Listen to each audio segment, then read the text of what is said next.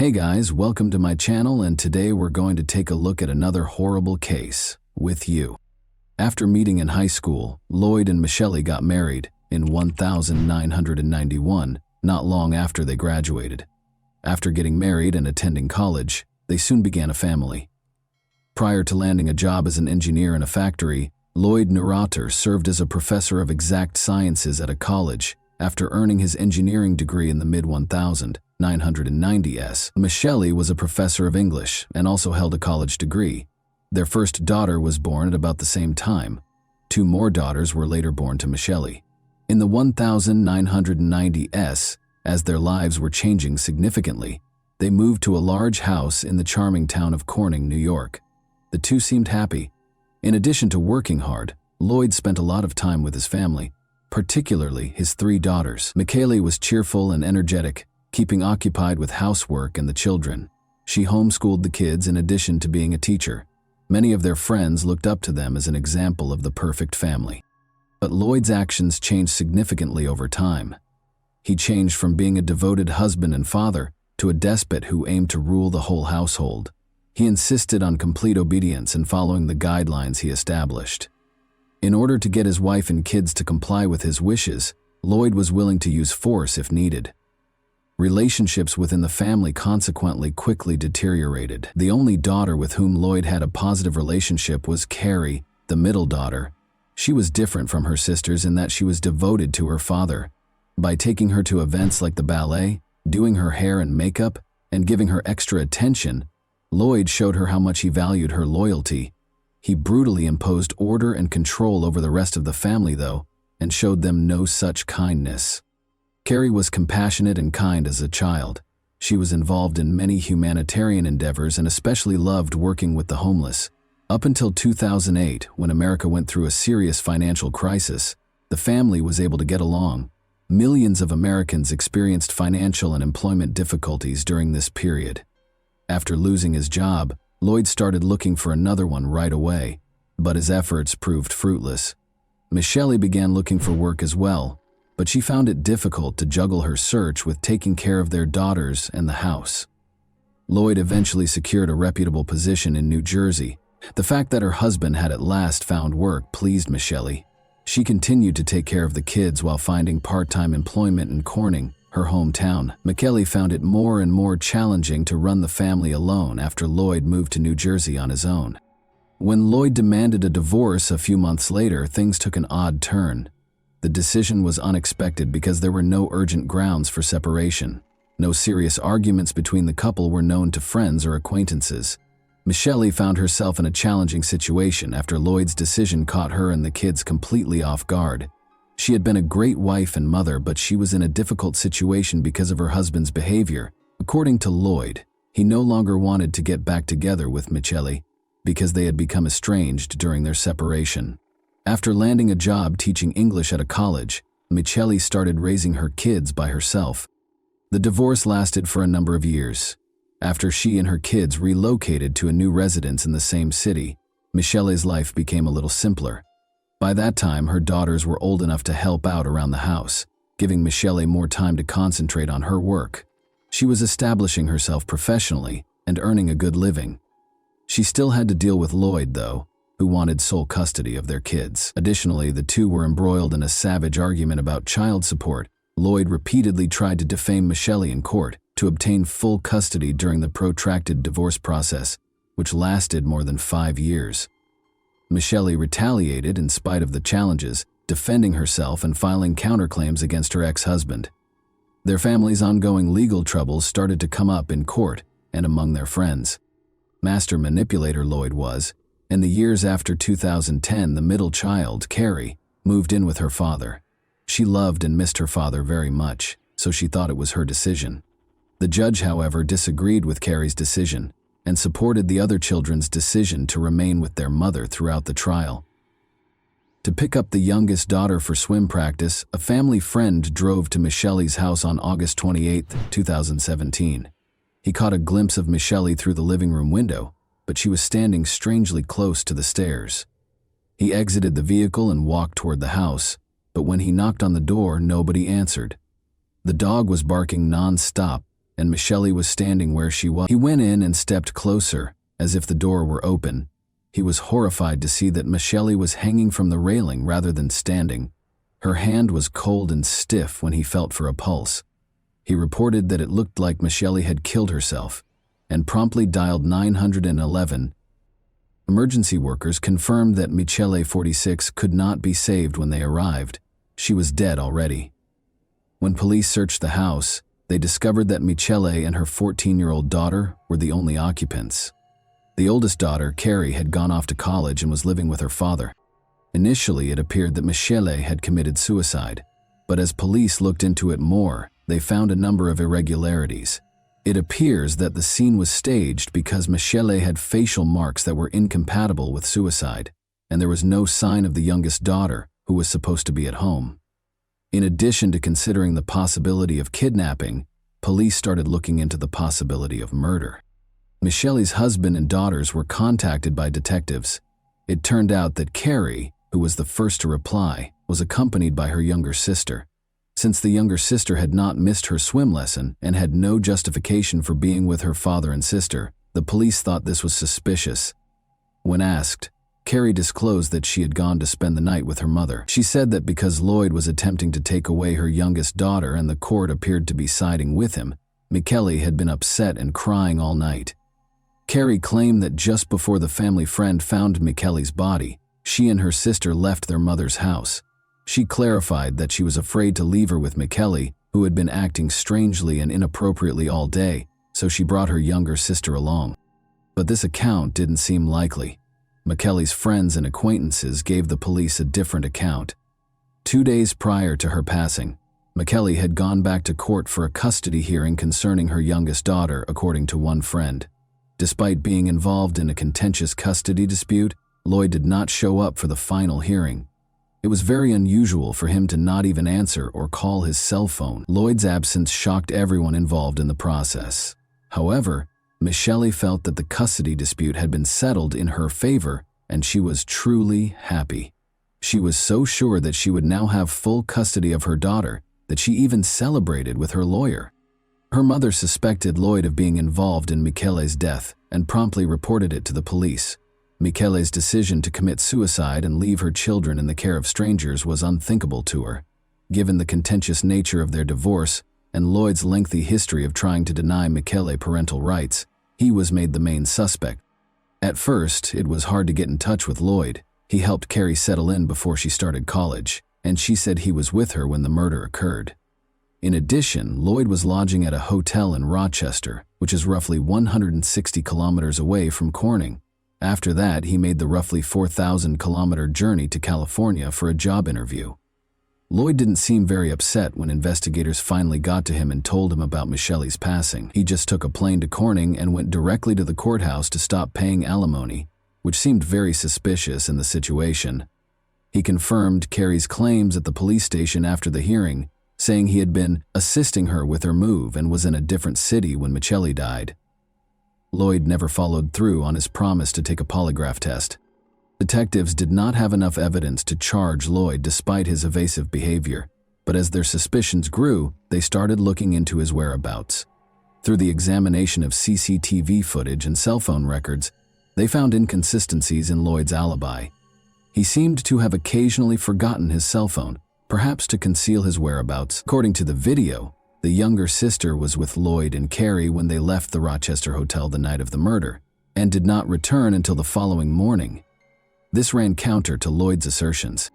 A closer look showed that Lloyd was in serious financial trouble. He was in dire need of money and owed more than $100,000 on his credit cards.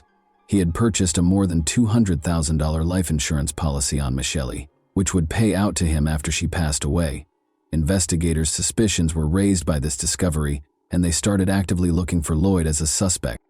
Investigating further, investigators discovered that Carrie continued to show up at crucial points in the case. They made the decision to listen in on Lloyd and Carrie's phone conversations, which showed that they were concealing something. Carrie was frequently rudely interrupted by Lloyd, who seemed to sense that they were being watched. He stressed during these calls that they should not discuss certain topics over the phone, and suggested that they speak face-to-face instead. The police believed they were headed in the right direction. The medical examiner's report added credence to the murder theory. Michelle had been attacked from behind and strangled, as evidenced by the marks on her chin and the bruises around her eyes. It was almost impossible for her to resist the killer's use of a rope to squeeze her throat. To make the scene appear to be a suicide, it had been sloppily staged. Armed with this evidence, investigators once again focused on Carrie. Detectives confronted her after her college classes, despite her repeated refusals to come to the police station for interrogation. Carrie initially denied any involvement, but after being coerced, she acknowledged that she and Lloyd had spent the morning of the murder at her mother's house. She said that after an argument between her parents, Lloyd and Michelle went upstairs, after which Michelle fell silent. But when the investigators dug deeper, Carrie told a far more sinister tale. While making sure her younger sister didn't see the crime, Carrie admitted that Lloyd had killed Michelle. She had actually been involved in the murder. She clarified that Lloyd had been outlining how to set up the scene to appear as though it was a suicide, a week prior to the incident. Although she was unable to provide a clear explanation, Carrie's startling admission made it clear that she had publicly detested her mother. She acknowledged that her feelings had been impacted by her father's continual disparaging remarks about Michelle. Because of Lloyd's manipulation, Carrie had turned against her mother and was prepared to help him commit the crime. Police moved to arrest Lloyd, and Carrie was taken into custody as an accomplice, but there was no sign of him. When police finally caught up with him in Princeton, he threatened to jump from a fifth-story parking garage railing. Officers were able to subdue and arrest Lloyd Neureuther, who was 45 at the time, after 2 hours of negotiating. Carrie and Lloyd were both charged with Michelle's murder. Lloyd was charged with tampering with evidence, conspiracy to commit murder, and first-degree murder. He strongly refuted the accusations, saying he was at a hotel when the murder took place. On the night of the murder, however, security footage showed him leaving the hotel with Carrie and coming back the following morning with her younger sister. Furthermore, GPS data indicated that Lloyd was close to Michelle's residence at the time of the crime, and his DNA was discovered on her pajamas. Carrie was accused of conspiracy to commit murder, concealing evidence, and second-degree murder. She entered a guilty plea and consented to cooperate with the prosecution in exchange for a reduced sentence, as she faced the prospect of a life sentence with the possibility of parole after 25 years. It was anticipated that she would testify against her father. The prosecution emphasized the case's unsettling aspects throughout the trial. Carrie had helped her father plan and carry out the murder, so she had been a willing participant in the crime. Despite having numerous chances to prevent the crime, she assisted Lloyd in killing her mother. There was proof that Carrie and Lloyd had gone to Michelle's house early in the morning. Unaware of their intentions, Michelle opened the door out of trust. Carrie made sure her younger sister didn't wake up and find out what was going on, while Lloyd attacked her from behind and strangled her with a rope. The younger sister was not aware of the tragedy, because they woke her up after the murder and fled through the back door. More than 26 folders of evidence were presented by the prosecution, showing how Lloyd had tricked Carrie into detesting her mother. He had disparaged Michelle on numerous occasions over the years, severing Carrie's connection with her mother and presenting her in a negative light. Carrie's hatred and willingness to commit the crime were fostered by Lloyd's persuasion that Michelle posed a threat to her and her siblings. The prosecution claims that Lloyd's desire to avoid sharing custody of his youngest daughter and financial gain were the driving forces behind the murder. Lloyd and Carrie thought they could claim Michelle's death as a suicide and use the money from the life insurance policy to live comfortably. Carrie testified that because of his crippling debt, which included $6,000 in monthly child support payments, her father had threatened to kill him or commit suicide unless they killed Michelle. Carrie tragically decided to help her father because she was influenced by him. In the end, Lloyd entered a guilty plea to charges of murder and forcing his daughter to assist him. He tried to defend his actions, though, by saying that he killed Michelle to keep the kids safe from her, but no one took him seriously. The court acknowledged that Carrie had suffered from her father's moral abuse and manipulation. Lloyd was given a life sentence without the possibility of release after being found guilty of first-degree murder and other offenses. Supported by her maternal grandmother, Carrie received a prison sentence ranging from 1 to 3 years for her role in concealing evidence. On January 16, 2020, she was released early after completing a portion of her sentence. And that wraps up today's chilling story. If you enjoyed this video, don't forget to like and subscribe so you never miss a new upload. Also, Let me know in the comments what part of this story shocked you the most. Thank you for watching, and I'll see you in the next video.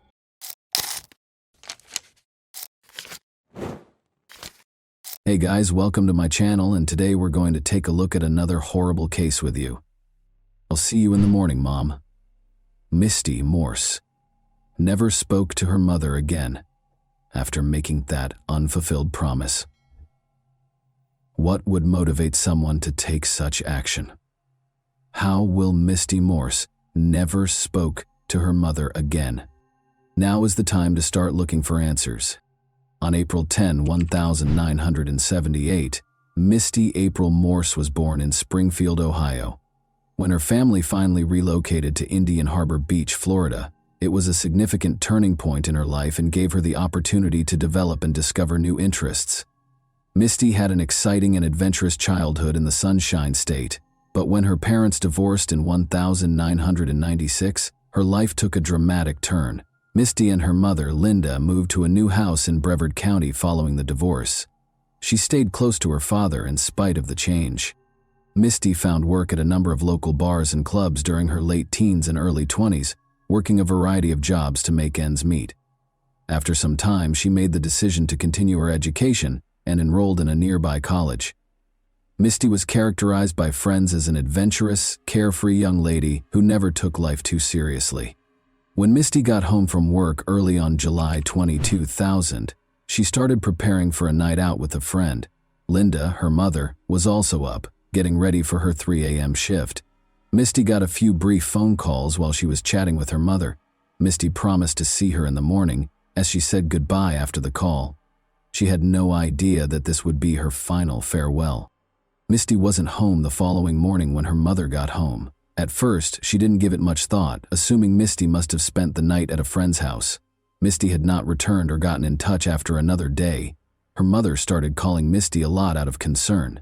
Misty rarely checked in, especially if she was going to be gone for a day or two.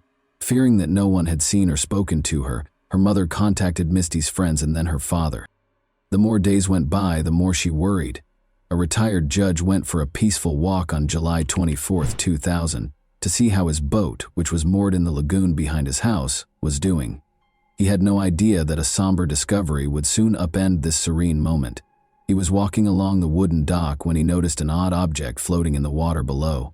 His eyes widened in surprise as he leaned in to get a better look. When he followed the strong odor to the edge of his property, he initially believed he had discovered a dead manatee that had washed up in his backyard. Then, to his surprise, he soon discovered that it was a young woman's body. The man, appalled, hurried back to his home, picked up his phone, and dialed 911 telephone. Upon their prompt arrival, Brevard County Sheriff's Office officers immediately began their investigation. They observed that the body was in a highly decomposed state, indicating that the woman had been dead for a number of days. Her death was clearly not a coincidence. A marine rope was used to tie her hands and feet, with elaborate knots holding her wrists to her ankles, and white duct tape was used to firmly bind her mouth, eyes, and neck. Rolls of spline, a rubbery black substance, held the Publix plastic grocery bags strapped around her body. To sink the body, investigators thought these bags might have been weighted with sand or rocks. Due to the body's decomposition, detectives were unable to find any clues along the shoreline, including a wallet, phone, or purse that could be used to identify her. Medical examiners suspected asphyxiation but were unable to determine the cause of death. After that, investigators looked for any recent missing persons reports that might be related to the unnamed woman, but they were unable to find anything. The police had not yet been notified of Misty's disappearance. Finally, they attempted fingerprinting. She was eventually identified through the database after forensic specialists used a technique known as degloving to lift fingerprints despite the skin's deterioration. Officers called Misty's mother, Linda, to break the terrible news after verifying the identity of the body. The harsh reality of her daughter's fate completely broke Linda's heart. Her voice trembled and broke into screams of anguish as she called a family friend, her grief echoing in every word. Investigators later showed up at Linda's house to conduct an interview. She tried her best to relive those last moments, now permanently altered by loss, as she described the events of the last night she saw Misty, her voice laden with grief. Although Misty had not disclosed her intended date for the evening, Linda saw her daughter's casual attire and deduced that Misty was probably meeting someone with whom she was totally at ease and with whom she didn't feel the need to impress. Linda remembered that early on July 20, Misty got 2 calls. Investigators quickly subpoenaed Misty's phone records just before she left, but in 2000, it could take weeks to get such information back. They continued interviewing Misty's closest friends and co-workers in the interim. Brought up the possibility that Misty was pregnant, which investigators couldn't ignore as a possible lead. Was her pregnancy a contributing factor? Linda also provided some names to the authorities, including Teddy Underwood, Misty's boyfriend. Investigators questioned whether Teddy might have reacted negatively to the news of Misty's potential pregnancy, given that they had only been dating for 2 months at the time. When Teddy was brought in for interrogation, it soon became clear that he didn't think their relationship was serious. Additionally, he stated that he was unsure if Misty was pregnant. He gave an alibi for the early hours of July 20 by claiming to be at work, which investigators subsequently verified, exonerating him from suspicion. The intricate knots that bound Misty's body caught the attention of detectives as they combed through the crime scene's evidence. This degree of specificity implied that the murderer may have had knot-tying experience, which made them think about careers as a Coast Guard member, a boat captain, or a person with Navy training. They hoped that this clue would bring them one step closer to the truth. Misty's hands and legs were tied with a rope that featured a cow-hitched knot, which isn't something that most people are familiar with. Investigators focused on the numerous layers of tape that were wrapped around the victim's hands, limbs, and face. She had a hat on. Her freedom of movement was limited. The head had tape wrapped around it. She was under control. She was tied up and bound. Despite having the appearance of duct tape, this tape was unique because it was white instead of the usual metallic gray. Because white duct tape was so uncommon at the time, the authorities were more interested. Their hopes were dashed when no trace evidence, such as DNA or fingerprints, turned up on the tape's adhesive. Another dead end, it seemed. They then discovered a few short black hairs adhered to the tape, almost by accident. Given that the victim's hair was a distinctive shade of brown with a hint of red, the detectives knew these couldn't be hers. This finding raised the possibility that the hairs belonged to the murderer. All of the evidence was sent for testing after the crime scene was carefully examined. Unfortunately, this lead could not be fully pursued in 2000 due to the lack of precise DNA analysis technology. As they met with the medical examiner the following day to discuss the autopsy results, their frustration increased. The body had been submerged for less than 72 hours, according to the examiner's report. However, it was impossible to determine the precise cause of death due to exposure to the weather. There were no visible signs of trauma, no broken bones, and no gunshot wounds. Detectives were left with 2 terrifying options. Either the victim had been thrown into the water while still alive, or the tape covering her mouth and nose had strangled or suffocated her. In an effort to reduce the number of suspects on their list, investigators continued to interview people. Linda recommended that they investigate Bobby Cooper, whom Misty had recently met at a house party. Given that Bobby had visited their house only a few days prior to Misty's passing, Linda was especially wary of him. Bobby, though, was promptly disqualified as a suspect. He didn't match the murderer's description. He didn't own a boat, he hadn't been in the military, and he had no criminal history. Bobby's interview, however, proved to be a pivotal moment in the investigation. Brent Huck, Misty's ex-boyfriend, gave the detectives a name that appeared to fit the profile they were looking for, even though he wasn't the murderer. Investigators tracked down Brent Huck, who resided on South Merritt Island, just south of the location where Misty's body was found. After receiving a tip from Bobby Cooper, Brent accepted their invitation to participate in an interview. Brent disclosed in the interview that he was a charter boat captain and that he was from a wealthy family. He also acknowledged having been a member of the Navy SEALs. Brent acknowledged that he had kept up his relationship with Misty after their breakup, even though he was now in a new one. Brent admitted that he was the likely father of Misty and that he had spoken to her the night before she vanished in the early hours of July 20, 2000. He also acknowledged that he knew she was pregnant.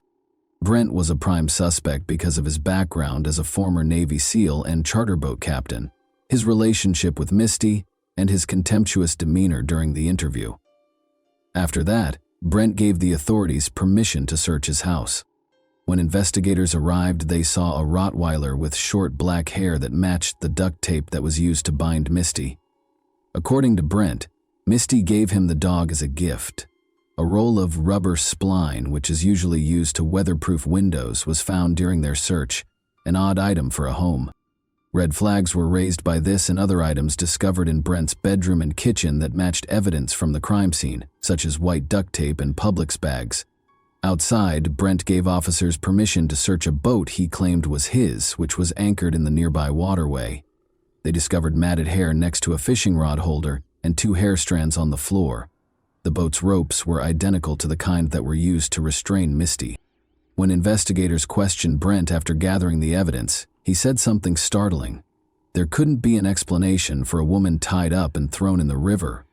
He was further implicated by this statement, which disclosed knowledge of information that had not yet been made public. The state attorney was reluctant to file charges because, in his opinion, the circumstantial evidence was not strong enough. He maintained that commonplace supplies like rubber spline, rope, and duct tape could be found anywhere, and that Misty's hair on the boat might just indicate that she had paid Brent a visit. Both the investigators and Misty's family were extremely frustrated by this setback. Authorities persisted in their investigation in the hopes of a break, unfazed. Pet DNA became admissible in court in 2002 after a landmark decision in a California case. The black dog hair discovered on the duct tape was compared to Brent's dog's DNA by investigators, and the results verified that they were a match. The state attorney's office decided to move forward with the prosecution after receiving this crucial piece of evidence along with the mounting circumstantial evidence. Brent Huck was taken into custody and accused of killing Misty Morse on October 23, 2002. Prosecutors claimed during the trial that Brent killed Misty because he was afraid her pregnancy would jeopardize his new relationship. They described in graphic detail how he used the pretense of reconciliation to entice Misty to her demise. The crucial DNA match from the dog hair discovered at the crime scene was among the strong circumstantial evidence gathered by detectives and presented by the prosecution. It was time to decide Brent's fate after all the arguments and supporting documentation had been presented. Brent Huck was found guilty of first-degree felony murder and felony kidnapping in May 2003. He received 2 consecutive life sentences without the chance of release. He is presently incarcerated at the Apalachicola Correctional Institution in Florida. This decision ensured that Misty's terrible death was not unanswered and gave her family a sense of justice and closure. This case emphasizes how crucial it is to persevere in pursuing justice despite obstacles. It also reminds us how important it is for communities and committed investigators to hold people responsible for their actions. Even though Misty's life was tragically cut short, her story would live on thanks to the pursuit of justice. And that wraps up today's chilling story. If you enjoyed this video, don't forget to like and subscribe so you never miss a new upload. Also, let me know in the comments, what part of this story shocked you the most? Thank you for watching, and I'll see you in the next video.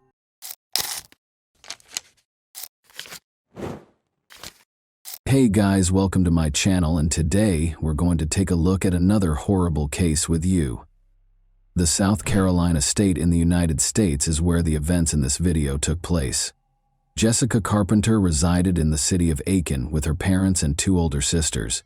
The city of Aiken, which has 300 residents, is not very big.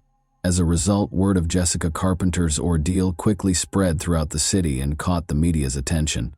Judy, Jessica's mother, discovered her daughter's body on the floor when she returned home on August 4, 2000. Her age was 17. Jessica was a senior at Aiken High School, where she participated in the school band during the summers and worked part-time as a hostess at a nearby restaurant called Red Lobster.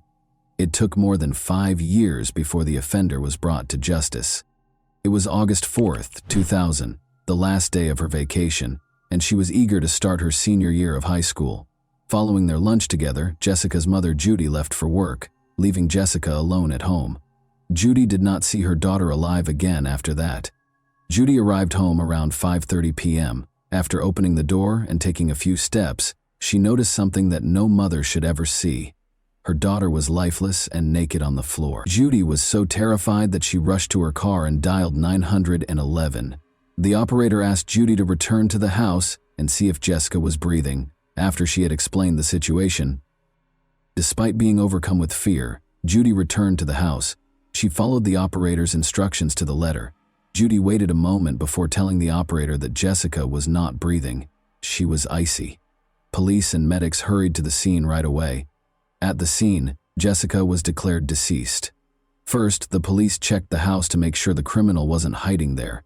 Jessica had been stabbed in the neck and had a telephone wire wrapped around her neck. The fact that Jessica was naked made it clear what drove the crime. Based on the atmosphere in the house, Jessica retaliated. There were fights in her living room, kitchen, and bedroom. Crime scene investigators partially lifted Jessica's fingerprints and collected DNA samples from her body. Physical evidence was scant. Investigators were a little frustrated when they discovered a partial fingerprint. Unknown male DNA was the only important piece of evidence the police discovered. Before departing the scene, there was almost nothing in the case to cling to except the DNA. Another crucial detail caught the attention of the detectives. No evidence of forced entry was found. Jessica was by herself at home, and she always locked her doors in situations like this. It was clear that she either knew the criminal or felt comfortable allowing him to enter the house. Since this had never occurred in their neighborhood before, people were shocked that it had. The neighborhood did not have a high crime rate. According to the results of the forensic analysis, Jessica passed away from internal bleeding and oxygen deprivation. Once a place of laughter and vitality, the Carpenter family home was now enveloped in an unbreakable veil of grief. A horrible crime had taken place in the living room, which had once been the location of boisterous birthday celebrations and peaceful family evenings. Charles and Judy, Jessica's parents, appeared to be stuck in a bygone era. Their entire world had been upended. They were at peace because they believed they had failed to protect their daughter. Although Jessica's sisters were heartbroken by the incident, the family came together during this time. The Carpenters had a strong belief that the police would identify the culprit behind Jessica's death. Since Aiken is a small city, word of Jessica Carpenter's ordeal spread swiftly. The story was reported in every newspaper and on every local television station. In order to solve crimes, law enforcement occasionally needs the assistance of the media. They need the public to be aware of it, and although investigators gave the media some information about the crime, important details were kept under wraps. On August 25, 2003, it was kept a secret that Jessica had been shot in the neck, strangled with a telephone wire, and discovered nude. The first information was given to the police a few weeks after Jessica's death, and they spread it through local news reports. Surveillance footage from a convenience store a few blocks from Jessica's residence was obtained by investigators. Detectives thought that the young man in the top right corner of your screen might have some information about Jessica. As part of an ongoing investigation into the death of a carpenter, the police wanted to identify and question him. On the basis of surveillance footage, every lead, no matter how trivial, was closely examined. In an attempt to identify the man, the Aiken police released a sketch that was aired on television. The suspect's sketch was held in the hands of the detectives looking into Jessica Carpenter as though it were the secret key. Jessica went to Aiken High School, where she was well known to all. They headed to the principal's office to ask the administration for help. Despite looking at the sketch, the principal was unable to identify the subject. The detectives spoke with the principal before starting to interview Jessica's classmates. Any small comment or conversation could reveal information about the crime. Detectives also spoke with teachers who knew Jessica, and some students were in special interest groups with Jessica, such as the school orchestra. But after being at the school for a few hours, they left with nothing. Who was portrayed in this sketch was unknown. The police were able to identify the man after a few days, but it turned out that he was unrelated to Jessica's ordeal. He was just a magazine salesman and an out-of-town student. The police contacted Jessica's closest friends and family because they had limited information. One of her closest friends from Aiken High School was Alice Bryant. She played in the music orchestra with Jessica, whom she had met in 6th grade. Both of them were anticipating their senior year, getting ready for college and maturing. Alice was asked by the investigators if anyone in Jessica's immediate vicinity intended to hurt her. Perhaps she got into a quarrel with someone at school. Alice asserted that Jessica had no enemies, but it's possible that she turned down one of the boys and he was unable to handle it. She had a good relationship with everyone. Because Jessica's friends were unable to provide any leads, the investigation came to a standstill once again. The DNA of an unidentified male was the only tangible evidence the police had discovered at the crime scene. Given that Jessica most likely allowed the criminal to enter the house herself, and that she might have known and trusted the man, a database search turned up no matches. Investigators made the decision to look into Jessica's inner circle. They collected DNA samples from her neighbors, friends, and family.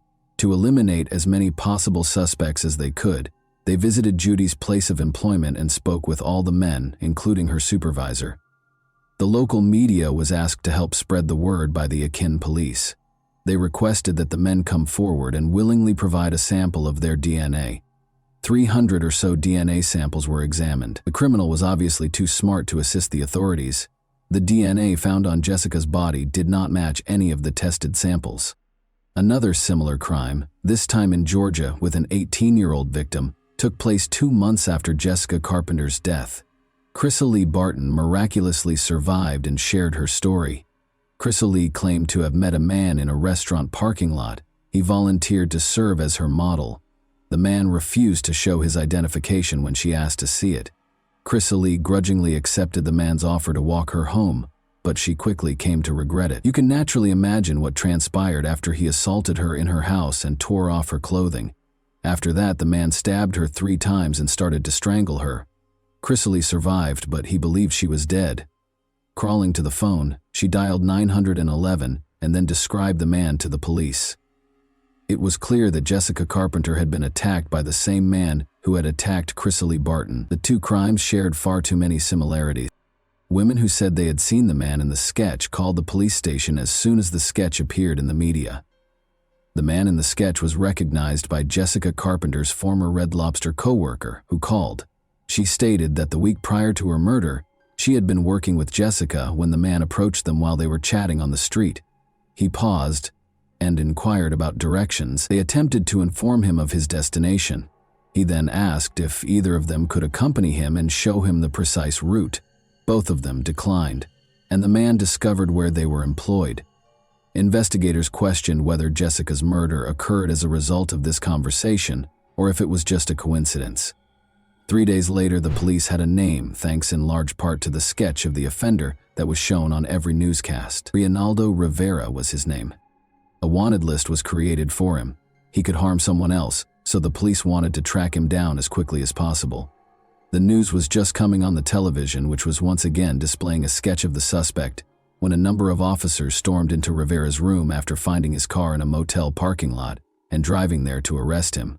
In order to evade justice, Rivera was now unconscious on the ground. He had no choice but to take a knife and hurt himself. However, he lived because the police showed up in time. Detectives now needed to identify Reinaldo Rivera and determine whether he was connected to the death of Jessica Carpenter, who was born into a doctor's family in Madrid, Spain. When Rivera was 7 years old, his family relocated to Puerto Rico. He enlisted in the U.S. Navy at the age of 19, serving in San Diego, California, and Orlando, Florida. As an adult, Rivera attended the University of South Carolina and graduated with a degree in office administration while working for the Joint Chiefs of Staff in Washington, D.C. From December 1986 to March 1991, before relocating to North Augusta on Valentine's Day in 1993, he had lived in Graniteville, Columbia, and Fayetteville, North Carolina. By 1998, he was married to Tammy Lisa Bonet and had 2 kids. Rivera was hired by the Firestone Tire and Rubber Company in Aiken to work as a tire inspector. When investigators searched the motel room where Rivera was staying, they discovered a surprise. He left a note claiming he had nothing to do with Jessica Carpenter's death. No one suspected that he led a second secret life like a police officer, and Jessica's family was certain they had found the person who killed her. After assaulting Chrysalie Barton, Reinaldo Rivera was taken into custody. Authorities believed he might be involved in the Jessica Carpenter case as well. They believed the case would be closed and that was the end of it. However, Rivera shocks authorities by confessing to yet another string of unsolved crimes, rather than Jessica's murder. Moussafe Dingus, a 17-year-old from Graniteville, South Carolina, disappeared on July 17, 1999. During the subsequent searches, Aiken County Sheriff's Office deputies reported seeing a girl who fit Dingus's description twice, with an older, dark-haired white male. In the first case, she got into a tan, older model car, and in the second, a bright red four-door car. On October 13, 2000, after Rivera gave police directions to the burial site on December 4, 17-year-old Tiffany Cherise Wilson from Jackson vanished while she and her 2-month-old daughter Caitlin were at a Winn-Dixie grocery store in North Augusta. Her car was discovered in the parking lot, and witnesses saw her get into a white four-door Ford from the mid-1980s. The car stopped for a moment before speeding away. 3 days later, Caitlin was discovered stranded in her vehicle across the state line in front of a Georgia Welcome Center. The body of a young female was found by 2 hunters in a densely forested area close to Graniteville on December 30th. Wilson's fingerprints were later used to positively identify the deceased. Similar to the aforementioned victims, Tabitha Lee Bosdell, 20, of Augusta, Georgia, vanished on June 19, 2018. She was going to apply for a second part-time job at a Huddle House before heading to her primary job as a telemarketer, according to her family. Rivera was charged after her remains were located and identified. Marnie Marie Glista was attacked in her home on September 5, 2000. Her age was 21. Despite suffering severe injuries, she lived. After being brought to a nearby hospital, she passed away from her wounds. She became the 4th known victim of Ronaldo Rivera 5 days later. Chrysalie Barton was attacked by Rivera on October 10, 2000, but she survived and police were able to obtain a sketch of her. Rivera's crimes all had a similar pattern, and all of his victims were roughly the same age. All of them suffered neck stab wounds and strangulation. The 37-year-old Rivera was put in solitary confinement and kept under close medical observation to make sure he couldn't hurt himself. Rivera denied any involvement in what happened to Jessica Carpenter, despite confessing to 5 other crimes. After securing Rivera's DNA, police hurried the sample to a lab for Jessica's relatives. It was intolerable to wait for the results. However, the case took a new turn just when the Aiken Police Department believed they had apprehended the offender. Authorities were informed by police informant Craig Gant that Tony Baldwin had confessed to killing Jessica Carpenter. On another murder charge, Tony Baldwin was already incarcerated in Aiken County. The police, Jessica's friends, and her family could only wait while DNA samples were taken from him to determine whether he was involved in her death. When both men's DNA results were received in January 2001, the community as a whole held its breath. 2 suspects in Jessica Carpenter's murder were exonerated, which was a startling development for her family. The DNA discovered on Jessica's body and in the house did not match that of Rivera or Tony Baldwin. For the investigators and the family, this was a huge letdown. Months went by, but the case was still unresolved. But on August 19, 2002, 2 years after Jessica's passing, the lab called the detective who was looking into the case. A DNA match was discovered. The owner was a man named Robert Atkins, who was incarcerated in Georgia. Robert Atkins was having legal issues. He was found guilty of stealing. In Georgia, he was sent back to prison for violating his probation. Georgia was one of the few states at the time that collected inmates' DNA upon admission and entered it into a national database. A DNA match was discovered in this way. One could argue that Atkins might not have been connected to the Jessica Carpenter case if he had acted appropriately and not broken the law once more. In addition to being shocked, investigators were curious as to why he did it. How was Jessica known to him? Furthermore, who is he? In any case, his name was new to the Jessica Carpenter case. To get answers to these questions, a detective visited the prison. Atkins denied knowing Jessica when he started questioning him.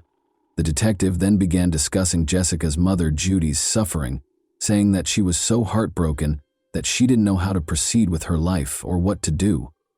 Atkins apologized while glancing at the detective. He started crying and requested a pause during the interview. Afterwards, he admitted to killing Jessica Carpenter. Later, Atkins guided detectives to the murder weapon, a bloody knife concealed beneath a bush and wrapped in a t-shirt. Investigators pieced together what happened to Jessica Carpenter a week prior to her murder based on Atkins's confession. The following week, August 4, 2000, a package was delivered to Jessica's residence by airborne express courier Robert Atkins. Atkins made a comeback, but on false pretenses. Atkins claimed that he had most likely delivered the package by accident when Jessica opened the door. Jessica responded last week that there had been no error. Then Atkins asked if he could use the phone inside. Jessica let him in. He acted as though he was speaking to someone on the phone. He assaulted Jessica, carried her into the bedroom, and made her undress after realizing that no one else was home. He glanced at her and said, "No, you know me," even though she had stated she wouldn't tell anyone. He cut the phone cord in the kitchen after stealing a knife from there. He stabbed Jessica in the neck and strangled her with the phone cord. After that, he departed with the knife and carried on delivering packages in his van. When Jessica's family members found out about the crime, they were incensed. The following day, he got married as if nothing had happened the day before. Jessica was uncritical. She gave him a glass of water and invited him inside. On May 22, 2006, he committed this terrible crime after she showed him kindness. In an agreement with the prosecution, Robert Atkins entered a guilty plea to 5 charges. He consented to enter a guilty plea in exchange for a life sentence, even though he was facing the death penalty. Atkins was asked by Judge Diane Goodstein if he realized that he would never be allowed to leave prison. "Are you aware that you will be incarcerated for the rest of your life?" He said he did when she asked him to put his feet in a box first. 2 life sentences were imposed on Atkins. In 2004, Ronaldo Rivera received a death sentence. Rivera informed the jury that he had a mental illness and that medical professionals needed to investigate it to discover a remedy. In addition, he claimed that he still had murderous fantasies, threatened to retaliate if freed, and called for the death penalty. Rivera withdrew his testimony and started the process of appealing his sentence in 2016, 12 years later. The court denied his last appeal in October 2024. And that wraps up today's chilling story. If you enjoyed this video, don't forget to like and subscribe so you never miss a new upload. Also, let me know in the comments what part of this story shocked you the most. Thank you for watching, and I'll see you in the next video.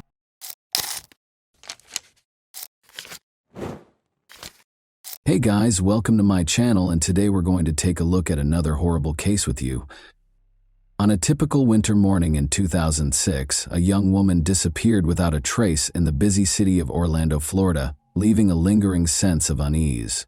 The city, which is well known for its tourist attractions and lively neighborhoods, was quickly engulfed in terror as the disappearance of one woman turned into a mystery that would trouble many people for years to come. This is the tale of 24-year-old Jennifer Joyce Kessie, whose abrupt and inexplicable disappearance rocked her friends, family, and the community at large. Kessie had a bright future. Jennifer's fate is still unknown, despite a thorough investigation and a plethora of leads, including an enigmatic sighting of someone throwing a rolled-up carpet into a nearby lake months after she disappeared. Law enforcement is still perplexed by her case. Her story has been sustained over the years by her family's unrelenting search for answers, which has stoked optimism that the truth about her disappearance will eventually be revealed. On May 20, 1981, Jennifer Joyce Kessie was born in Orlando, Florida. Jennifer developed into a determined, perceptive, and compassionate young lady as she grew older. She did exceptionally well in her studies and extracurricular activities, and her family was very proud of her achievements. After graduating from Tampa's Vivian Gaither High School, Jennifer continued her education at the University of Central Florida, where she earned a degree in finance in 2003. She soon got a job at Central Florida Investments, an Ocoee timeshare company, as a finance manager. At the age of 24, Jennifer was establishing a prosperous life, living on her own, and looking forward to the future. In order to invest in her future and start a new chapter in her adult life, she had bought a condominium at the Mosaic at Millenia complex in Orlando. Jennifer was a cherished friend, sister, and daughter. She was renowned for having compassion and a cheerful disposition. She was very close to her family, especially her brother Logan and parents Drew and Joyce. Her abrupt disappearance in January 2006 left her family and friends bewildered and devastated, as they had always been there for her. Jennifer had a typical workday at Central Florida Investments on January 23, 2006. Around 6 o'clock in the evening, she left work, called her father, and then talked to her boyfriend. They talked about her recent trip, a brief getaway she had taken with him that had been a welcome diversion from her hectic life. The last verified conversation anyone had with Jennifer was during this call. Her boyfriend was worried when he did not receive his regular call on January 24, because she had a habit of calling him every morning. Her employer called her family when she failed to show up for work, and the morning passed without any communication from her. Since Jennifer was regarded as trustworthy and accountable, her family was aware that something was amiss. In the hopes that she would be there or that they would discover some clue as to her whereabouts, her parents drove to her condo. Jennifer's condo showed no signs of forced entry when they got there. It appeared from the scene inside that she had begun her morning as usual. Her towel was still wet, and her work clothes were neatly laid out, so there was proof that she had showered, dressed, and gotten ready for work. But she was nowhere to be found. There were no obvious signs of a struggle, and nothing seemed out of place. On January 26, 2006, 2 days after Jennifer Kesse disappeared, a big lead surfaced that gave some hope. Only a mile from her own condo, her black 2006 Chevy Malibu was found abandoned at the Huntington on the Green apartment complex. Although the car had been abandoned in a parking lot, no one was immediately interested in finding it. It was the video that the complex's security cameras had recorded. The video showed someone parking Jennifer's car, quietly exiting and leaving. But the video quality was so bad that it didn't provide many hints. Any identifying physical features were blurred, and the figure's face was hidden. Although it was evident that the person was male, the video offered no specific information regarding the person's height, physique, or attire. The suspect was later referred to by one journalist as the luckiest person of interest ever, considering the scant evidence provided by the video. Based on the hazy video, the FBI was called in to help identify the person's size and gender, but they were only able to estimate that the person was between 5'3" and 5 inches tall. NASA attempted to extract clearer images from the video as well, but the suspect remained a dark figure with few distinguishing features. Investigators and Jennifer's family were disappointed when no conclusive identification could be made, despite their best efforts. In search of crucial hints, investigators focused on Jennifer's car, while the surveillance footage was still inconclusive. The vehicle's forensic analysis produced very little evidence. Despite the discovery of a small DNA fiber and a latent fingerprint, the case did not advance. The car had clearly been completely cleaned, indicating that whoever had left it had taken great care to remove all traces of themselves. The car was missing a number of things, including Jennifer's briefcase, purse, keys, iPod, and cell phone. The mystery was further complicated by the fact that her phone was still off and her bank account had not been accessed, in addition to these missing possessions. Authorities were unable to provide a definitive explanation for Jennifer's disappearance, which seemed to be more intentional. Jennifer Kesse's family and close friends were the first to be questioned, as is typical in cases involving missing persons. The goal of the investigation was to find out if Jennifer's family members had any reason to hurt her. Her ex-boyfriend, with whom she had broken up before dating Rob Allen, was among the first individuals questioned.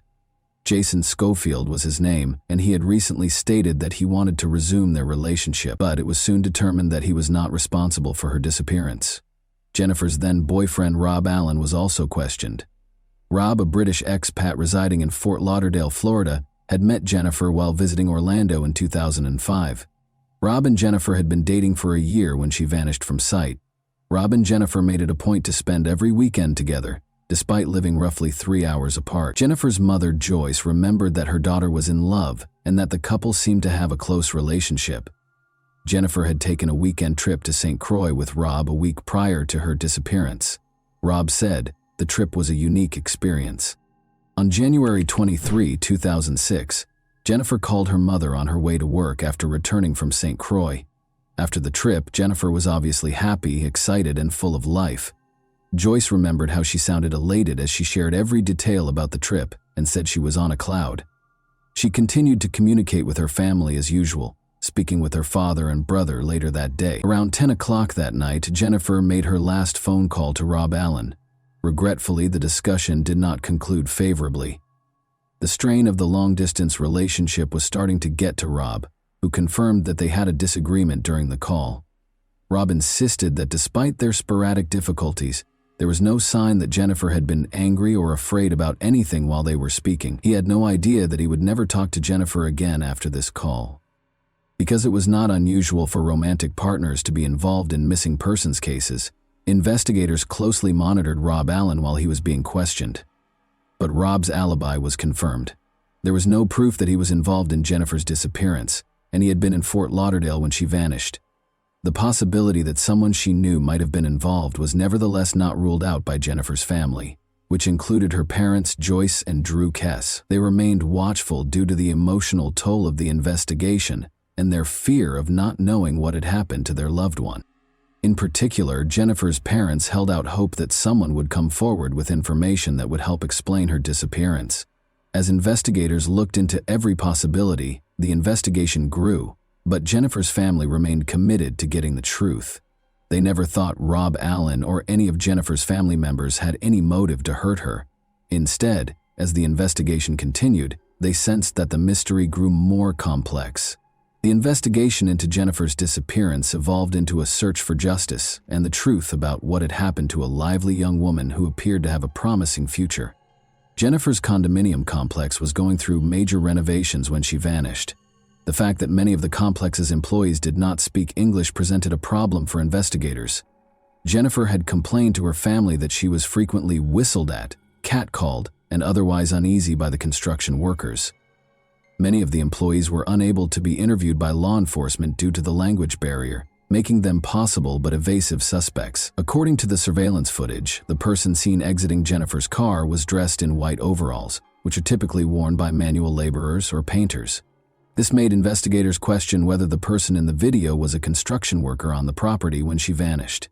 Nevertheless, the lead remained frustratingly ambiguous in the absence of additional evidence connecting the individual in the video to a particular employee. Jennifer's parents appeared in court in 2009 to request the case's release. Interviewing a former housekeeper who had worked at the complex gave detectives an unexpected lead. When the woman saw CCTV footage of the suspect, she surprised law enforcement by stating that the figure's gait, attire, and hairstyle reminded her of a man she knew from the complex named Chino, although she was unable to confirm that it was him. Her identification was a clue worth following up on. Chino had been employed at Jennifer's complex as a maintenance worker only a week prior to Jennifer's disappearance. He had even resided in a different complex building.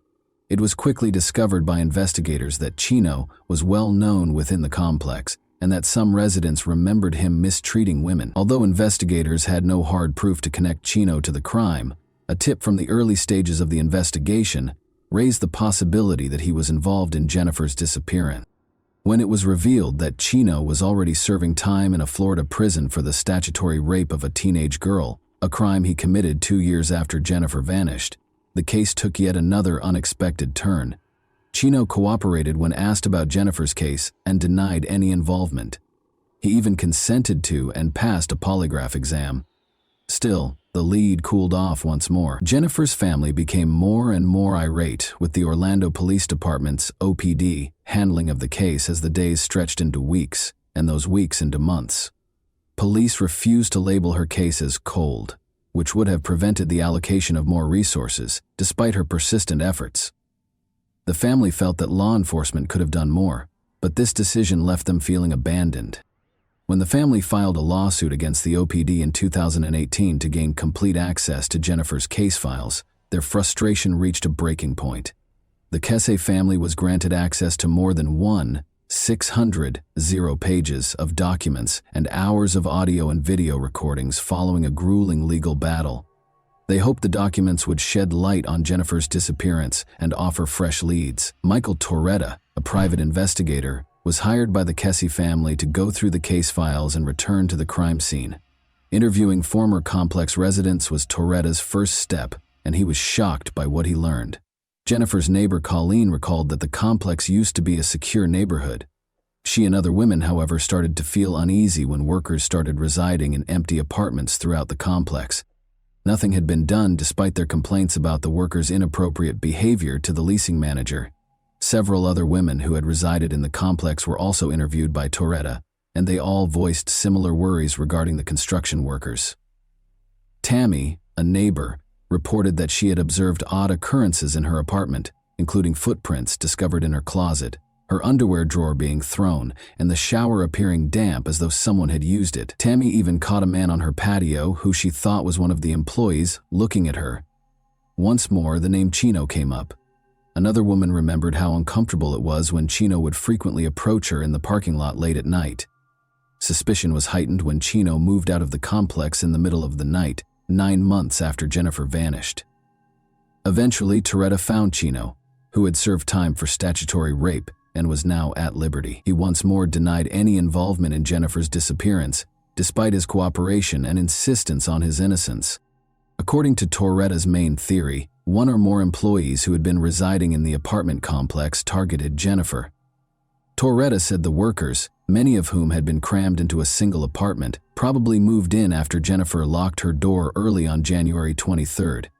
They are thought to have pulled her into one of the empty apartments in the area. Unfortunately, since many of the workers were undocumented and had no long-term connections to the complex, there is no record of their identities. 10 months after Jennifer's disappearance, a person was observed throwing a rolled-up piece of carpet into a lake near her condo, according to additional investigation. Because workers had been installing carpet in the building across from Jennifer on the day of her disappearance, this discovery seemed especially intriguing. In 2019, a dive team searched the lake, but they were never able to find any carpet. In order to preserve Jennifer's memory in the public consciousness and media, Drew, Joyce, and Logan persisted in following up on every possible lead. To raise funds for the costs of a private investigation, they set up a GoFundMe page and urged anyone with information to contact a special tip line.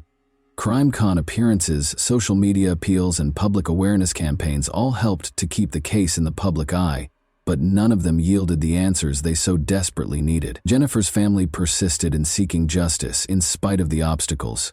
After years of advocacy, the Florida Department of Law Enforcement, FDLE, took over Jennifer's case in 2022.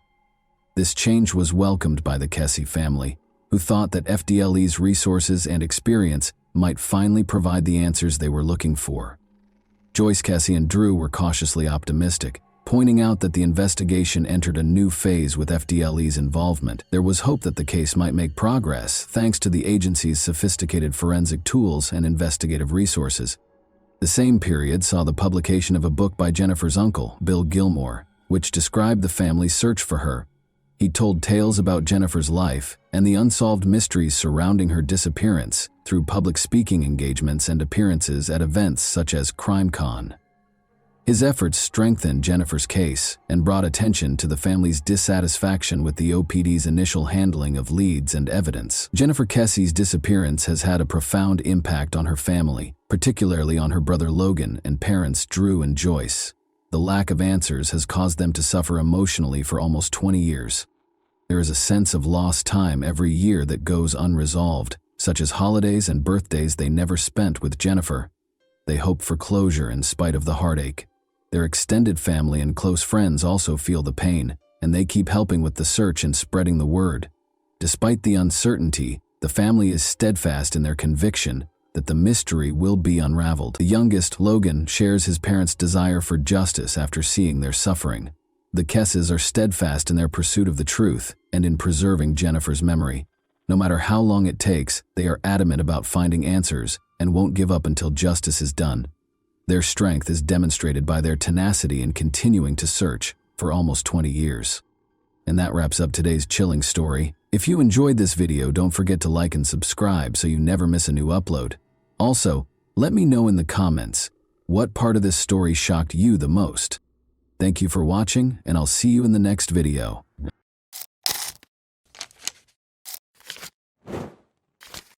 Hey guys, welcome to my channel, and today we're going to take a look at another horrible case with you. In this video, we examine what happened on December 26, 2011, in Kershaw, South Carolina. Hope Melton, 30, called her grandmother to report that she was being followed while driving down a country road. Hope was terrified and unsure of what to do. The call ended before she could provide her grandmother with any information. The police were able to identify the suspect by using CCTV footage to solve this case. The subpar performance of one of the authorities, which ultimately impacted the case's outcome, is another noteworthy feature of this case. William Roger and Elizabeth Ray Hodge Roscoe were the parents of Beverly Hope Roscoe Melton, who was born in Chehalis, South Carolina, on December 4, 1981. She was a member of the Beta Club, Vocational Honor Society, Health Occupational Class, and Chorus at Chesterfield High School, where she graduated with honors in the year 2000. Hope worked as the manager of McBee, South Carolina's T&N Country Store. She was a children's church teacher at Lancaster Church of God. Hope had been happily married to Gary Lee Melton for a little more than a year. Although they wanted children, their final Christmas together was in 2011. Hope was going to see her grandmother, who lived about 30 miles away from her home, on December 26, 2011. Rather than showing up for lunch, she got a call on her grandmother's cell phone. Hope called out in a distressed tone. She asked for assistance after telling her grandmother that she was being followed. After the call ended, Hope's mother and grandmother got into their car and headed out to find her. They saw Hope's vehicle parked on the side of the road 5 miles away on a lengthy country road, but Hope was not there. Her grandmother dialed 911 right away, and the county sheriff's office received the call. The call was forwarded to police officers as a missing person report when it reached the sheriff's office. When a missing person report is received, it is imperative that prompt action be taken.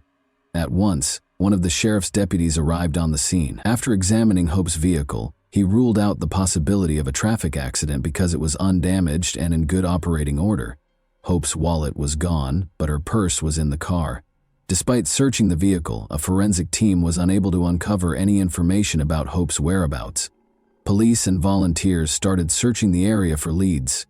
Gary, Hope's shocked and upset husband, showed up on the scene. He told the police that Hope was going to visit her grandmother and had planned to stop at a gas station. At the time, that was the detective's only lead. Hope's grandmother lived about 30 miles away from her home, and there were 4 gas stations along the way. The detectives made the decision to examine each one sequentially. Security cameras were present at the first gas station the detective looking into Hope Melton's disappearance visited. The detective started watching the video in the hopes of spotting Hope. Her husband claims that she left the house at approximately 11:45 a.m. The manager was asked to show the detective the video from an hour prior to Hope calling her family in a panic. When a male customer entered the store at 12:19 p.m., everything appeared to be as usual. The investigator kept watching the footage. A woman entered the picture 3 minutes later. Hope weighed around 140 pounds, stood 5 feet 5 inches tall, and was blonde. She had on blue jeans and a pink shirt. The detective knew right away that it wasn't Hope because the woman in the video was taller than her. At 12:45 p.m., they continued to scroll through the tape, but Hope never appeared. This implied that she had most likely refilled her vehicle at a different gas station. The members of Hope's family were in shock. They looked for logical reasons why she might have vanished.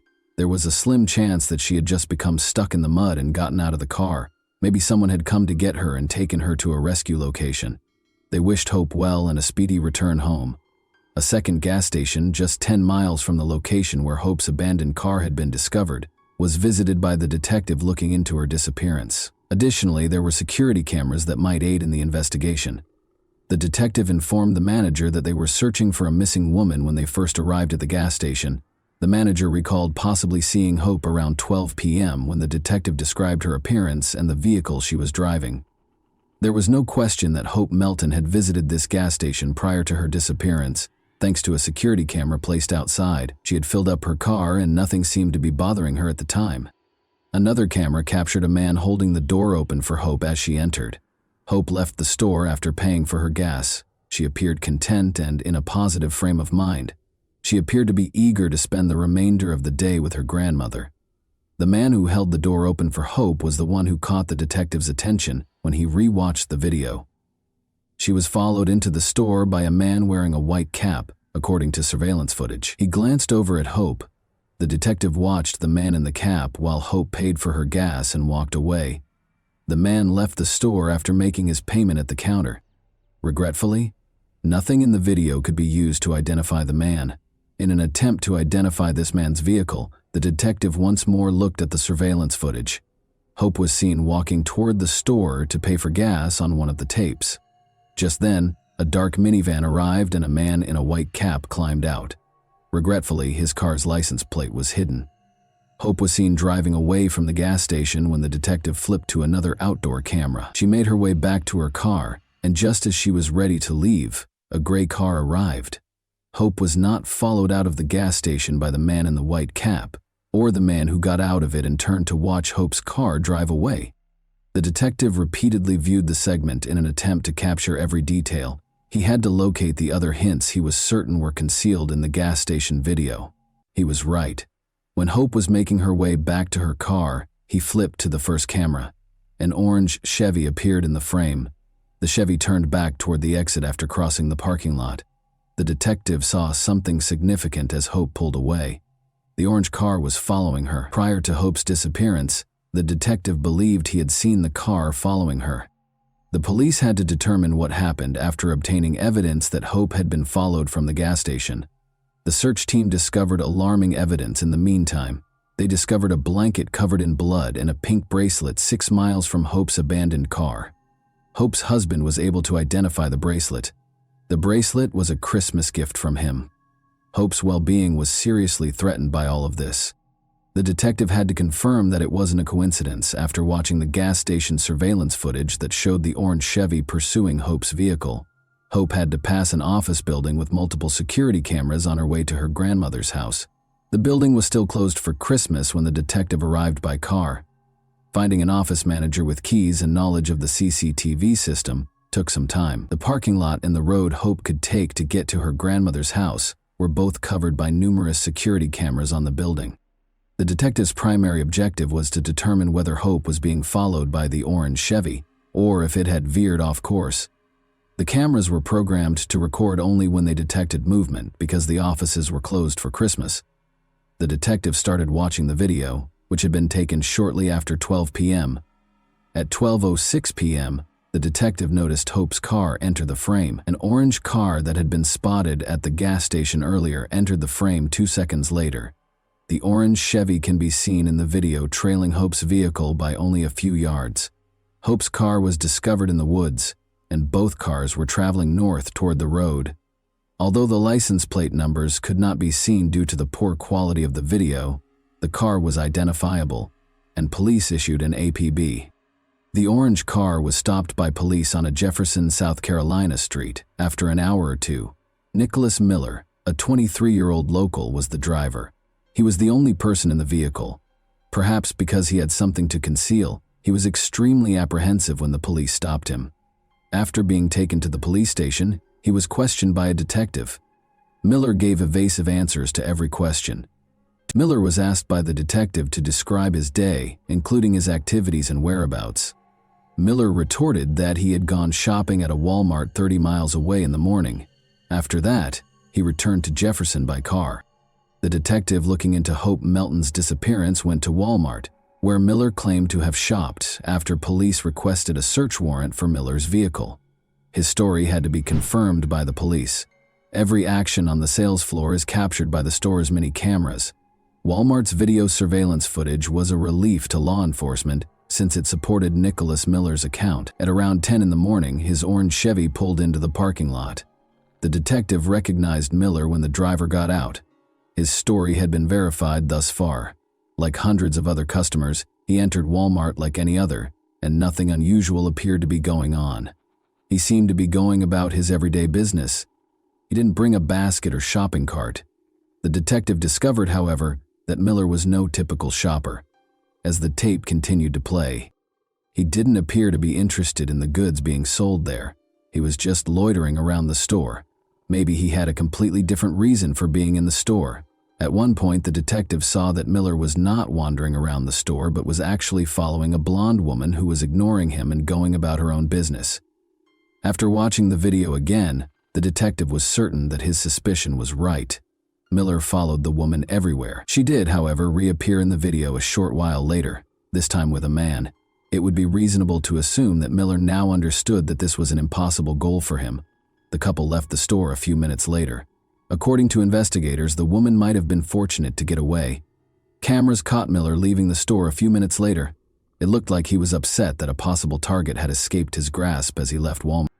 At this point, we can only presume that he was returning to Jefferson, probably to meet Hope at a gas station. Although Hope's family had hoped she would return home safely, it became evident that something horrible had happened to her when police were able to obtain a search warrant for Miller's vehicle. Forensic investigators discovered blood spatter on the driver's side bumper and the passenger side fender while inspecting the vehicle. Hope's wallet was also discovered in Miller's vehicle. The decision was made to question Miller once more in light of the new evidence. It's crucial to remember that Chesterfield County Sheriff Sam Parker conducted the interrogation. Keep that name in mind, it matters. Miller initially denied any involvement in Hope Melton's disappearance during the interrogation, but after learning of the evidence, he eventually acknowledged his guilt and consented to accompany the police to Hope's body. 14 miles from the location where Hope's car was discovered, Miller guided investigators to a secluded turkey farm. She had no clothes on and was face up on her back on the ground. The scene was absolutely horrifying. There was nothing Miller could explain with regard to his actions. The discovery of Hope's body was communicated to her family. Those who knew and loved Hope Melton were forever altered by what had happened to her. Police were now able to piece together what had happened before Hope died. Miller recently broke up with his girlfriend, investigators found out. We'll never know for sure, but they think this might have contributed to his nervous breakdown. Miller noticed Hope filling up her car at the gas station. He made the decision to go after her at that crucial juncture. She was looking forward to a great day with her grandmother after having a great Christmas with her family. She was unaware that she was being followed. Hope called her grandmother as soon as they arrived at a backwoods road because she knew she was in danger. Miller acknowledged that he had pulled Hope out of her car, pushed her off the road, and pushed her into his vehicle. After he drove her into the woods and tore off her clothes, you can probably guess what he did next. Miller made an effort to hide. After bringing Hope to a turkey farm, he killed her with a baseball bat and disposed of her body. Hope's chance encounter with the monster ended tragically after she stopped for gas. It is incomprehensible to humans. Prior to the trial, Nicholas Miller was charged with several counts. Police received horrifying evidence from his ex-girlfriend's photos. Only a few hours prior to his abduction of Hope Melton, Miller had pursued her in his orange Chevy. We must now learn more about Chesterfield County Sheriff Sam Parker. He plays a crucial role in this case, as I indicated before. I'll tell you why Parker was let go from the police department. According to officials, Parker provided uniforms, badges, and weapons to civilians, gave inmates preferential treatment, and took property meant for the sheriff's office for himself. In return for 2 prisoners working on his property, Parker let them live and sleep outside the jail.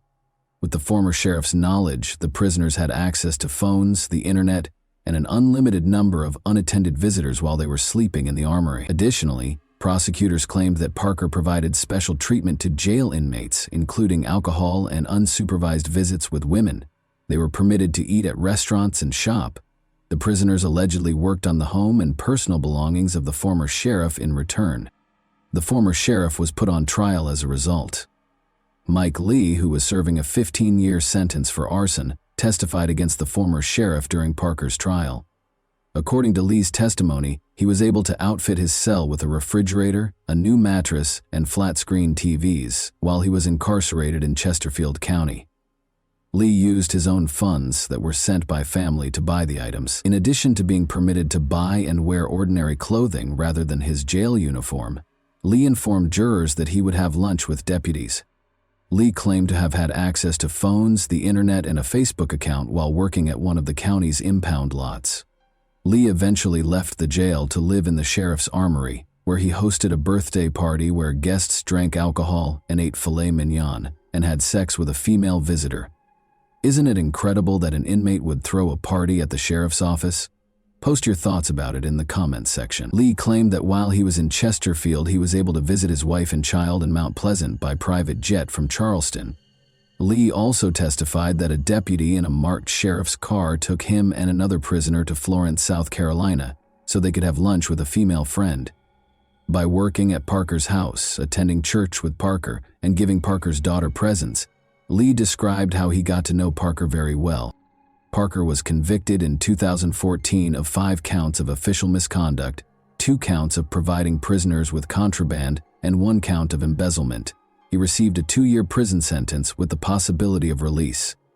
The former sheriff broke down in tears as the judge was about to sentence Parker, expressing regret to his family, friends, and the residents of Chesterfield County. Parker expressed regret to his family for embarrassing them and to his fellow police officers following the verdict.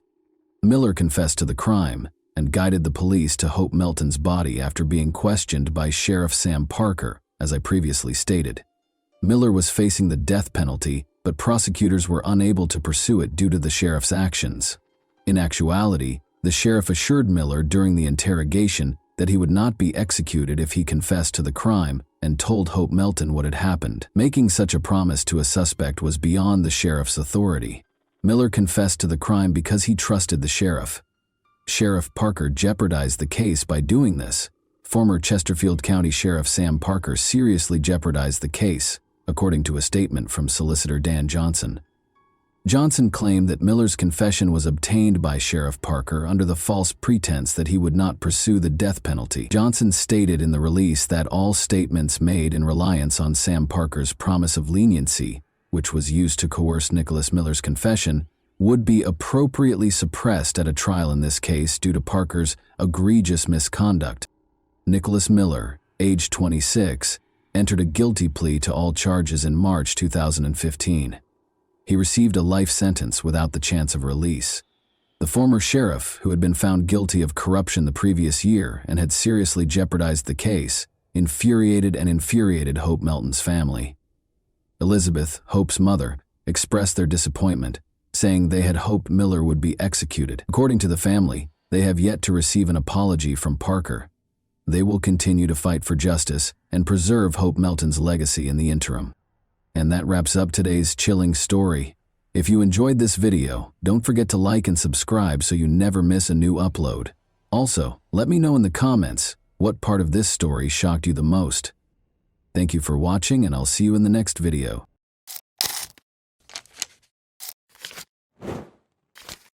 Hey guys, welcome to my channel, and today we're going to take a look at another horrible case with you. Perhaps the most vulnerable time in a person's life is during their adolescence. It's a period of time when people are neither children nor fully grown adults. Even though they are still innocent and carefree, they frequently keep secrets, sometimes out of embarrassment or fear. Tragic events can occasionally result from an inability to communicate those difficulties to a loved one or trusted parent. Florida has been rocked by the case of Justice Garrett, whose life was tragically cut short in 2018 at the age of 16. Her mother's realization that she had failed to recognize or comprehend the nightmare her daughter had been living through was heartbreaking. Justice's story revolves around a horrible secret she kept out of fear of being judged, which ultimately resulted in an unthinkable tragedy that took her life. Born on March 19, 2002, Justice Mary Garrett was the oldest of 2 daughters born to Danielle and Sebastian Garrett.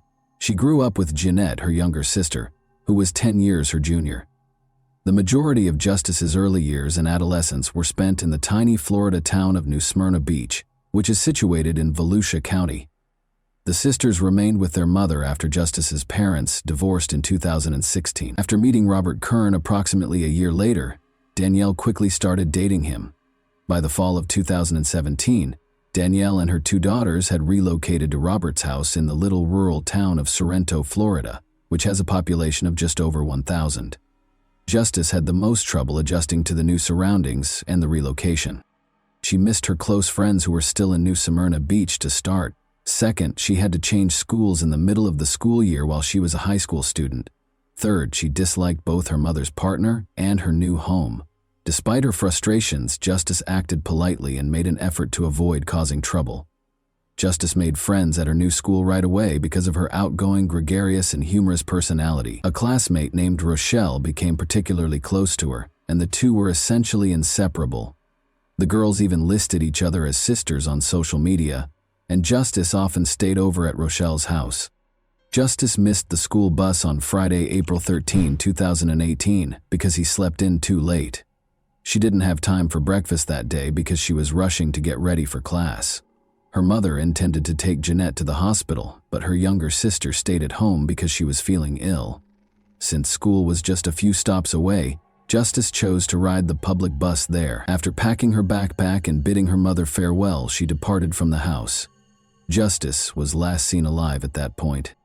Danielle wasn't worried when Justice didn't arrive home from school on time. She figured her daughter, who frequently went to Rochelle's house after class, had done so. By nightfall, Danielle assumed Justice had made the decision to spend the night at her friend's house, as she had been doing often. She wasn't immediately alarmed by the fact that Justice's phone was off. On Saturday morning, though, Rochelle called Danielle and anxiously inquired as to Justice's well-being. With a shiver running down her spine, Danielle questioned in a shaky voice whether Justice hadn't spent the night at Rochelle's house. She was shocked by the answer. Since Thursday, Rochelle disclosed, she had not seen Justice. Justice's phone had been off for almost 2 days, and she hadn't arrived at school on Friday. Danielle went into a panic. She hurried to the local police station and reported her daughter missing after multiple unsuccessful attempts to get in touch with her.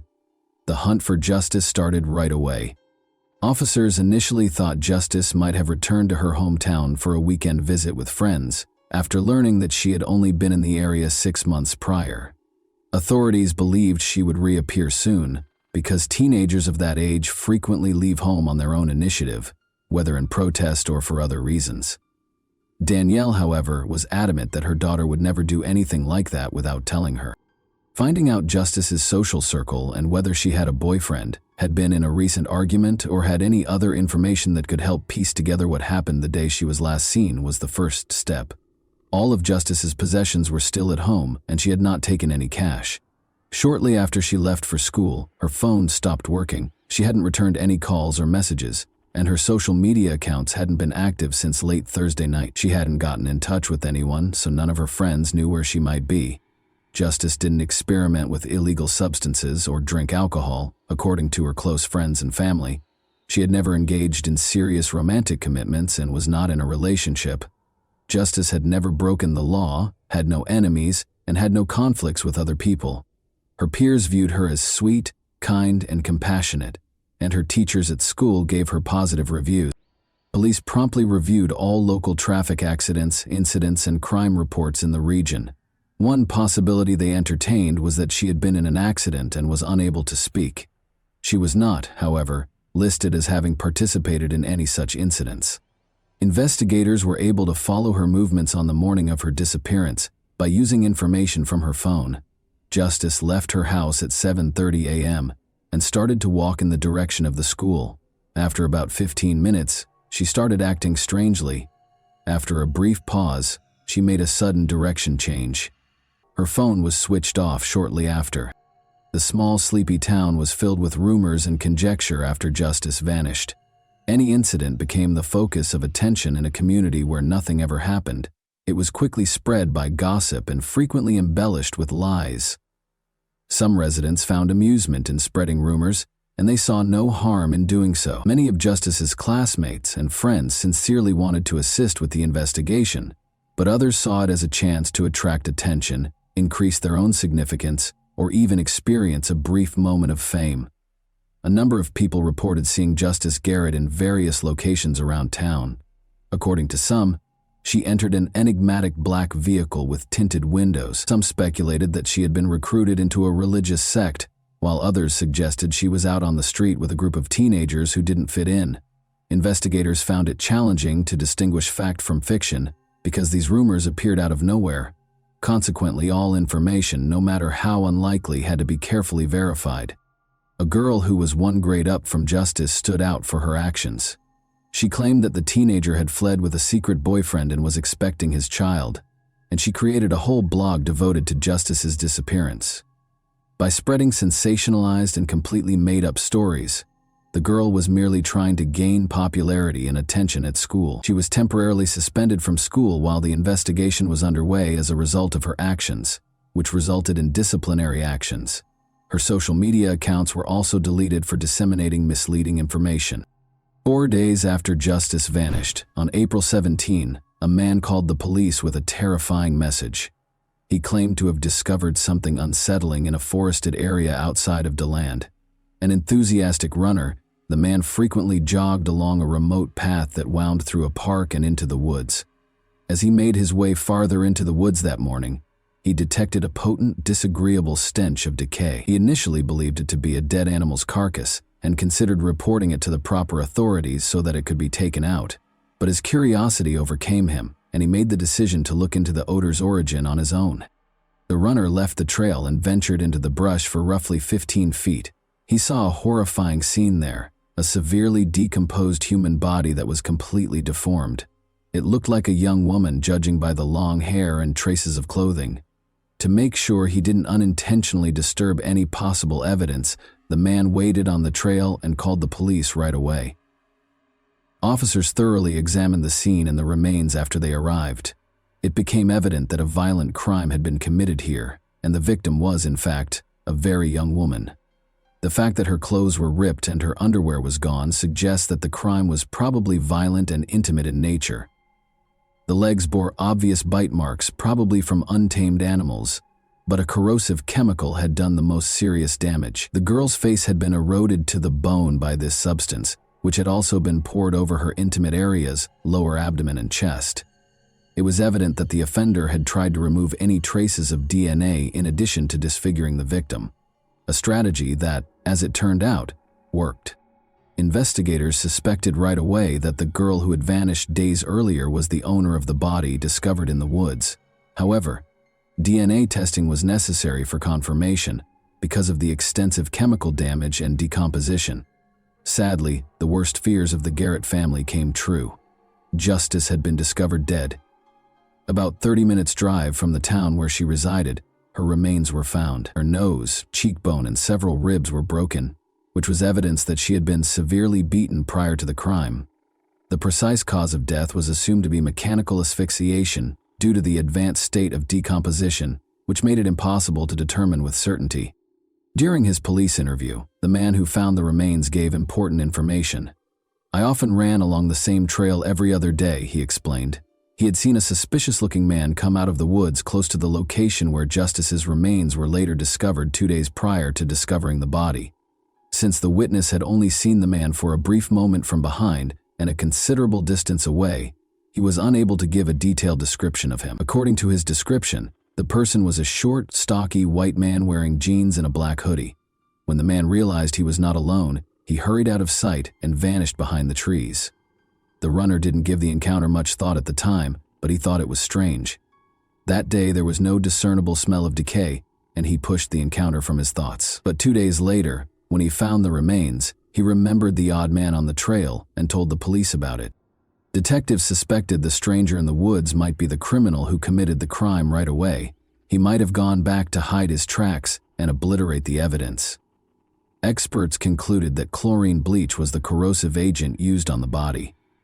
The remains became unidentifiable due to the rapid decomposition caused by the chemical and the humid climate of the area. However, after passing a polygraph and offering a strong alibi for the day Justice vanished, the jogger was excluded as a suspect. Justice's mother claims that her daughter had intended to ride the public bus to school that morning, but according to street cam surveillance footage, Justice never went to the bus stop. The mystery was further complicated when a neighbor claimed to have seen Justice get into her stepfather Robert's vehicle. Detectives now had to question the teen's parents again to find out why they hadn't told the truth, which fundamentally altered the course of the investigation. Danielle confessed right away, stating that Robert Kern, her partner, had recently had his driver's license temporarily revoked, but he agreed to give her a ride because her daughter was running late that morning. In order to keep Robert from getting upset, Danielle had kept this information from him. She thought Justice was still alive and would soon be going home at the time of the first interview. To confirm the stepfather's account, detectives immediately asked for footage from security cameras close to the school. But according to the recordings, Robert had not dropped Justice off at school or any other location. There were no cameras on his car on the way to the school. Where had they gone then? It was evident from this new information that Robert was probably the last person to see Justice alive. Robert acknowledged driving Justice that morning in spite of having his license suspended when he was questioned again. He claimed that Justice had pleaded with him to take her to DeLand, a nearby town, rather than to school, where she was allegedly scheduled to meet with a covert boyfriend. Robert said he had originally refused to take her there because He didn't know the name of the person she was meeting, but in an attempt to mend their tense relationship, he finally acceded to her requests. He allegedly promised Justice that he would not tell her mother about this outing. She told him that she would come back alone later in the day, and that since it was Friday, she would spend the night at a friend's house. Robert concurred because he saw nothing out of the ordinary or worrisome about the circumstances. A potential secret boyfriend was added to the case as a result of this discovery. Investigators had to find him and identify him quickly. He might have been the last person to see Justice alive, or he might have been involved in her disappearance.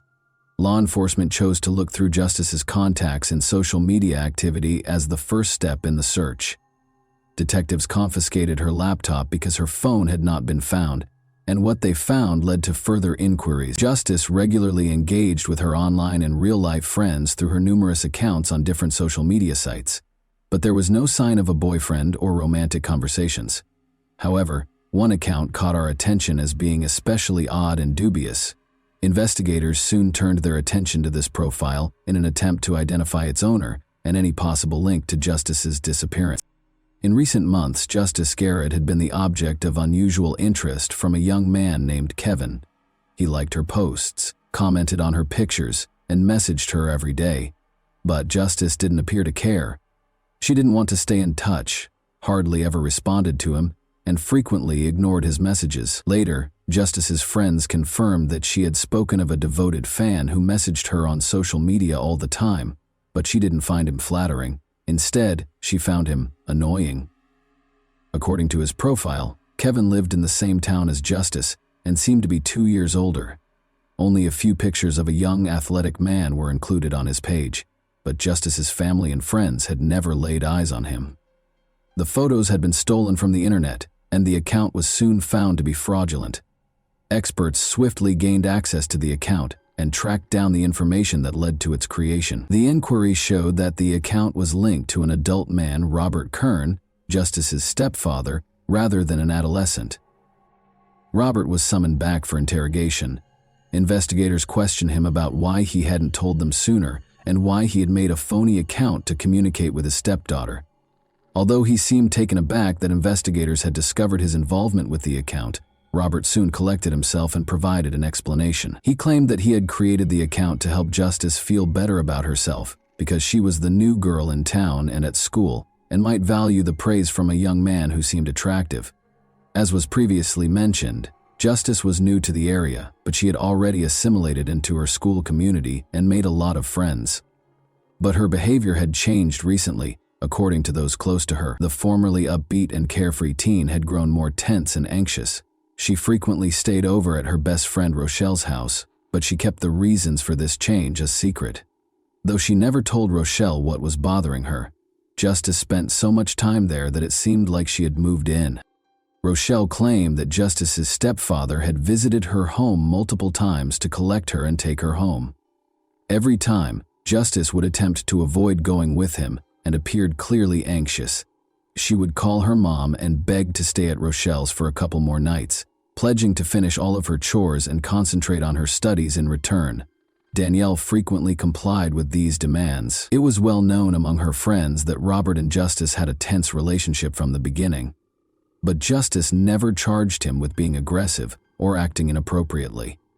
Additionally, nobody in her immediate vicinity, including her mother, had ever noticed anything that appeared inappropriate in Robert's interactions with his stepdaughter.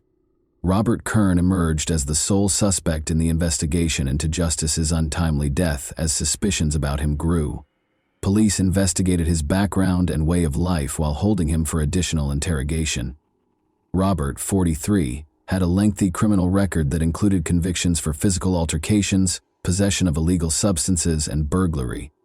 It had been almost impossible for him to find steady work because of his criminal record. He took on odd jobs to make ends meet and occasionally worked illegally as a carpenter at a nearby sawmill. Now, investigators were trying to piece together Robert's dubious past, his actions toward Justice, and the circumstances leading up to the horrifying crime. Danielle was unaware that she was living with a man who had a criminal past because Robert had taken great care to hide it from everyone around him. She was shocked and eventually spoke up when investigators told her the truth about him. Despite Justice's protests, Danielle acknowledged that Robert had offered to drive her to school that day. Danielle became concerned when Justice failed to come home, but Robert reassured her that Justice was staying overnight at her friend Rochelle's house. He even prohibited her from contacting Rochelle or the police. After looking through Robert's devices, investigators found that Justice had been regularly looking up information about drugs that could make someone unconscious or immobile online in the months before his disappearance. Additionally, he had investigated buying such drugs on the dark web, and it seemed he had been successful. That wasn't all, though. Additionally, Robert had investigated methods of removing DNA from a body, concentrating on common household chemicals like bleach and disinfectants. He had even looked at satellite images of the wooded areas in the area, especially the DeLand outskirts, where Justice's body was eventually discovered. It became evident that Robert had spent months carefully preparing to commit his crime, dispose of the body, and remove any evidence. From the start, his motivation appeared to be clear. Robert had become unnecessarily fixated on Justice and understood that using force was the only way to fulfill his perverted impulses. He had made the decision to eradicate her completely in order to escape legal repercussions for his actions. When investigators examined the geolocation data from Robert's phone that day, they were able to eliminate any remaining doubts regarding his involvement. Together with Justice, he had driven away from their house toward her school before turning suddenly and coming to a stop in a remote location. Robert most likely turned off Justice's phone at this point and rendered her unconscious with a chemical, most likely chloroform. But he neglected to turn off his own gadget, which later recorded his movements. After being tracked toward DeLand, Robert's car came to a halt for about an hour. He would have had enough time during this period to attack Justice, cause her physical harm, strangle her to death, and conceal her body in the woods. In order to destroy any possible evidence, he poured a tiny bottle of a chlorine-based substance over her face and other parts of her body that day. But Robert started to worry that he might have left traces. He brought a big container of bleach back to the scene 2 days later. In a last effort to eliminate any last traces of Justice's involvement in the crime, he then liberally doused Justice's head, chest, and lower body with the chemical. The jogger later found Justice's body and reported it to the police after spotting the attacker when he returned to the crime scene for the second time that morning. Kern's alibi, meanwhile, was soon discredited. Unofficially working at a nearby sawmill, he had asked 2 co-workers to attest that he was on time that day, despite being almost 2 hours late. After being cautioned that they might be charged with perjury and hiding evidence of a violent crime, both witnesses eventually confessed to the truth when pressed further. Despite Robert Kern's denial of all charges, the case proceeded to trial due to the overwhelming evidence against him. According to witness testimony, Justice spent the final months of her life avoiding her home as much as possible because she was constantly afraid. But she never talked to anyone about her worries, not even her mother. Danielle never asked Kern about his past because she was too enamored with her new partner to notice what was going on around her. Kern's claims were methodically refuted by prosecutors, who demonstrated that he had carefully planned this horrible deed with the express purpose of ensuring Justice wouldn't live. Kern was further connected to the crime scene when particles found on his car mats were matched to moss and soil samples from the location where Justice's body was found. However, the corrosive chemical Kern used had eaten away at the victim's remains down to the bone, destroying all DNA evidence and tissue samples, making it impossible to prove the claims of an intimate assault. Nearly 2.5 years after the crime, in August 2022, Kern was found guilty of premeditated violent murder. He will never be freed because he was given a life sentence without the chance of parole. And that wraps up today's chilling story. If you enjoyed this video, don't forget to like and subscribe so you never miss a new upload. Also, let me know in the comments, what part of this story shocked you the most? Thank you for watching, and I'll see you in the next video.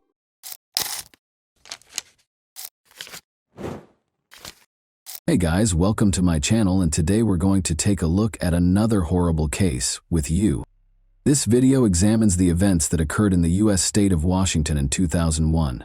The mother of 8-year-old triplets, Dana Laskowski, 36, was discovered in her own home lying face down on a couch. It was a complicated mystery with multiple suspects for the police. Dana's ex-husband, her boyfriend, and other men were all investigated by detectives. However, this story had an unexpected conclusion, and Dana's family was shocked by the revelation of the truth. Dana Laskowski lived in Puyallup, Washington, a charming, peaceful city with tree-lined streets and nature trails. In 2001, although Puja has a low crime rate and is a safe city, on a typical August 2001 day, police receive a disturbing call regarding one of the city's newest residents.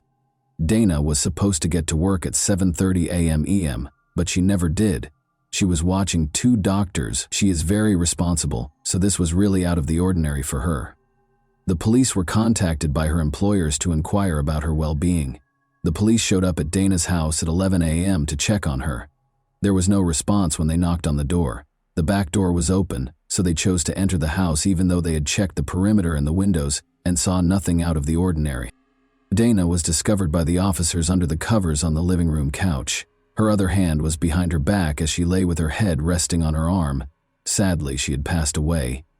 The body was briefly examined by police to check for wounds from gunshots or stab wounds. They saw injuries on her neck, but they didn't find any of it. She had been strangled, judging by the marks. Indeed, there are crime scenes with blood stains, a victim on the ground, obvious wounds, and possibly a mess everywhere. In Dana's home, that did not occur. Nothing was broken, and there were no weapons. When police turned Dana over, she was face down on the couch. They discovered dried blood around her ears and nose, as well as bruises on her neck. Dana was strangled to death, most likely by her own scarf, according to the medical examiner's ruling. In order to try to identify the murderer, police searched for any trace evidence, DNA, bodily fluids, or other items. Dana's body was in an awkward position on the couch. She wrapped one arm behind her back. She was in a face-down position. This indicated that she and the offender had engaged in combat. The person who did this was strong enough to overcome someone who was actually struggling for her life. It was clear from the facts that the offender was powerful. Dana was not killed, as evidenced by the abrasions on her elbows and knees on the sofa. Blood traces were discovered on the carpet in the living room after forensics applied luminol to it. This meant Dana had been killed on the ground. After that, the murderer picked her up, laid her down on the couch, and wrapped her in a blanket. Investigators hypothesized that the murderer was attempting to comfort Dana. In this instance, the fact that she was wrapped in a blanket might suggest that the offender was experiencing regret or guilt. It's possible that the murderer had feelings for Dana. The house wasn't broken into by a random burglar. When searching for suspects, it's critical to consider the possibility that this person knew her. Important information was obtained by the police following the autopsy. Detectives started interviewing neighbors, and one of them claimed to have heard a woman's screams coming from around 1 a.m. This gave police their first idea of the time frame. The medical examiner was able to estimate that Dana had been dead for a few hours before police arrived and had most likely died during the night or early morning hours of that day. Dana was probably dead by 7:30 a.m. because she had not shown up for work. Following the conclusion that Dana was murdered between 1 and 7:30 in the morning, the investigation probed further into her life in an effort to identify potential suspects. Dana was the mother of 8-year-old triplets who lived with their father, Steve, her spouse. The police learned that she had recently separated from him at the time of her death. There were more possible suspects among those Dana might have invited into her home because she had begun a new life and made new friends. The people Dana worked for as a nanny mentioned a man named Adam who started stalking her, so detectives contacted her employers to find out if any of the people she was dating had disturbed her. Adam, a cable company employee, was working at Dana's house after she recently moved. He asked Dana out on a date after finishing the work. He kept trying to spend the evening with her, but she refused. Adam refused to accept no from her, and his actions eventually started to terrify Dana. She mentioned gifts, flowers, and notes left on the door, as well as incessant messages from him that didn't stop. These behaviors suggested obsessive, domineering, and irate behavior that might make Adam think about committing a crime. Police discovered that Dana had threatened to hold Adam accountable if she were to suffer any harm. Adam became the main suspect and was in the spotlight. Despite everything, his actions and potential motivation appeared to be strong evidence of guilt. Adam denied any role in Dana's demise. The police conducted a thorough investigation of his surroundings while he was being questioned. They looked through his work locker and his car, but they didn't find anything unusual. When questioned about his whereabouts, Adam acted aggressively and insisted on his innocence. Adam stated that he stayed at home with friends the night of the murder. His statements were verified by a review of his phone records. As a result, he was placed lower on the investigation's list of suspects, forcing the police to focus on other individuals. A phone number written fluently in pen on Dana's hand was the tiny but crucial piece of evidence that investigators concentrated on. They looked up the number and found that it belonged to Julian, a 35-year-old man. The importance of the phone number to Dana was evident from the fact that it was written in pen on her hand. To learn why Julian's number was inscribed on Dana's hand, detectives located him and asked him to come in for interrogation. Their suspicions were aroused by his unwillingness to provide a cogent response, which led them to investigate his relationship with Dana further. Julian acknowledged under duress that he was close to Dana, despite the fact that she was seeing his best friend Matt. Detectives started to question whether Julian could have been the murderer after this discovery, but when his alibi was examined, it was discovered that witnesses and establishment employees had verified that he was at the bar from 10:30 p.m. to 1 a.m. on the night of the murder. Julian was thus disqualified as the murderer by his alibi. The detectives began to question whether Matt could have committed the crime after discovering that Dana was having an affair with his friend. Romantic relationships have the power to arouse our emotions, and although it may not be immediately apparent to everyone, out-of-control feelings are frequently the root cause of such crimes. Personal intimacy is frequently the cause of crimes of this kind. Matt, Dana's romantic partner, was immediately elevated to the level of suspicion as a result. Investigators examined Dana and Matt's relationship more thoroughly after receiving Julian's information. The asymmetry of feelings was clear. Dana believed she had allowed Matt into her life, but Matt was blazing with passion for her. Lacked such intense emotion. According to phone records, Dana and Matt were in constant contact the night of the murder, with calls taking place between 11:30 p.m. and midnight.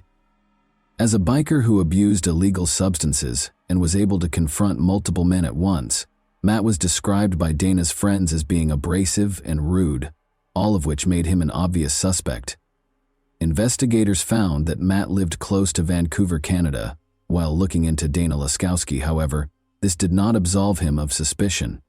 In a couple of hours, he could have driven from his house to Dana's. When asked, Matt claimed that he was not involved in the crime because he had intended to meet Dana but was stopped at the border due to issues with his documents. His alibi was confirmed. Investigators asked Matt for any information that could help solve Dana's murder after he was exonerated of any suspicion. According to Matt, he had called Dana the night of the murder and observed that she appeared uneasy during their chat, which may indicate that someone was present in the house with her. Matt surmised that the unidentified individual might have been Steve, Dana's ex-husband. Dana had spent a portion of her life with Steve, so it was obvious that she needed to talk to him. Her triplets were his children. Breaking up is a tough experience, and depending on the situation, it can cause anger that can turn into murder. Maybe Steve decided to commit a crime because he was so furious after Dana left him. He might have committed murder out of passion, jealousy, or rage, all of which needed to be taken into account. When investigators started looking into Steve's identity, they discovered that he had given Dana a life insurance policy, which expanded the pool of potential explanations for what transpired to include financial ones. When Steve was brought to the police station to be questioned about his relationship with Dana, he seemed unusually distant and withdrawn, seen in his feelings. His emotions seemed to have been smothered. Another suspicious detail was discovered by the detectives during the interview. Steve's knees were abrasive, just like Dana's elbows and knees. Investigators thought that on the night of the murder, there might have been a disagreement between the two. Steve explained that he had sustained the abrasions on his knees while playing baseball when detectives questioned him about them, but according to one of the detectives there, who was a real baseball expert, those kinds of injuries were not typical of the sport. Steve was even more anxious after that, but did he have a chance to murder Dana? Steve responded that he was at home, 5 hours away from Puyallup, when asked where he was on the night of the murder. The following morning, he said, he put the children to bed, filled up the gas tank, and drove to a nearby campground. His explanation was intriguing. The triplets' absence from Dana's home the night she passed away could have been a coincidence, but it could also indicate that Steve had prearranged the entire situation. It took 10 hours to travel back and forth between Steve's and Dana's homes. If Steve had gone to Dana's house, investigators realized, he would undoubtedly need to stop at a gas station, so they gave careful thought to the possibility that he could have put the kids to bed, driven to Puyallup, committed the crime, and driven back. They looked into locations where he might have refilled up with gas and went back his potential path. Investigators removed Steve as a suspect after reviewing surveillance footage and examining areas of the road where his car might have been spotted. They were unable to find any concrete proof that Steve had made the trip. The investigation hit an impenetrable wall after all suspects were ruled out, which caused great frustration. The fact that Dana's body was covered in blankets seemed particularly strange, a behavior that amply demonstrated the unusual nature of the perpetrator. The investigators had reached a point where they had no viable suspect or explanation for the nature of the crime. In light of this, the police made the decision to enlist the FBI in the inquiry. Because the local police lacked the requisite experience to identify such specific signs, the investigators sought the FBI specialist's assistance in creating a psychological profile of the potential offender. After carefully examining the case, the FBI concluded that the crime was likely committed impulsively and in a fit of rage, revealing a disordered personality. The person who was in Dana's home that fateful night, according to experts, had no intention of killing her. They probably knew one another, spoke, and then he attacked in a fit of rage. The search had to be expanded after the police had already looked at the ex-husband, the boyfriend, and even the stalker. This crime was committed by someone. It was unclear who made the decision to expand the search for suspects in the Dana Laskowski case in light of fresh FBI information. Police were now searching for someone who could have lost control if provoked. Detectives examined the video footage from Dana's funeral in an effort to find fresh evidence. Finding out who was there and how people acted on this day of mourning was essential. It was crucial to observe who attended Dana's funeral and who did not, both from a psychological perspective. Given that most murders are carried out by someone the victim knew, it is possible that the murderer was one of these individuals. It's possible that the murderer attended the funeral because it would have been suspicious to skip it. However, how did he respond to that circumstance? Did anything have the potential to reveal him? The police discovered an entry in the guest book that caught them off guard. His loved ones wrote that they missed Dana and were shocked by her passing, expressing their sorrow over the loss. However, Amanda, Dana's niece's entry was especially noteworthy. "I apologize for not being the best niece," she wrote. "It's been 34 days since I broke free from addiction. You are the reason for this." Amanda was characterized by some family members as a wild and erratic young lady. According to what was written, Amanda had overcome her addiction following Dana's passing. She also did it for Dana's benefit, which said two crucial things. Her love for her aunt was the primary factor, but it also revealed that she felt bad about her death for whatever reason, which was important because it raised the possibility that she was involved in Dana's demise. Dana was a compassionate, kind individual. Dana loved her family, and in an effort to keep her niece, Amanda 17, out of trouble, she would often let her stay with her. Amanda was a frequent runaway from home. Because Amanda was a reliable adult who was always there to support them through any problems at home, Amanda and her friends would frequently visit Dana's house. The detectives looked at Amanda to talk about the circumstances surrounding her aunt's death. They had scheduled a meeting with her. Amanda disclosed that she and Dana had been like mother and daughter. She and her friends had always had the support of their aunt. They were teenagers with unstable home lives who spent time in the park and associated illegal substances and alcohol with their future. All of them had just finished high school, but they had no clear plans for the future. Dana was attempting to establish a secure location that Amanda and her friends could visit day or night. As a result, when investigators questioned Amanda about Dana's murder, the back door of her home was always left open at night. She gave a list of those who had visited the house, naming Zane in particular. "He was a strong man with a violent temper," she said. Then Amanda revealed something even more unsettling. She described how she had once been beaten by Zane. He threw her on the couch and started acting aggressively. He would try to hit on her hard and she would push him away and ask him why. Zane merely chuckled at this, displaying his strength and beauty, as though he was taking pleasure in the situation. The detectives made the decision to examine Zane more closely and search the databases. Zane was a suspect due to his criminal history of fighting and dealing illegal substances. To find out more about Zane, one of the detectives got in touch with his young informant. In their meeting, he talked about Dana's murder and recommended Zane as a potential suspect. But according to the informant, Zane was not the one who killed Dana. Emily, a young woman from Amanda's group, was the murderer. Emily Lauenborg, a 17-year-old drug user, lived close to Dana's home. Emily and Amanda had a close relationship. They might have even been best friends. After hearing the story, the detective started to question its authenticity. He couldn't believe that Emily, a 5'2" girl who was frail, could strangle a 36-year-old mother of 3. The informant responded that she was no longer the frail girl she had been. She had matured and gained muscle. Because she enjoyed wrestling men, she was known as the mutant. Emily wasn't your usual suspect, but as the investigation progressed, it became clear that she was the strongest of the problematic teenagers, impressing everyone, including the guys, with her physical prowess and wanting arm wrestling and even regular wrestling. Emily was taken to the station by the detectives to be questioned about her potential role in Dana's murder. After placing her hands on the table, Emily threw back her head and frantically looked from side to side before leaning forward and angrily telling her that she had been slandered. Emily was asked by the police where she was when Dana was killed. Emily and Amanda both stated that they were present at the party when the crime was committed. But around midnight, Amanda and Emily left the party, and the police were able to track them down. Consequently, they could have arrived at Dana's residence by 1 in the morning. Everything suggested that they were concealing something and were most likely involved in the crime. However, what had actually occurred? Was Emily responsible for the murder? The police were able to secure a search warrant for Emily's rented room because of mounting circumstantial evidence against her. Her private journal was one of the things confiscated. It had the usual entries of a 17-year-old girl, but it quickly disclosed surprising information. A wish list that included the desire to murder someone and escape punishment was one of the entries. Emily expresses her anger towards Amanda in a different entry, stating that she wants to strangle Amanda in the same manner that she strangled her aunt. Emily's guilt was confirmed by this startling discovery.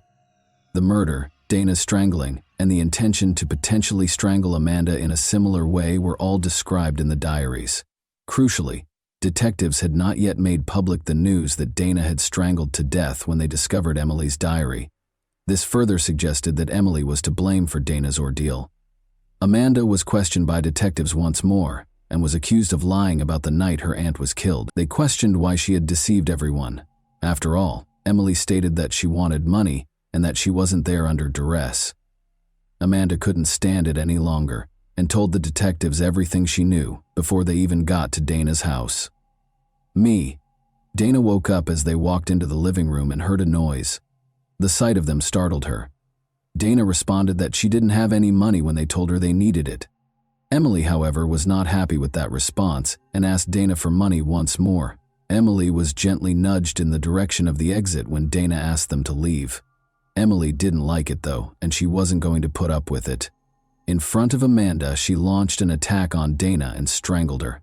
Emily refused to listen to Amanda's cries for her to stop. The fact that Amanda did nothing but watch Emily kill her aunt suggests that she either feared Emily or that it happened so fast that she was likely unaware of what she was seeing. Amanda's scream, not Dana's, was heard by a neighbor at 1 in the morning when Dana was killed.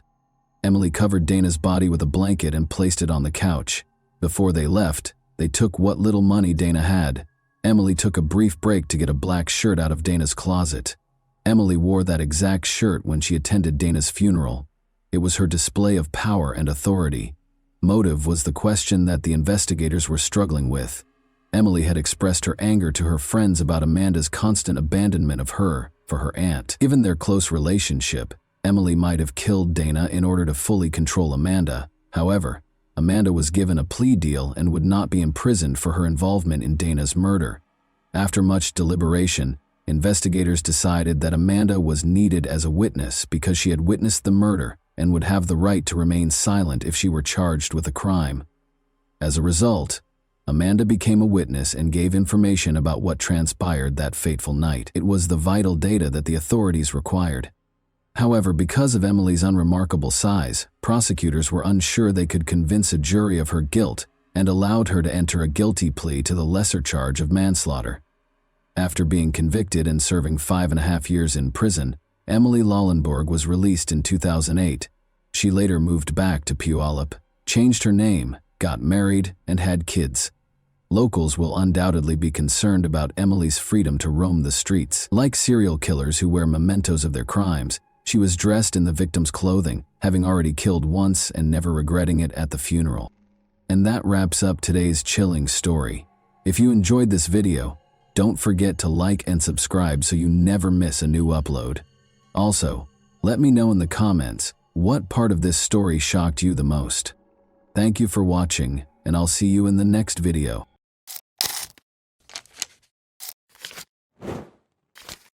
Hey guys, welcome to my channel, and today we're going to take a look at another horrible case with you. Today we'll examine what happened in the U.S. state of California in 2011. Daylene Carlson, a 23-year-old college student, relocated from Idaho to Stockton, California. She was looking forward to beginning a new chapter in her life while residing at her Aunt Maggie's house, but she never came home after going out to meet some friends on August 6, 2011. Beginning at 3:30 a.m. on August 7, her aunt called her multiple times but got no response. Worried, she informed the police about Della Nealon's disappearance. To find the truth, detectives started an investigation and used CCTV footage. Della Nealon was preparing to go out on Saturday night. Her cousin Cecily had plenty of time to acquaint her with the local nightlife, as college was still 3 months away. Cecily had a fever, so they stayed home instead of going to the Finnegan's pub to meet up with some more friends. Daylene had to return home by 1 in the morning after going to the bar by herself, but Maggie and Aggie started to worry when 1 in the morning rolled around and Daylene was still not home. Maggie repeatedly called Colleen Yelene but got no answer. Maggie stayed up all night calling Colleen Yelene's number every now and then, but, as before, her niece didn't answer. Maggie searched for a plausible reason why Colleen Yelene hadn't come home. Della Nealon hadn't come home by morning, so she speculated that her niece might have spent the night at a friend's house. Maggie called the police when she realized she could not wait any longer. Despite receiving a report, the police believed Della Nealon had stayed at a friend's house following the party and would soon return. The investigators made the decision to hold off a bit longer. In the meantime, Della Nealon's family started their own inquiry. On social media, they announced Della Nealon's disappearance and urged anyone with information to get in touch with the police or her family. The day after Della Nealon's disappearance, August 8, 2011, the police opened an official investigation because her family suspected something terrible might have happened because it was out of character for her to simply vanish without warning anyone. Her Aunt Maggie's home was the first location the detectives visited. They wanted to talk to Daylene's relatives, see her in her room, and make sure none of them had anything to do with her disappearance. Danielle was a girl, like any other American. Her disappearance was extremely unusual, and she was young, attractive, and had big plans for the future. Detectives searched Daylene's room, but they found no evidence that she had fled her house. Her room contained all of her possessions, as well as a few documents. Cecily took a picture of Dowland Daylene wearing torn jeans and a brown and white striped top the night she vanished. Cecily informed Detective Daylene that they had frequently visited the Finn Pub's pub in the past, and that Daylene had planned to go there. The detectives then went to the bar to speak with the employees and perhaps obtain additional information. On the night Daylene vanished, the bar manager recalled seeing her in the street at around midnight. He described what had happened that evening, but he could not think of anything out of the ordinary. Thankfully, security cameras were present. Surveillance footage can greatly aid an investigation, even though it might not give a full picture. 2 operational security cameras in the bar recorded hours of Saturday night activity. The detectives made the decision to obtain a copy of the recordings and go over everything back at the police station, because it would have taken a long time to go through the footage. This, they hoped, would allow them to find out who Daylene had slept with, and more crucially, with whom she had left the bar. At first look, the tape appeared to be normal. On the street, young women and men congregated, smoking and chatting. It appeared to be a typical Saturday night in a pub, but they are drawn to one girl in particular.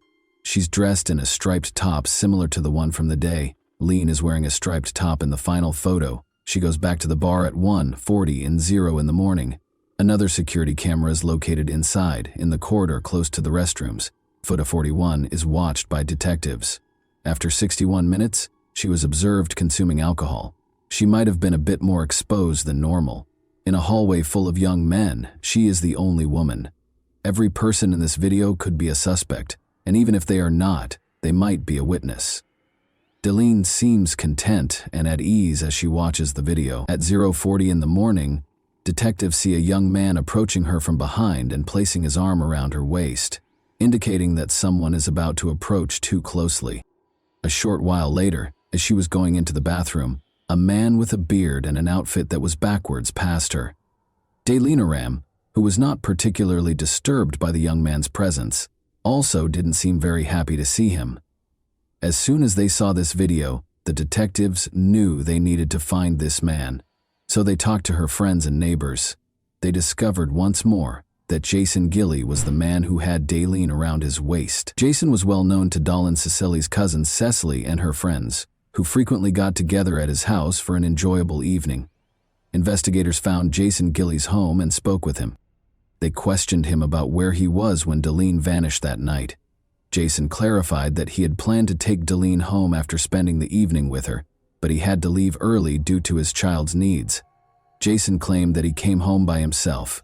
He claimed that because his young son was ill, he left the bar at around 1 in the morning and got home at 1:30. He brought up another possible suspect. Jason suggested to the detectives that they should speak with Evangelisti. According to him, Evangelisti was seeing Jacob Evangelisti, but they had a fight in front of Jason 4 days prior to her disappearance. Because jealousy frequently leads people to act rashly, the detectives were interested in this information. Thus, they made the decision to learn more about Jacob Evangelisti. The investigators discovered some recent images of Jacob while searching through Deline's social media accounts. To find out if Jacob was present, they made the decision to watch the bar's security footage again. They changed the video at 1:06, when Deline left the eatery and went up to the man who was leaning against the wall. Deline's behavior appears to drastically change when he is around. She seems to be very upset about something, as evidenced by the vigorous hand movements. The investigators attempt to determine whether it might be her boyfriend Jacob, but the bright lights make it impossible to see his face. After a few seconds of their brief conversation, Deline left, leaving the detectives to keep watching and trying to figure out who the mystery man was. They finally recognize him as Jacob Evangelisti when he turns to face the camera. During the interview, detectives brought Jacob Evangelisti in to be questioned. Jacob appeared to be quite upset. He was asked about his relationship with Deline by the detectives, who specifically wanted to know when and how he had last seen her. Jacob claimed that he and Deline had last seen each other at a bar. Jacob disclosed that Deline had ended their relationship that evening at Negan's bar. "I had no intention of ending my relationship with Deline," he said. To be honest, he was furious that she had ended their relationship. Deline had left the bar without him, Jacob later said. He adamantly denied any involvement in her disappearance. After that, the investigators reviewed the CCTV footage to see if it supports his account. Jacob walks into the bar at 1:09 in the morning. They keep on observing. Deline enters the picture after Del Lanutz.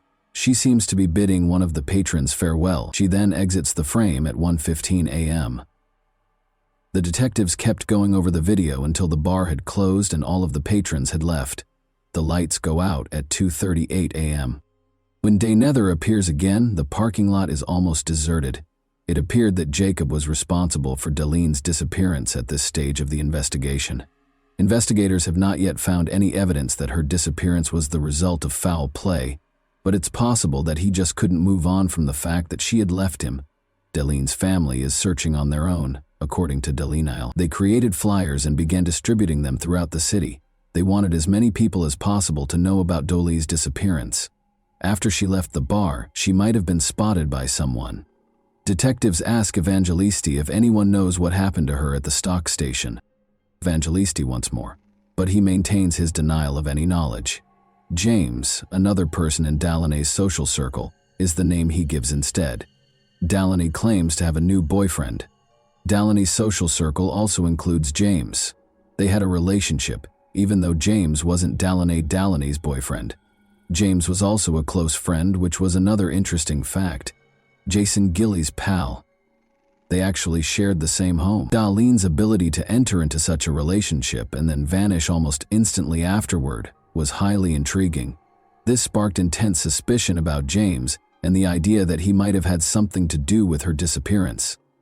James was asked to talk about his relationship with Darlene at the police station. Although he acknowledges that he and Darlene were romantically involved, he says he has no knowledge of the night she went to the bar.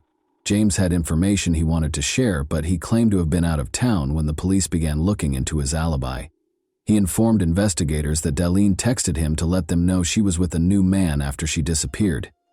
James verified that Darlene was there by showing the detectives his phone, which was Darlene's. Detectives came up with a new theory after she wrote that she was leaving the bar to go to a friend's party, but the friend's identity was still unknown. It is likely that Darlene had to visit the grocery store or the liquor store in order to continue the party. A list of 24-hour liquor stores has been compiled by investigators. Elis was the name of the store that was closest to Finnegan's.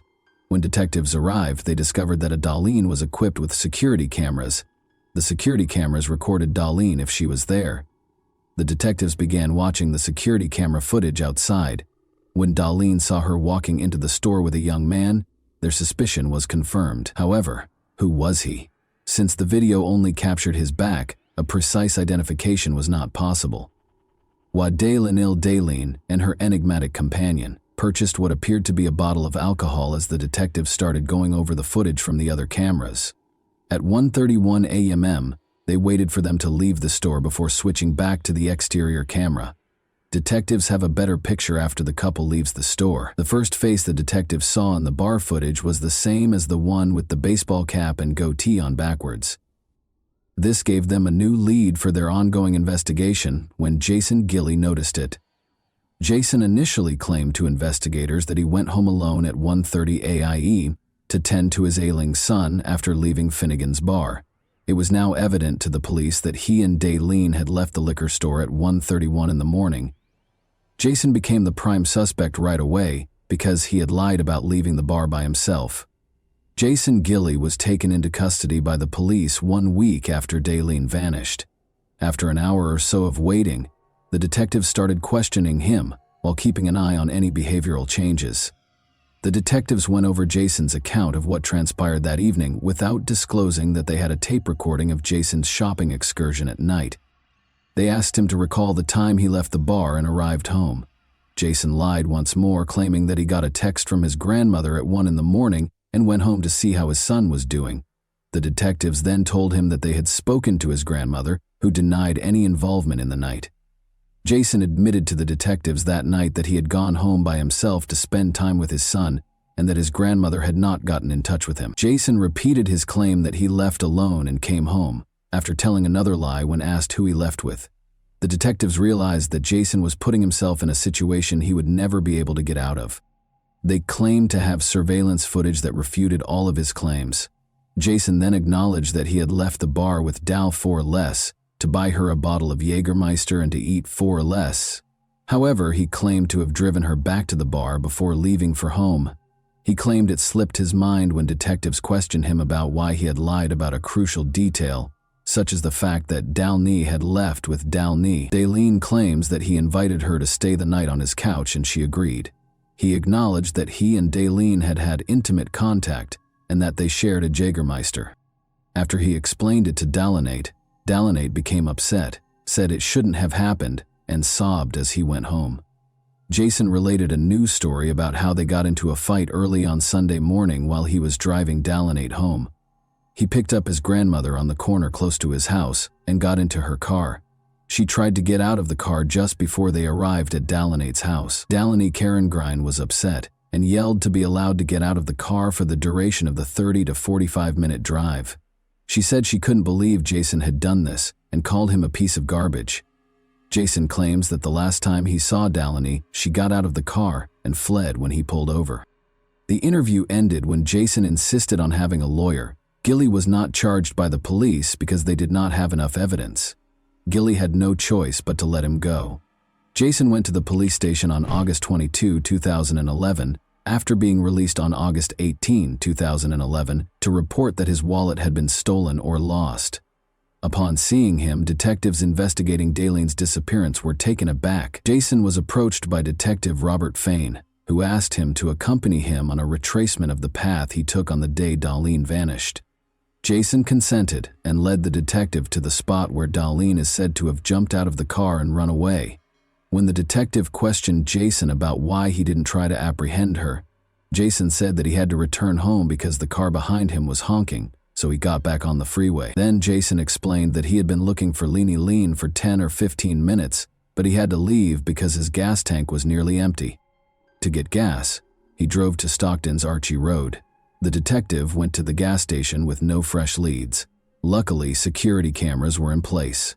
There, at 10:46 a.m. on August 7, 2011, Jason pulled over at the gas station on Archie Road exit on Highway 99 in Stockton, according to surveillance footage. It had been 9.5 hours since he had last taken a video at the Darlene liquor store. Jason appeared to be acting normally at first, but the inconspicuous gesture caught our attention. Jason appears to be unclean. Jason's shirt and arm are covered in dirt. He seems to be shaking his shoulders at one point. This conduct seems very suspicious. Before leaving the gas station, Jason checks the passenger door before getting into his car and walking back to it. He opens the passenger door once more and slams it shut after 20 seconds. Darlene was the last person to use that door, he said. At last, he takes off in his car. Detectives have developed a new theory after seeing this footage. Their theory is that Dallin took Darlene to a field south of Stockton and, in a hurry, physically pulled her out of the car, causing the front passenger door to jam. Dallin thought that she was dead, but they told her that in order to arrest Jason. Daling was still missing, and Jason was out and about interviewing representatives. The case then underwent a sea change on October 15, 2011, more than 2 months after Daling's disappearance. A farmer made a tragic discovery in a field 20 miles outside of Stockton. According to court documents on the 15th of 2011, human remains, later identified as Daleen, were found in a cornfield approximately 64 feet from Lone Tree Road in the Escalon. That afternoon, senior criminalist Sarah Yoshida of the Department of Justice was sent to the crime scene. A skull, ribs, jaw, vertebrae, and bones from the feet and legs were among the many bones discovered by Yoshida. She also discovered a clump of hair and a human torso. Cases of 522 caliber cartridges were discovered just southeast of the location of the human remains, and a black bra was discovered between the remains and Lawn Road.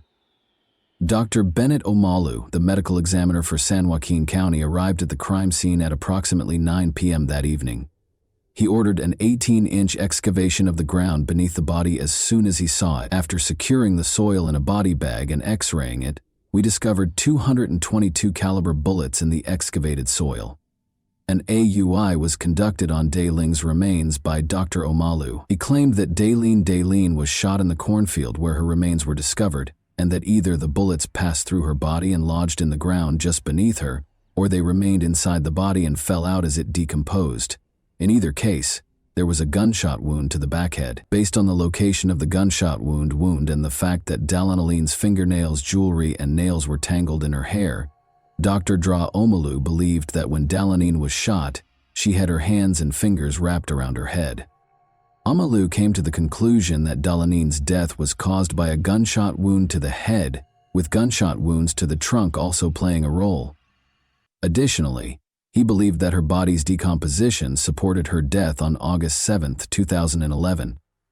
In the murder of Daling, investigators had a top suspect. Detectives also found that Jason had access to a Jennings .22.2 semi-automatic handgun that belonged to one of his relatives, according to court documents. The gun's involvement in Dalene's shooting was verified by ballistics testing. Jason Gilly was arrested by authorities when he was eventually taken into custody. On the evening of Saturday, August 6, 2011, Dalene went to a bar to meet some friends, and investigators developed their theory about what happened the night she vanished.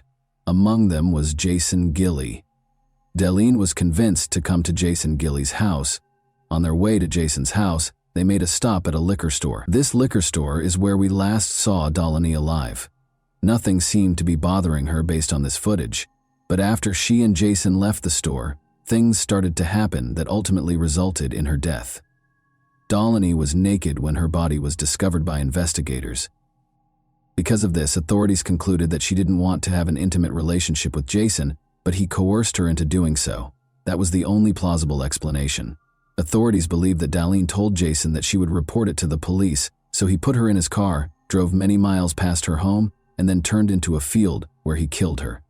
However, the body's extreme decomposition made it impossible to verify that theory. Jason Gilley was found guilty of Delaney's murder in November 2013 and given a life sentence without the possibility of release. He made an unsuccessful attempt to appeal the sentence. And that wraps up today's chilling story. If you enjoyed this video, don't forget to like and subscribe so you never miss a new upload.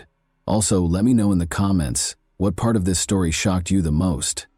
Thank you for watching, and I'll see you in the next video.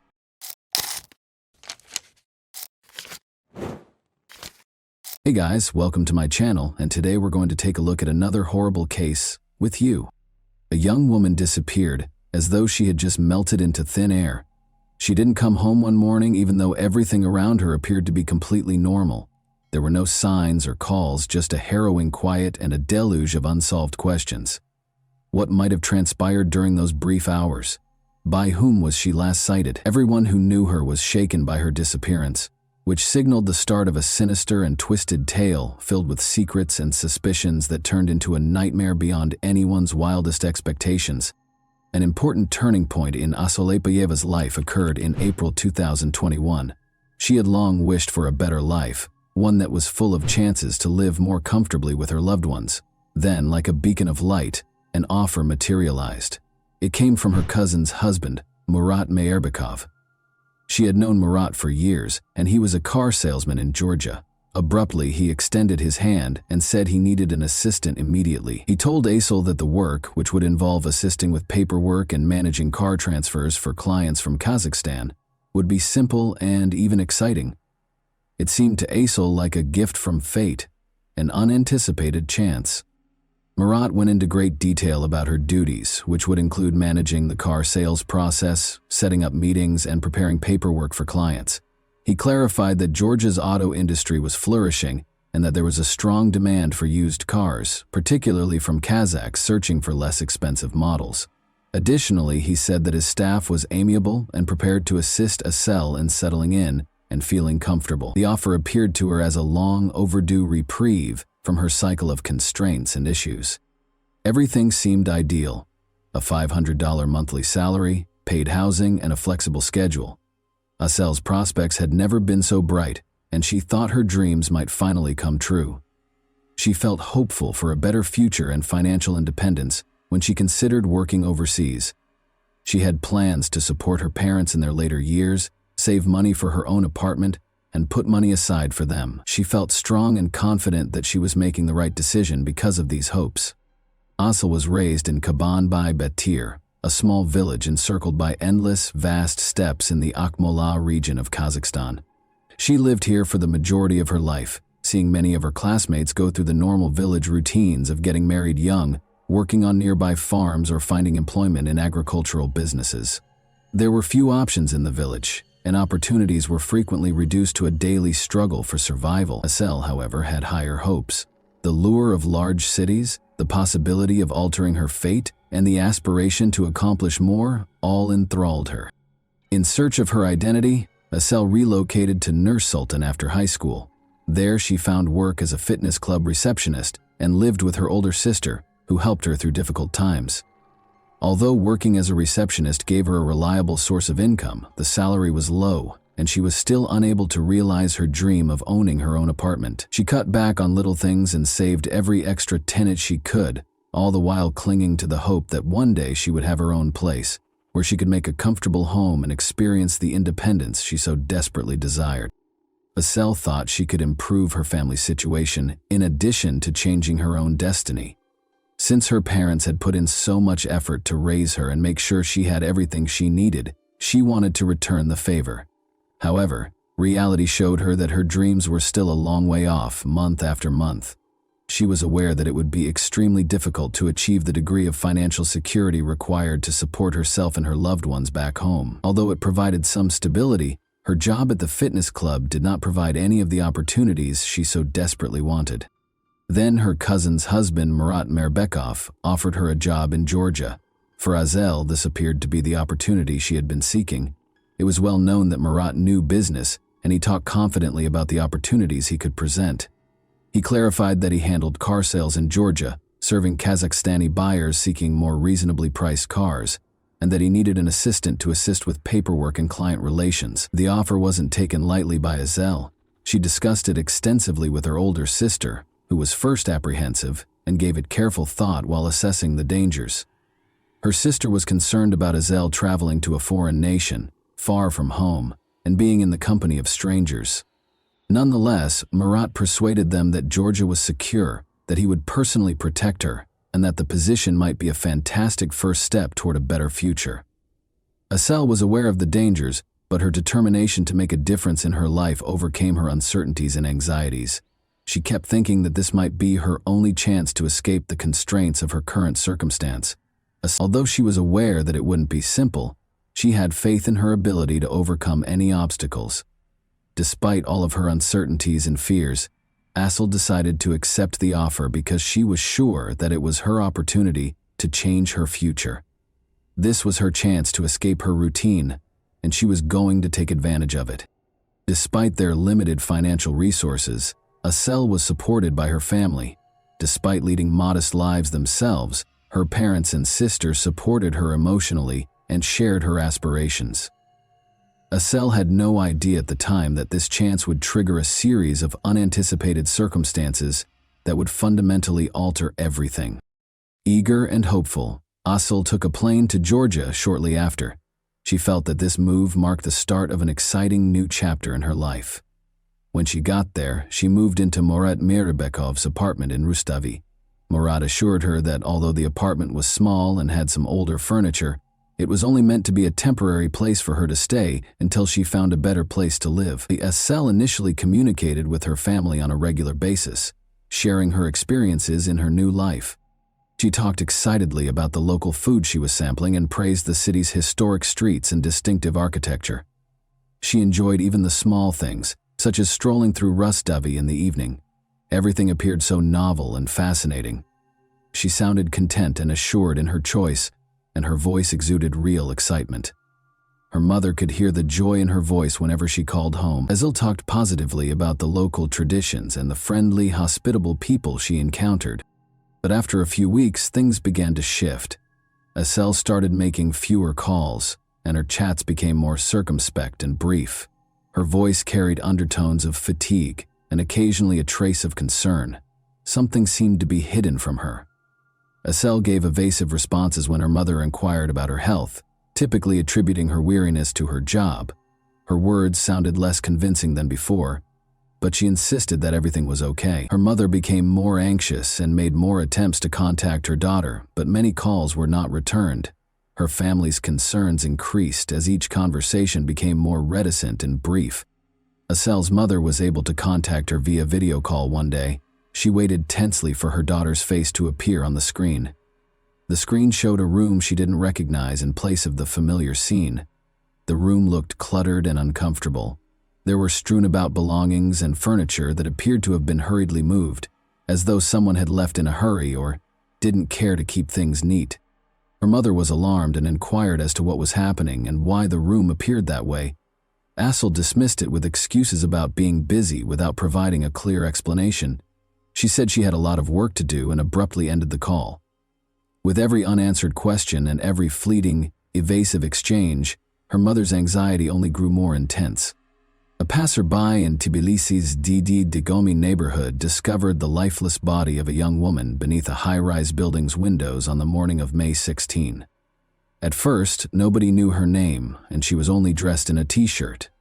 Investigators would soon identify her as Azel Aitbayeva, however. One of the most important pieces of evidence in the case would be her last words, which she recorded and sent to her best friend.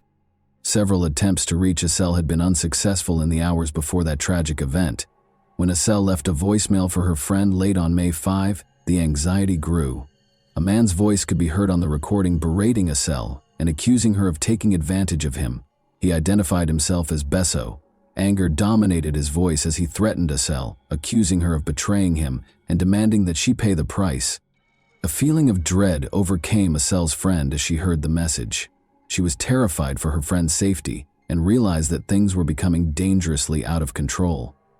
Asel disclosed in the same message that she was shaken and scared after Besso had turned to physical violence.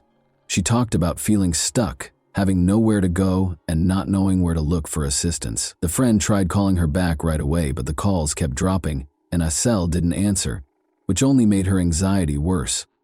Asel's distant relative, Murat Mirbekov, who had enticed her to Georgia with the promise of employment, was the subject of growing suspicion.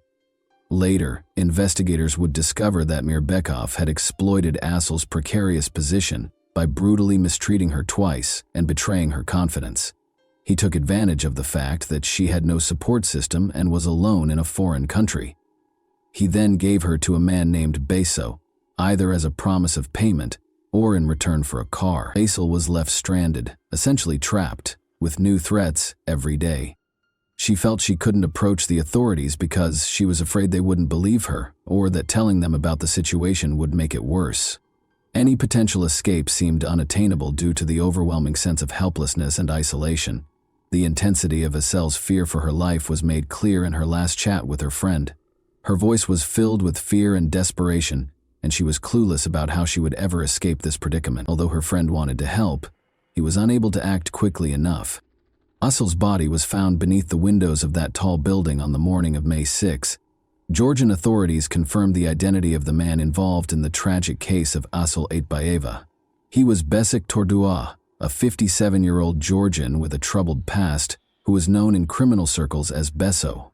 He had a history of aggressive behavior and had previously served a 10-year sentence for auto theft. Besso had already left Tbilisi and was making his way toward the border in an attempt to avoid capture by the time news of Asel's death reached the public.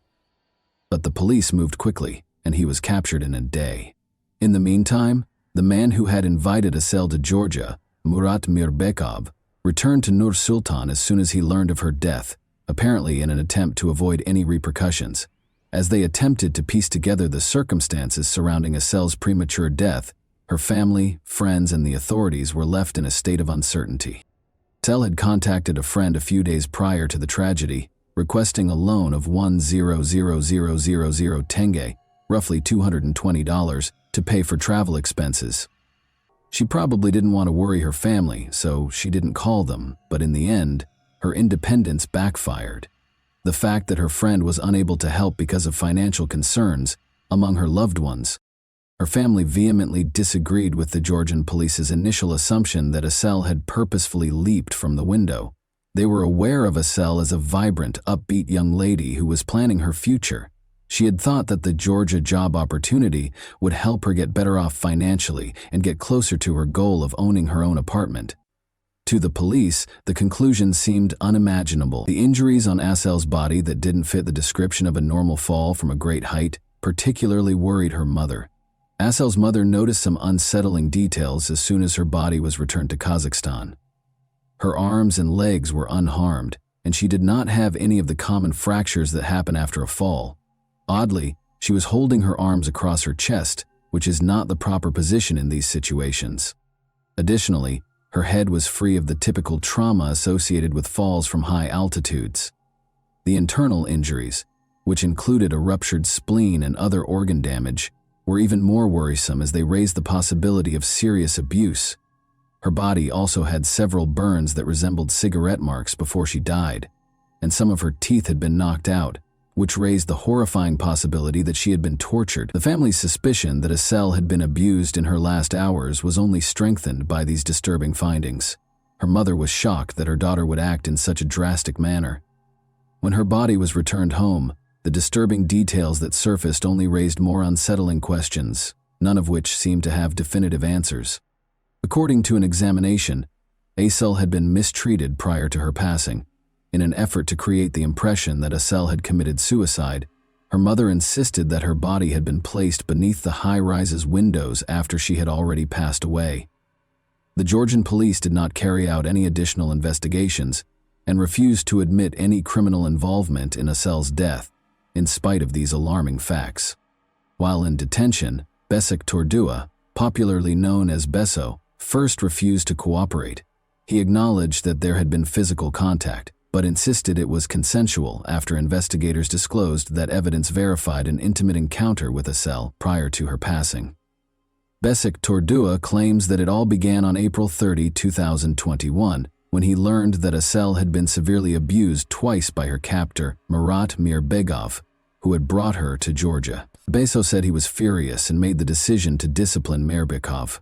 He claimed that after confronting and physically abusing Mirbekov, he threatened to make sure he left the nation and avoided Asel. Beso Tordua allegedly offered Asel a room at his house after this and pledged to keep her safe. He asserted that Asel spent a number of days with him and that he made an effort to look after her, assisting her in overcoming the trauma. He maintained that they developed a mutual sense of trust and that any intimacy they had was voluntary. According to Besik Tordua, Asel left her alone in the living room to take a shower the night before he passed away. She was gone when he got back. Asel's body was on the ground below, beyond a fence, when Beso found the balcony door open and looked down. Panic struck.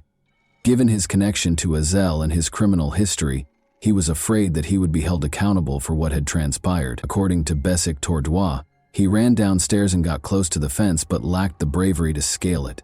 He claimed that after standing there for a short while in terror, he ran from the scene because he was afraid of being blamed for her death. He acknowledged that in order to avoid any possible consequences, he then made the decision to leave the city. Besik Tordua died in a prison hospital in July 2021. Although a heart attack was listed as the official cause of death, Asel's mother maintained that he had been beaten. His death may have been staged to keep him from going to trial, the family suspected. Besik Tordua had been facing a possible sentence of 8 to 12 years for his offenses when this occurred, and the legal proceedings were still in progress. After examining a voicemail Asel had left to her friend just before she passed away, investigators began to doubt his account before he passed away. Asel expressed fear of Beso and mentioned threats from him in the recording. Any assertions of a consensual relationship are called into question by references to aggressive behavior. One aspect of the case that attracted a lot of attention was the suspicion held by authorities that Besik Tordua may have coerced Asel. He was never officially accused of being the cause of her death, though. Although his actions might have pushed her to act in a desperate manner, the official position remained that there was insufficient evidence to pursue additional charges. The lawyer in Asel's family had a different opinion. They believed that she had been murdered and that the death was staged to make it look as if she had committed suicide. The injuries discovered on her body and the circumstances surrounding her fall, which didn't match the usual outcome of a leap from that height, confirmed this theory. When Murat Mirbekov returned to Kazakhstan, he was captured. He was accused of both human trafficking and aggravated assault. Asel's parents petitioned to have him extradited to Georgia for trial because they thought he was directly responsible for her death. Local authorities, however, took a while to address their requests or look into the matter further. Things didn't start to change until Asel's mother's morgue photos were uploaded online. The prosecutor's office took the issue more seriously after the pictures sparked public outrage. Journalists and the general public both took notice of Asel's untimely death and began their own online investigations. Details started to surface, some of them unverified. On the night of the tragedy, witnesses reported seeing two men allegedly push Asel off the balcony. Police stated that they had not discovered any evidence to support the rumors that the incident was captured on video. Asel reported Murat Mirbekov's violent actions to the local authorities after arriving in Georgia in order to obtain protection, but her requests were ignored. When Georgian journalists started looking into the case themselves, it became clear that the police had done nothing. One of Asel's acquaintances in Tbilisi consented to testify amid the events that were taking place. He revealed that Asel had sent him a desperate message the day before the tragedy. She mentioned Mirbekov in her message, claiming that he had attacked her twice. She talked about the intense psychological anguish she was experiencing in addition to the physical pain. She had requested assistance but was hesitant to demand it because she still believed she could manage things independently. Being stranded in a foreign nation without any support system made Asel feel trapped. She tried to remain strong despite her fear of Mirbekov, she confided in her acquaintance. Despite her persistent belief that she could find a way out, she frequently talked about feeling as though she was in a hopeless situation. The inquiry also turned up other information. In addition to offering Asel a job in Georgia, Mirbekov had made similar promises to other young Kazakh women. He had promised them good jobs, good wages, and good housing. Luckily, none of them had agreed to his terms. Some had found his messages, which emphasized the ostensibly exceptional opportunities he could offer, to be especially persistent. All the women, however, had refused. Later, their families thanked them profusely for their foresight, saying it had prevented them from being in danger. The case took a dramatic turn by the end of July 2022-208. After more investigation, Georgian forensic experts found Mirbekov's DNA traces on Asel's clothing, which is a crucial piece of evidence. This bolstered the prosecution's case in court and validated witness statements. Ultimately, the work of investigative journalists and the new evidence obtained through forensic analysis started to provide a more comprehensive picture of what Asel had gone through in her last days. The truth was slowly emerging, in spite of all the barriers. One of the most talked about occasions in Kazakhstan was Murat Mirbekov's trial in Nur-Sultan. The case gained even more public attention when Georgian investigators, who were invited to the proceedings, presented the evidence and conclusions they had gathered. The tension in the courtroom was evident when Mirbekov showed up. He insisted he had nothing to do with Asel's death or any violent actions toward her, even in the face of overwhelming evidence to the contrary. He maintained that he was innocent and that he had been falsely accused. Those in attendance were left perplexed and incensed by his cold-blooded attitude and total lack of regret. Given the seriousness of the situation, Mirbekov's aging parents made the decision to apologize to Asel's distraught family. They hoped that their gesture would provide the victim's loved ones with some small solace. Mirbekov, however, continued to deny any wrongdoing and showed no interest in any attempts at reconciliation. The prosecutor made a resolute and firm statement. He offered a story that implied Mirbekov had given Asel to him for his own benefit, in an effort to improve relations with a strong Georgian man named Bashik Tordua. The prosecutor stressed that Mirbekov knew he was seriously endangering Asel and was well aware of Bashik Tordua's violent tendencies and criminal history. Tordua was infamous. He was so feared by the locals that they avoided him at all costs. According to the prosecutor, Asel was under constant pressure, and her desperate attempts to flee an intolerable circumstance resulted in the horrific events that ultimately led to her tragic demise. She had been pushed to the limit, feeling hopeless and in great distress, with no way out. Mirbekov was already a father of two, and his wife was expecting their third child. It was disclosed during the trial. Having a family should have deterred him from committing crimes, the court suggested, taking these circumstances into account as mitigating factors. Witness statements and the evidence, however, made it abundantly evident that he was involved in grave crimes in spite of these specifics. It became clear that his role as a father and his obligations to his family had not prevented him from acting cruelly. The court's final decision was rendered on August 2, 2022. Mirbekov was convicted of both acts of aggression and human trafficking. He received a 15-year sentence in a maximum security facility. The court also mandated that Mirbekov compensate Asel's parents for the emotional harm they had suffered by giving them 5 million tenge, or about $10,500. Although no monetary settlement could ever fully compensate her family for the loss of their daughter, this sum served as a symbolic recognition of the anguish and suffering they had to endure. Asel's family was not happy with the outcome, even after the verdict and the compensation. They were convinced that Asel had been the victim of a premeditated crime and that the case was far from over. Her loved ones were certain that she had been killed on purpose, in addition to being severely abused and exploited. The court proceedings did not allay the family's concerns or offer genuine closure. Even after the trial was over and a guilty verdict and compensation were given, they persisted in believing that Asel's case merited more research and that the whole truth had not yet been revealed. And that wraps up today's chilling story. If you enjoyed this video, don't forget to like and subscribe so you never miss a new upload.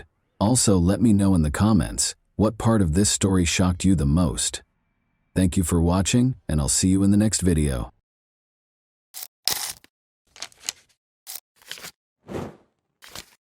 Hey guys, welcome to my channel, and today we're going to take a look at another horrible case with you. It was a quiet evening in Dallas when Amber Geiger, a seasoned police officer, entered the wrong apartment. What happened next would send shockwaves through the community, the nation, and change the course of two families' lives forever. But was it truly a tragic mistake, or was something darker at play? As the courtroom drama unfolded, questions about race, power, and accountability took center stage. What happened that night, and who was really to blame? Botham Shem Jean was born on September 29, 1991, in Castries, the capital of the island nation of St. Lucia. His parents, Allison and Bertram Jean, were deeply religious and members of the Seventh-day Adventist Church. Raised in such a faith-driven environment, Botham's upbringing instilled in him strong moral values, including honesty, tolerance, and a desire to help others. These qualities were noted by many who knew him in his lifetime. From a young age, Botham stood out among his peers.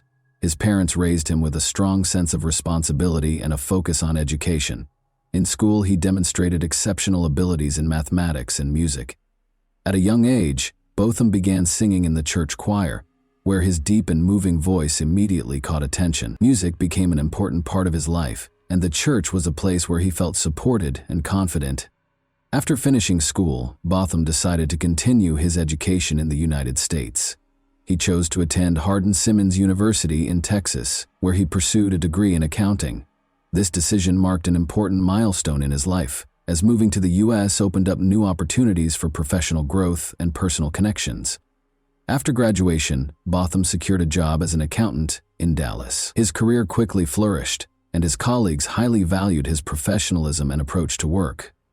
For Botham, working at PwC wasn't just a career step, it was an opportunity to contribute to society and provide for his family. He supported his parents, helped the youth in his community in St. Lucia, and dreamed of advancing further in his career. His co-workers remembered him as someone who always brought positivity and inspiration to the team, fostering a strong sense of camaraderie and striving for the best results. But it wasn't just his professional life that mattered to Botham. He was actively involved in the life of his church in Dallas, where he was part of the music group and often spent time with friends from the community. He found joy in simple things, cooking dinners for his friends, organizing parties to maintain friendships, and always sharing his sincere smile and support with others. His life was filled with plans for the future, full of optimism and a drive to achieve even greater things. Amber Geiger, on the other hand, came from a small town near Dallas. She was born on August 9, 1988, and grew up in a family where discipline and hard work were strongly emphasized. From an early age, Amber dreamed of becoming a police officer. Her father worked in local law enforcement, and she knew she wanted to follow in his footsteps to help people and bring order to society. Amber pursued this dream after high school by enrolling in the police academy. She worked hard and demonstrated the discipline and focus needed for a career in law enforcement. After graduating from the academy, Amber began her career with the Dallas Police Department, where she eventually became an officer. Her colleagues described her as determined and hardworking, though she often expressed frustration with the emotional strain and high stress of her job. The life of a police officer is always filled with risk and stress, and Amber was no exception. She often found herself in situations that required quick decisions, where her reaction had to be immediate. These working conditions took a toll on her emotional state. Over time, she became more withdrawn and cautious in her relationships with others, preferring to spend her free time alone to recharge. Amber Geiger was dedicated to her profession, but her life was full of contradictions. She tried to hide her vulnerabilities, but those who knew her well could see that she often felt lonely and sometimes even lost in the world. Despite her strong and determined character, her internal struggles and fatigue from the constant pressure made her life less stable. She would often return home late, exhausted and emotionally drained, which perhaps played a critical role in the tragic events that unfolded later. After moving to Dallas, Amber bought an apartment in a high-rise building not far from her workplace. She hoped that living close to her job would help her rest more and not waste too much time on commuting. Life in Dallas was supposed to be a fresh start for her, but this new beginning didn't bring the peace she had hoped for. Work stress and emotional strain became part of her daily routine. She often found it hard to manage the growing exhaustion, which led to tension and personal issues in her life. September 6, 2018, started for Botham Jean just like any other day. He woke up early in the morning as usual and headed to his office in downtown Dallas. It was another busy day, filled with meetings, discussions, and preparing reports for clients. Botham was someone who always strived to do his best at work, and this day was no different. His colleagues noticed his upbeat mood and the smile he shared with those around him. No one could have predicted that this would be the last day of his life. After work, Botham returned to his apartment in the Southside Flats complex, located in the heart of Dallas. His apartment was his sanctuary, a place where he could unwind after a long day. That evening, Botham decided to keep things simple. He planned to cook dinner, play his favorite music, and relax. He loved cooking, and it was one of his ways to relieve the stress of his workday. Meanwhile, Amber Geiger was finishing a 13-hour shift at the police station. That day had been especially grueling for her. Numerous calls, patrolling, and paperwork had completely worn her out. She felt a fatigue that seemed to weigh down her entire body, and all she wanted was to get home as quickly as possible. When her shift finally ended, Amber headed home, eager to collapse into bed and rest. However, her exhaustion and emotional depletion would play a pivotal role in the tragic events that were about to unfold. Amber arrived at her apartment complex, where she lived on the 3rd floor. On her way to her apartment, her attention was distracted as she was scrolling through messages on her phone, reflecting on the day she had just experienced. At some point, she accidentally rode the elevator to the 4th floor instead of her own. The doors to the apartments in this building were similar, and in her tired state, she didn't notice that she had approached the wrong unit. The door to Botham Jean's apartment was slightly ajar, which immediately made her suspicious. In her exhaustion and confusion, she thought someone might have broken into her apartment. Amber drew her service weapon without considering the potential consequences. The only thought in her mind was that she needed to protect herself. She pushed the door open and entered inside. Botham, who was preparing dinner in his apartment, heard the noise. He turned toward the door, unsure of what was happening. Amber, seeing a figure inside, mistook him for an intruder and without hesitation fired twice. The shots echoed through the quiet apartment, and within moments, Botham fell to the floor. Amber turned on the lights, and only then realized her mistake. She saw an unfamiliar man lying in a pool of blood, and it hit her that she had entered the wrong apartment. Panic and horror overwhelmed her. She rushed to Botham, trying to administer first aid. She called 911, explaining the situation to the operator, desperately trying to explain that she had entered the wrong unit and had shot someone. Her voice trembled with fear and regret as she pleaded with Botham to hold on, repeatedly saying she hadn't meant for this to happen. While waiting for emergency services to arrive, Amber attempted to stop the bleeding, but her efforts were in vain. Neighbors who had heard the gunshots and cries began to step into the hallway. Some of them also called the police, reporting the gunfire in the apartment complex. Paramedics arrived at the scene and tried to save Botham, but his injuries were fatal. That evening, the life of a young man with so many hopes and dreams was tragically cut short.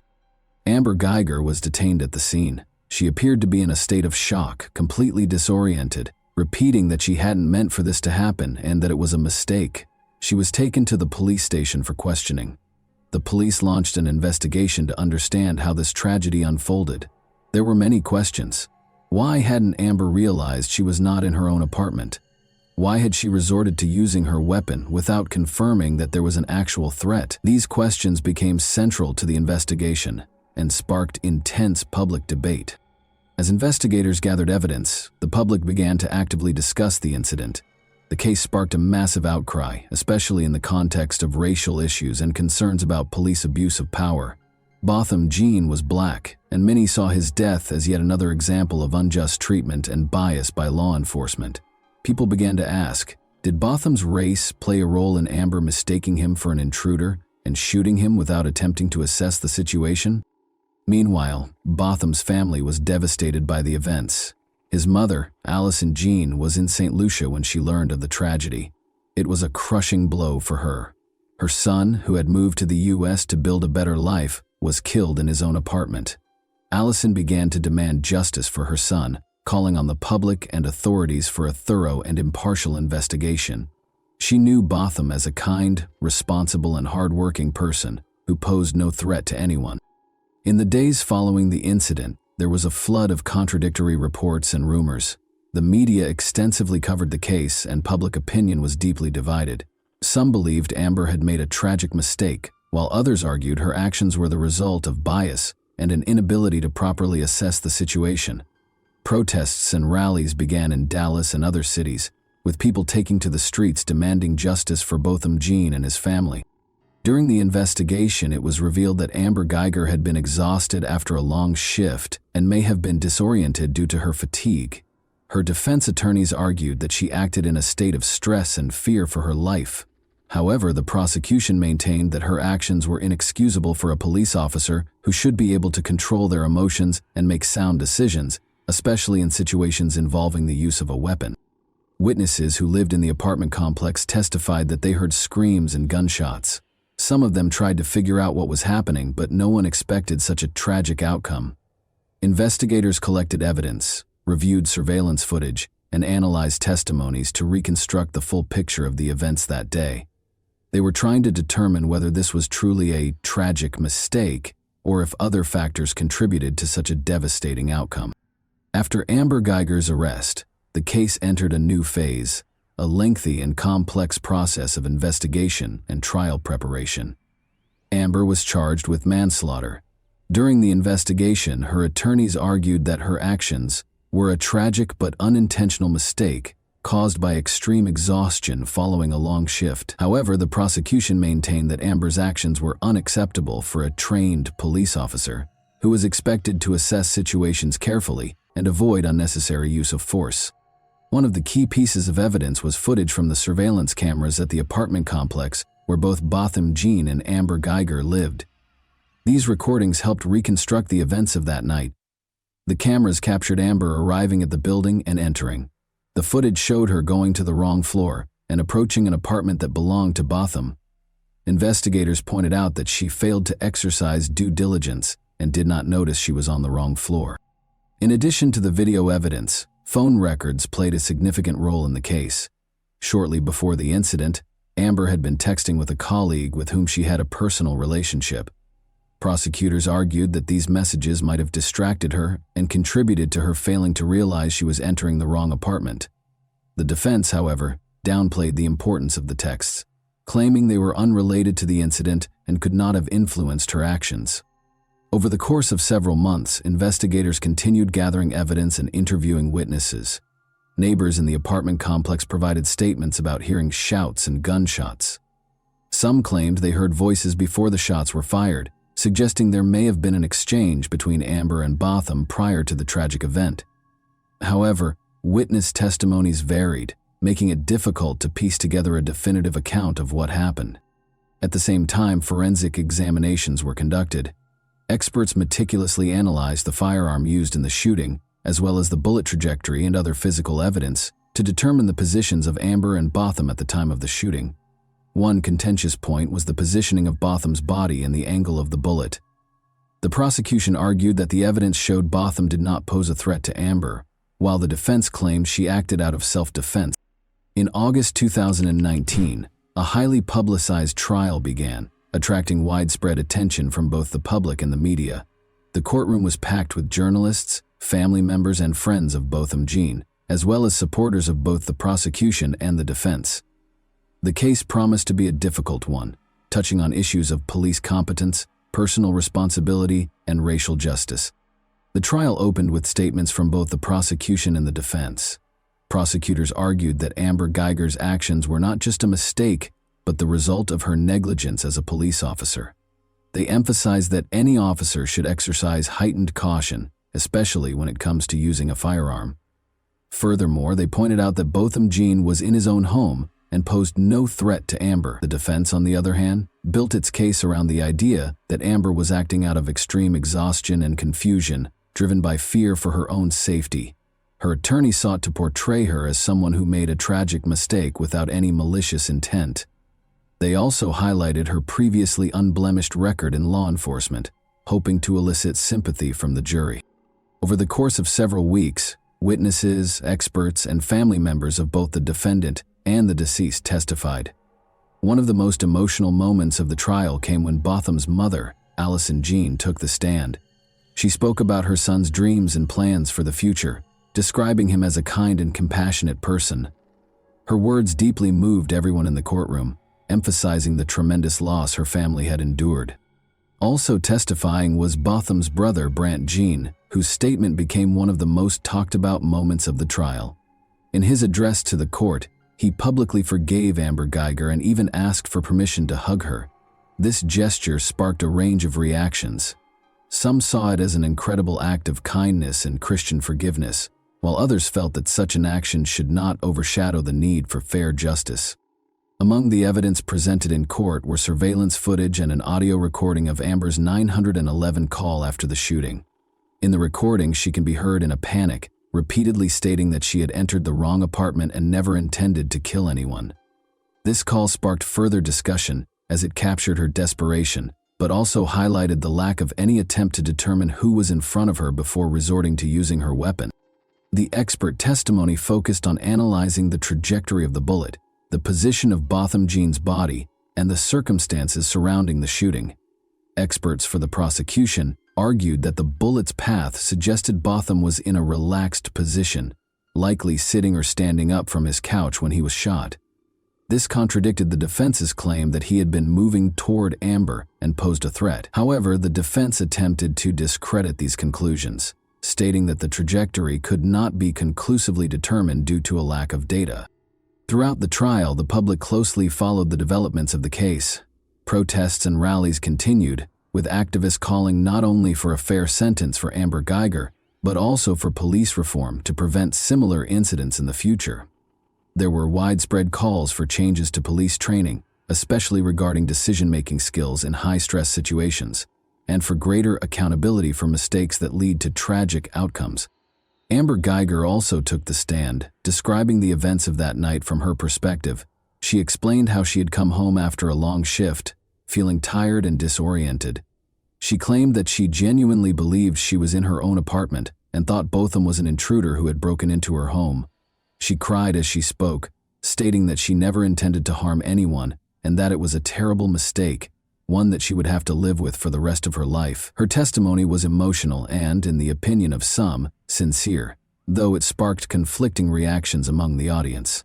The question of what the appropriate sentence should be became central in the final stage of the trial.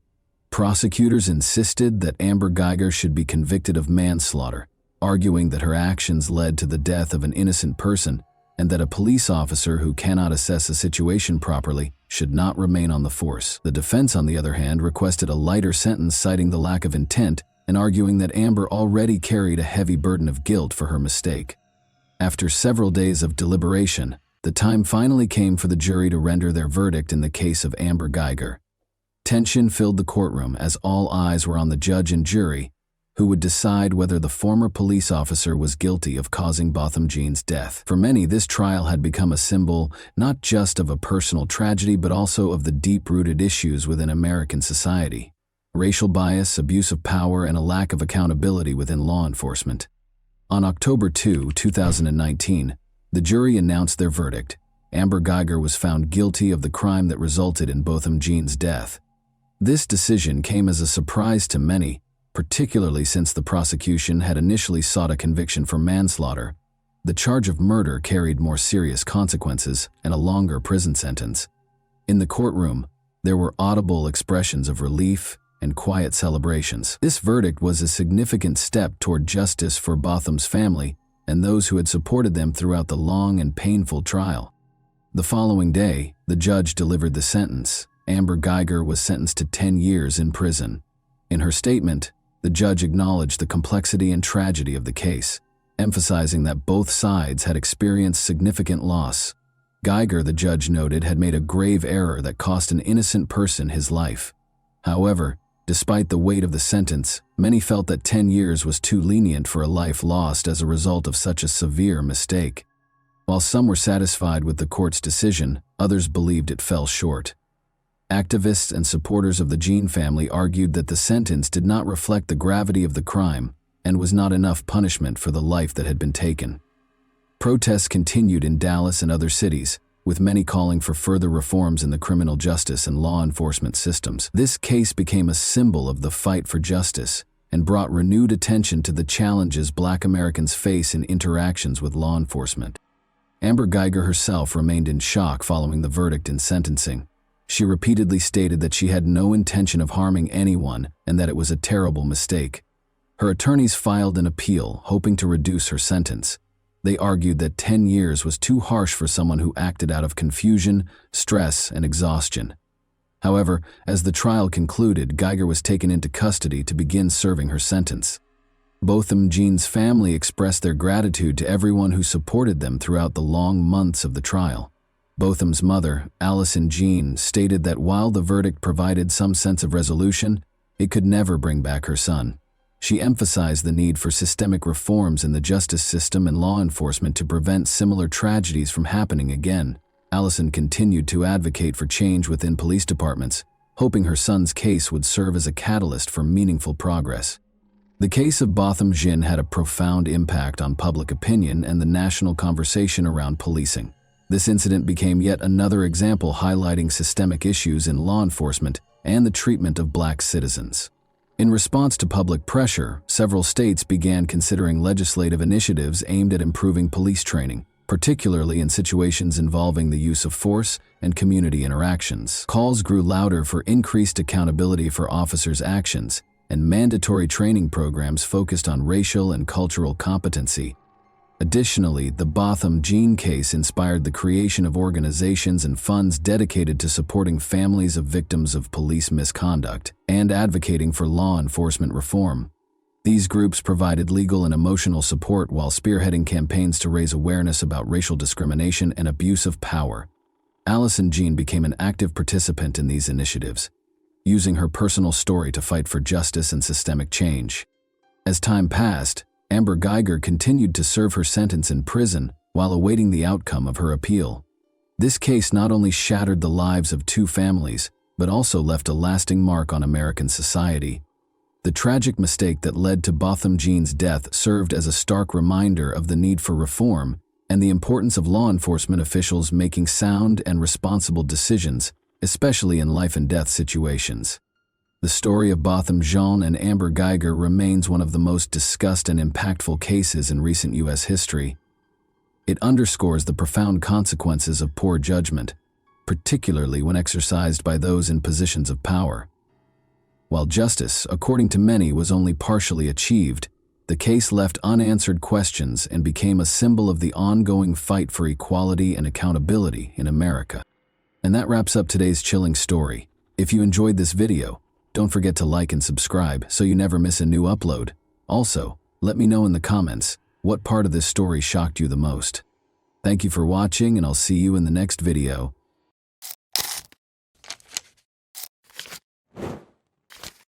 Hey guys, welcome to my channel, and today we're going to take a look at another horrible case with you. Today, we'll examine what happened in Norris City, Illinois. Jacob Wheeler, 22, and his girlfriend Jessica Evans, 17, went fishing in the small Wabash River. Their families have been unable to get in touch with them, and they have not gone back home. All residents of Norris City followed the investigation after police were alerted to the couple's disappearance that same day, but sadly, there was no happy ending to the tale. All the locals were shocked by what transpired.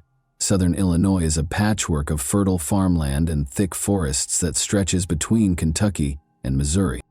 With a population of just over 1,000, the area is dotted with small villages like White County and Norris City, which make it an excellent place to raise children due to its small size.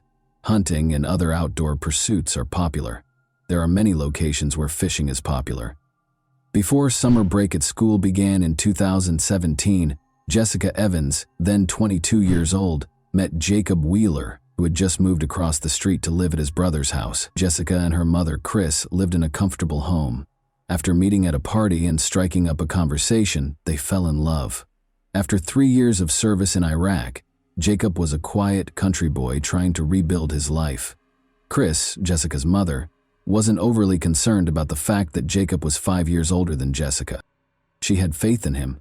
Jessica requested permission from her mother on August 26, 2012, to take Jacob fishing at night in a popular location on the small Wabash River. At first, Chris was opposed to the idea, but after Jessica persuaded her, he agreed. She warned her daughter not to spend too much time out. On a nearby street lived Megan, Jessica's older sister, and her son Miles. Jessica had to watch her son at 5 a.m. the following day, while Megan had to leave for work. Chris, Jessica's mother, reminded her that she needed to return home by 5 a.m. before Jessica left to go fishing. Although Jessica had no way of knowing that this fishing trip would be her final one, she responded that she remembered that and would be at her sister's house by then. Jessica was heading to bed when Chris called her just before midnight to check on her. At 5 o'clock the following morning, Chris discovers that her youngest daughter has not returned home, despite Jessica's assurances that she was all right and that she and Jacob were nearly finished fishing and would be home shortly. Jessica was not known for being late, especially when she knew she had to watch her nephew. Jessica didn't answer when Chris picked up her cell phone and began calling her daughter. Chris's text messages also went unanswered. Chris knew right away that something wasn't right. She was certain that she would have alerted Jessica if her plans had changed. When Chris arrived at Jacob's house, his brother Jeremy informed him that Jacob had also not returned home. By 9 in the morning, Jessica's family was starting to worry, but Jeremy wasn't concerned because he knew Jacob could take care of himself. Chris feared they were stranded somewhere or that Jacob's pickup had broken down. Chris finally called the White County Sheriff's Office after the couple had not been seen for 12 hours. Sheriff Doug Mayer wasn't overly worried when he got the call about the missing couple on Sunday night while he was lounging around his house. Maybe Jacob and Jessica had escaped, he thought. He needed to know where they had disappeared to, but he assumed they were safe. In order for the phone company to track down Jessica's cell phone, the sheriff chose to execute a warrant to search it, which could take hours. Meanwhile, as instructed by the family, the sheriff's deputies went to the fishing spot where Jessica and Jacob were expected to be. There were only gravel roads leading to the remote location. A 50-foot overgrown trail led the deputies to a popular fishing location. There were clear indications that someone had visited. Although there were a few packages, there were no indications of any criminal activity or problems. Although the campfire had been extinguished, the area was extremely clean. Jacob had left his pickup truck behind. The sheriff had trusted his instincts about the young couple thus far. He didn't initially think that something negative had occurred. He did believe that they had most likely traveled somewhere voluntarily. Ultimately, Jessica's cell phone carrier provided the records to the sheriff's deputies. Attempting to track the phone and determine which tower it was closest to was a great way to locate them. They discovered that a tower in the campground area was the source of the signal. That was the implication. Jessica was somewhere close to where she and Jacob had gone fishing, and her phone was still on. The sheriff was not prepared for it at all. If Jessica and Jacob are still alive, why aren't they returning their calls if the couple had just fled? The news that Jessica and Jacob were missing spread swiftly throughout Norris City, raising concerns among the locals as investigators started to worry that the two were stranded somewhere, gravely hurt, or worse. When the sheriff's office discovered that Jessica's cell phone was still in the area where the couple had gone night fishing, they became concerned that something horrible had happened. At dawn the following day, officers from the White County Sheriff's Office returned to the fishing site with a platoon of volunteers and neighboring law enforcement agencies. The search party set out to look for any sign of Jacob and Jessica, and their families also joined in the search, but after 3 hours of searching, they found nothing. Jessica, Jacob, and the pickup truck were nowhere to be seen. The pickup had to be there, though, even if something were to happen to Jacob and Jessica. However, what if they abandoned the phones and fled? They would eventually leave an electronic trail if they did flee together. While the bank statements showed nothing noteworthy, the police checked their bank cards to see if there had been any payments. However, one clue was found in Jessica's phone records. Investigators were able to identify the number's owner after Jessica reportedly had another phone conversation shortly after the midnight call from her mother, which occurred at around 12:30 a.m. on Sunday night. Jessica was conversing with Ron Woodison, a young man. The police knew that name because Ron had previously run afoul of the law. This in and of itself raised suspicions that he might have been involved, so they decided to speak with Ron and find out the specifics of that conversation. When he met with the sheriff's deputies, they asked him to describe the last time he had spoken to Jessica.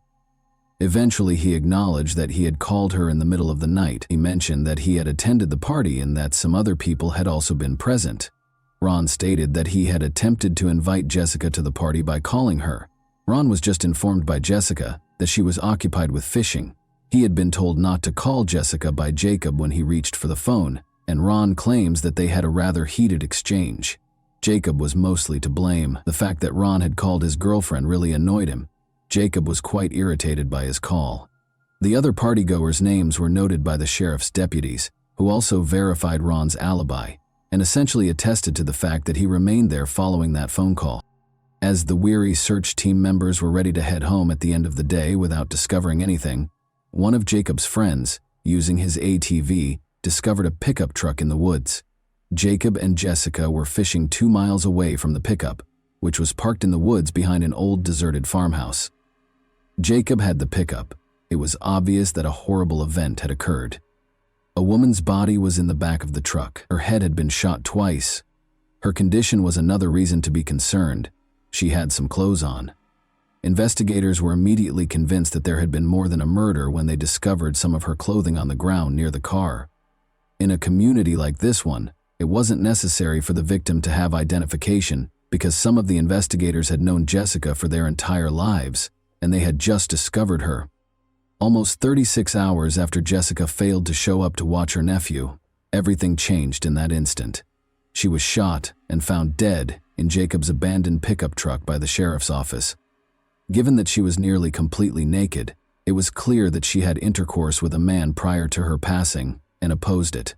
Authorities hoped the coroner would be able to apprehend the offenders if that was the case. While police searched the area surrounding the pickup truck for evidence, they were fortunate to find DNA.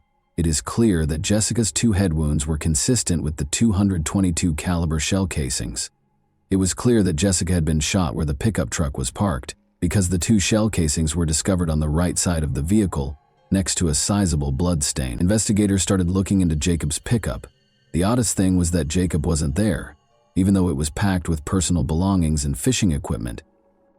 When the police searched, they found a clue. They discovered blood inside the pickup truck's driver's side cab. Samples of blood were sent for DNA analysis.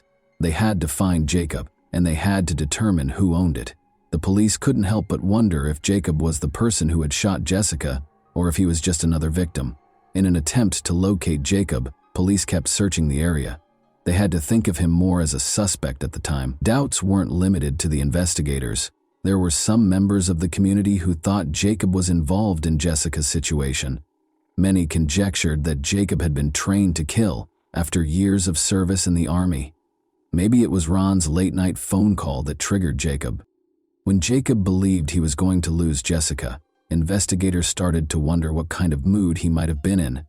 The police secured a search warrant for Jacob's brother's home the day after Jessica's body was found. They made a significant discovery, but they were unable to locate Jacob, who they assumed was hiding in the house. One of the firearms was absent from his collection, which investigators discovered. The brother of Jeremy Jacob clarified that there was no reason to be alarmed. All his brother was doing was getting ready for a fishing trip. It was nothing out of the ordinary. When investigators learned that the missing firearm was a .22 caliber, which matched the shell casings discovered at the crime scene, they became concerned. Jacob's family, however, thought he had nothing to do with the crime. They had no doubt that if Jessica had been in danger, Jacob would have given his life to save her. The hunt for Jacob Wheeler became a massive operation as the week went on. Search teams were assembled by police officers from multiple counties, and every effort was made to locate him. The search was conducted using canine services, and an aircraft was launched for surveillance. A $2,000 reward was offered by the White County Crime Suppression Unit for information that would result in Jacob's apprehension and arrest. There was some interest in the cash reward, and tips started coming in to the sheriff's office. Out of all the tips, one particularly noteworthy one claimed that Jacob had been spotted at a gas station. According to a worker at the gas station 12 miles from the scene of Jessica's death, he thought Jacob had purchased a pack of cigarettes. He was wearing a camouflage hooded sweatshirt on Sunday night, approximately 1 day after he and Jessica vanished. The gas station employee recalled that when the man took money out of his wallet, he also found an ID card inside, which he thought was in Jacob Wheeler's name. Because of this, Jacob was clearly the most likely suspect in Jessica's incident, and the likelihood that he was evading capture increased over time. The gas station where Jacob was allegedly spotted was visited by investigators. They noticed a suspicious man in the surveillance footage. He avoided looking at the camera and wore a hooded sweatshirt that covered his face. Although it was suspicious and the night was too hot for a warm jacket, it was difficult to confirm that it was Jacob. The man hurried off to buy cigarettes. The man's face was not visible in the gas station's surveillance footage, but a second camera outside captured him boarding a female driver's vehicle. One of the sheriff's deputies recognized the woman, and they drove right to her home. While speaking with investigators, they noticed that the vehicle seen on the gas station's CCTV footage was parked close to the residence. Although the woman acknowledged that she had driven the man to the gas station, she denied that it was Jacob Wheeler. It was her boyfriend, she claimed. They were extremely disappointed when they first saw her boyfriend. It was someone who resembled Jacob Wheeler, but it wasn't him. In the video, the unidentified man is a dead end. Jacob was still the center of the police's attention. The detectives suspected that his brother Jeremy was hiding him and were certain he was still alive. His brother and father were certain that Jacob couldn't have killed Jessica, so they searched his house at night in an attempt to catch him off guard. But even after a second search, they couldn't find any evidence that he was home. Wheeler wanted his son's name cleared. It was difficult because he was certain that he was searching for Jacob's body rather than his own. Harold, Jacob's father, called Sheriff Meyer 6 days after the disappearance to inform him that he had found something that everyone else had missed. Just a quarter-mile from Jacob and Jessica's campsite, he claimed to have spotted what appeared to be auto parts in a wooded area. When investigators looked into this information, they did discover some auto parts. These were components that were fastened to the pickup's fenders. It was definitely not Jacob Wheeler's pickup truck, but there was damage to the trees in the area where they found these parts, indicating that someone had driven the pickup into the woods and between the trees, damaging the vehicle. The investigators had no other leads and were unsure if the find was related to the crime, but it was unquestionably of interest. There was a serial number on one of the parts. The police were able to identify the exact type of pickup truck by looking it up online. Once more, locating this truck in a small city cannot be difficult. A man who drives a car like this was known to one of the sheriff's deputies. It was White County native Danny Costin, a 36-year-old electrician. Could he have been a part of such a violent crime, though? Danny was never one to cause trouble. His criminal history was clean. He lived in White County and was easily located. Investigators made the decision to speak with Danny at his place of employment. In the parking lot was his pickup truck. The parts discovered in the woods matched the truck's extensive damage. Sheriff Meyer questioned Danny while the investigator examined the pickup truck. He inquired about his pickup truck's damage. Danny clarified that he had attempted to fish on the small Wabash River but struggled to get the boat started due to his extreme drunkenness. He remembered the date, but not much else about the evening. It was around 1 in the morning on the night that Jacob and Jessica went fishing, and he reported that during his entire stay in that section of the river, he never saw anyone else. In the meantime, researchers made a significant finding. In the rear of Danny's pickup truck, they discovered a significant amount of blood. When they told him about it, he appeared taken aback. The sheriff advised Danny that this would be a good time to tell him anything he wanted to. Analysis revealed that the blood in the back of Danny's pickup truck was human blood, despite Danny's claim that he witnessed Jacob shoot Jessica twice while he was in the woods that evening. Danny was taken to the police station and subjected to additional interrogation by investigators. He claimed to be intoxicated. He saw Jacob and Jessica when he descended to the small Wabash River. He was alone with Jessica because Jacob had gone into the woods. According to Danny, Jessica allegedly began approaching him on her own. He claimed that he and Jessica drove off in his truck and parked behind an old deserted farmhouse 2 miles away. They allegedly made intimate consenting contact. Then, as Danny said, Jacob discovered them in the dark. After he and Jessica got into a fight, Jacob shot Jessica. Danny claims that he was afraid when he saw Jacob approaching and managed to grab him, which led to a struggle between them. The gun went off somehow, wounding Jacob. According to Danny, The shot was unintentional. Panic set in. He loaded Jacob into his pickup truck. He concealed the body where no one could find it because he was worried that no one would believe him when he claimed it was self-defense. Danny gave a detailed account of where he had left Jacob's body. Danny's story was disbelieved by the police. Jessica didn't seem likely to do that. Although Danny's account of Jessica accompanying him and Jacob unexpectedly appearing didn't make much sense, they now knew that Danny had shot Jacob, proving that Jacob's family was correct all along. Danny Costin was taken to jail after being arrested. The investigators then proceeded to the location where Danny claimed to have left Jacob's body. They had to venture a bit farther into the woods because it was a dirt road. They searched for 6 days before locating Jacob, who had been shot in the head. The evidence they discovered did not support Danny Costin's account of what transpired that evening.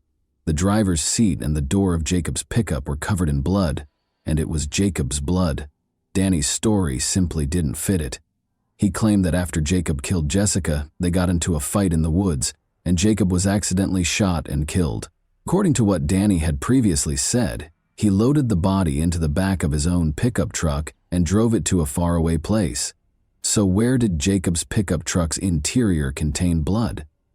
After being reinterrogated, Danny Costin agreed to tell the truth after being made aware of discrepancies in his testimony. He claims that the woods were too dense when he attempted to drive his truck to the water that evening in order to launch the boat. He was also inebriated. He attempted to enlist the aid of Jacob and Jessica. When Jacob realized he was intoxicated, he advised against it. Then Danny requested assistance from the couple to get home. Jacob concurred. Danny climbed into the back of Jacob's pickup truck after he and Jessica got inside. For some reason, he chose to use his .22 caliber pistol. He got out of the truck's back and left. Through the downed window, the driver shot Jacob in the head. Everything took place in front of Jessica. She began to scream out of terror. Then he pulled Jacob out of the truck, Danny said. He swore under interrogation that he had no idea why he killed Jacob or what he was doing. Danny was then informed by Jessica that she would stop at nothing to prevent him from killing her. Danny Costin was questioned by the sheriff about whether Jessica had promised to have sex with him in return for his allowing her to live. Costin answered, "She promised to follow my instructions." He went to a remote location. He basically took Jessica's attempt to protect herself as an invitation to have a personal relationship with him. He did it in Jacob's pickup truck's back. Then he pulled out a gun and shot Jessica, even though she begged for her life. "I don't know why I did it," Costin said. He threw both his and Jacob's guns out the window after loading Jessica's body into the back of Jacob's pickup truck and driving his own vehicle to Wayne County to conceal Jacob's body. Neither gun was ever found by the police. Danny Costin entered a not guilty plea when he appeared in court on September 4, 2012. An appeals court dismissed his attempt to retract his testimony, arguing that he was not informed of his rights prior to being questioned. Police had ample evidence to support Danny Costin's confession, and video recordings of the interrogation verified that Danny was informed of his rights. His DNA was found on Jessica's body, and his truck contained Jacob's blood. In January 2014, a jury convicted Danny Costin's girlfriend, Candace Brown, age 31, of lying to the police during the preliminary investigation. She gave Costin a fictitious alibi. On August 20, 2013, Danny Costin was found guilty, and Brown was sentenced to 60 days in jail, 30 months probation, 100 hours of community service, and a payment of various court costs and fines. He received a 53-year prison sentence. Judge Tom Foster felt that Costin should have received a more severe sentence, but he acknowledged that he was constrained by the state and defense's agreement. According to the court, "You killed these two individuals. There is no pardon or justification for that, not in this world or any other." According to the judge, Costin consented to forgo a jury trial in return for fewer charges and a lighter sentence in the event of a conviction. Harold Wheeler, Jacob's father, stated that he never thought his son, who was named by law enforcement as a person of interest in Jessica Evans' death, was capable of committing such a crime. Foster claimed that the court only accepted the agreement because the victims' families had agreed to it following the hearing. "I was certain that he would never act in this manner. On Sunday, I began searching for him and I never gave up." He claimed that Costin was an acquaintance who lived approximately a quarter-mile away from the Wheeler home and that it was surprising that he was arrested for the killings. "I've had a beer with him while we were sitting at his campsite." Harold Wheeler, clearly in pain, remarked of Costin, "He's been in my house." And that wraps up today's chilling story. If you enjoyed this video, don't forget to like and subscribe so you never miss a new upload. Also, let me know in the comments what part of this story shocked you the most. Thank you for watching, and I'll see you in the next video.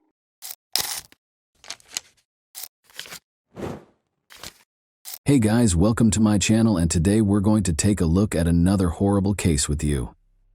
On a calm street in the Grapevine Hollow neighborhood early on January 1, 2012, the joyous mood gave way to fear and terror. Ashley Fallis, a young mother who had been shot in the head, was being transported in an ambulance to the hospital, her life in shambles. When her parents returned from a brief absence, they were shocked to see paramedics and police encircling the house. Only a few hours before, there had been a lot of happiness and celebration in the house. What had transpired on this particular New Year's Eve? Her husband Tom, who was present in the room when the tragedy occurred, was the only person who could know the answer. However, his account of what happened left more questions than it resolved. Although Ashley's family was certain they knew the truth, investigators had to deal with a lot of inconsistencies and odd information. Nobody could have predicted the depth of the mystery that existed behind those houses' doors. Ashley Fallis, then 28 years old, was shot in the head and taken to the hospital early on January 1, 2012. Ashley's family thought they knew what had happened right away. It was clear to them that her husband Tom was the only possible culprit. When the gunshot was fired, he and Ashley were in the room. Tom was Ashley's family's main suspect because of his short fuse and domineer. For the police, though, the story was less straightforward. A detailed investigation was necessary because contradicting evidence was discovered at the scene. Ashley's past turned out to be as complicated as her present, and witness accounts continued to change. It would be years before fresh information surfaced that would provide a new perspective on what happened that night. The festive evening that started on December 31, 2011, was intended to be peaceful and centered around the family. At their Zinfandel Street residence, Tom and Ashley Fallis threw a New Year's celebration. They celebrated, danced, and drank. Ashley and Tom appeared to be a contented couple. To the delight of their guests, they had been dancing together and gazing affectionately at each other just an hour before. However, as midnight drew near, Ashley made the announcement that she was going outside with her family, which infuriated Tom. Ashley's family was the last group of guests left at the house when the argument broke out. Ashley and her family attempted to defend her, but Tom started shouting at them. Tom demanded that the relatives leave after their attempts at mediation failed. Tom withdrew to the bedroom and slammed the door. The couple was left alone when Ashley's parents also made the decision to move out. Tragic events occurred several hours later. Ashley's family's intrusion into their private lives irritated Tom. Ashley and her parents had been drinking all evening, so he thought it was inappropriate for them to go outside. He insisted Ashley's parents get out. Tension between the couple only increased after they left. The argument resurfaced in the bedroom after the guests had left, leaving Tom and Ashley alone. According to Tom, their argument stemmed from old grievances, but Ashley was adamant that she would live her life as she saw fit, regardless of what he thought. Tom claimed that her family had an influence on her. Tom claimed to have heard Ashley handling the gun stored beneath the mattress while he was getting into his pajamas and standing by the closet. Tom started to ask her what she was doing, but the shot went off before he could finish. On January 1, 2012, early in the morning, emergency personnel arrived on the scene. After Ashley's family made accusations, the police enlisted the help of Colorado Bureau of Investigation investigators. Jenna Fox and Joe Ridden, her parents, blamed Tom for the incident right away, pointing to his hostility and rage earlier that night. Ashley appeared to have committed suicide based on the evidence found at the scene, but investigators found information that cast doubt on the situation. Items strewn all over the floor and crooked picture frames on the walls suggested a potential struggle prior to the gunshot. Unsigned divorce documents discovered on a dresser appeared to support rumors of marital discord. An online dating site had brought Ashley and Tom together in the spring of 2007. Ashley was gregarious and energetic, and Tom fell in love with her right away. Their relationship progressed swiftly, and Ashley already had 2 daughters from a prior marriage. The couple married 2 weeks after the birth of their son, who was born a year after they first met. Ashley's daughters were adopted by Tom in 2010, and the family moved in together. But the family was becoming more tense by the end of 2011. Ashley's youngest son had just turned 3, and their 2 older daughters were 6 and 9 years old. The boy needed multiple surgeries after being diagnosed with hydrocephalus. Ashley, who was finding it difficult to manage her duties as a mother and the challenges in her marriage to Tom, was severely impacted by the stress of his illness. The tragic events of that New Year's Eve were predicated on the tense atmosphere created by these difficulties. Ashley Follis was let go from her job at North Colorado Medical Center in 2010. Aggressive behavior was cited as the official reason, which was insubordination. Despite winning a settlement in her wrongful termination lawsuit, the legal victory did little to address her other issues. She had a brief affair with a high school sweetheart the following year, which made her already shaky marriage to Tom even more strained. At the same time, Ashley went to a psychiatrist for assistance. Since she was having up to 4 or 5 panic attacks a week, she was prescribed medication to lower her anxiety and stabilize her mood. Her relationship with Tom was severely strained as a result of these difficulties. Even though Tom knew about her affair, he decided against filing for divorce. Ashley herself created the divorce documents that investigators later discovered in their bedroom in 2009 when the couple was thinking about divorcing because of their divergent work schedules. But in the end, they made the decision to remain together and improve their relationship. According to Tom, their relationship had begun to improve in the months preceding the tragedy. He had found a stable job as a corrections officer with the Weld County Sheriff's Office. Ashley, meanwhile, discovered her own method of handling life's challenges. She started giving talks at conferences, offering support to other parents facing similar challenges, and sharing her experiences of raising a child with hydrocephalus. Ashley tested positive for pregnancy at home a few weeks prior to New Year's Eve. This was unexpected because she had been sterilized to avoid getting pregnant again after the birth of their youngest child. Ashley thought she might be pregnant in spite of the odds. She stopped taking her mood-stabilizing and anxiety medications to protect the unborn child. However, Ashley started her menstrual cycle just hours before guests arrived on December 31, 2011, the day of the party. She and Tom were devastated when a second pregnancy test revealed a negative result. A conversation about the possibility of trying to conceive another child and undoing the sterilization process had started that day. Years before, Ashley's mother had proposed the procedure, but now they had complete control over the choices. Tom and Ashley both stated that they would like to have another child, so the abrupt change in circumstances caused a great deal of emotional strain. All of this served as the background for what happened that night. Even though the day was emotionally taxing, the party at Ashley and Tom Fallis's house was exciting. Ashley tried her hardest to look happy. She danced, drank, and gave her loved ones hugs.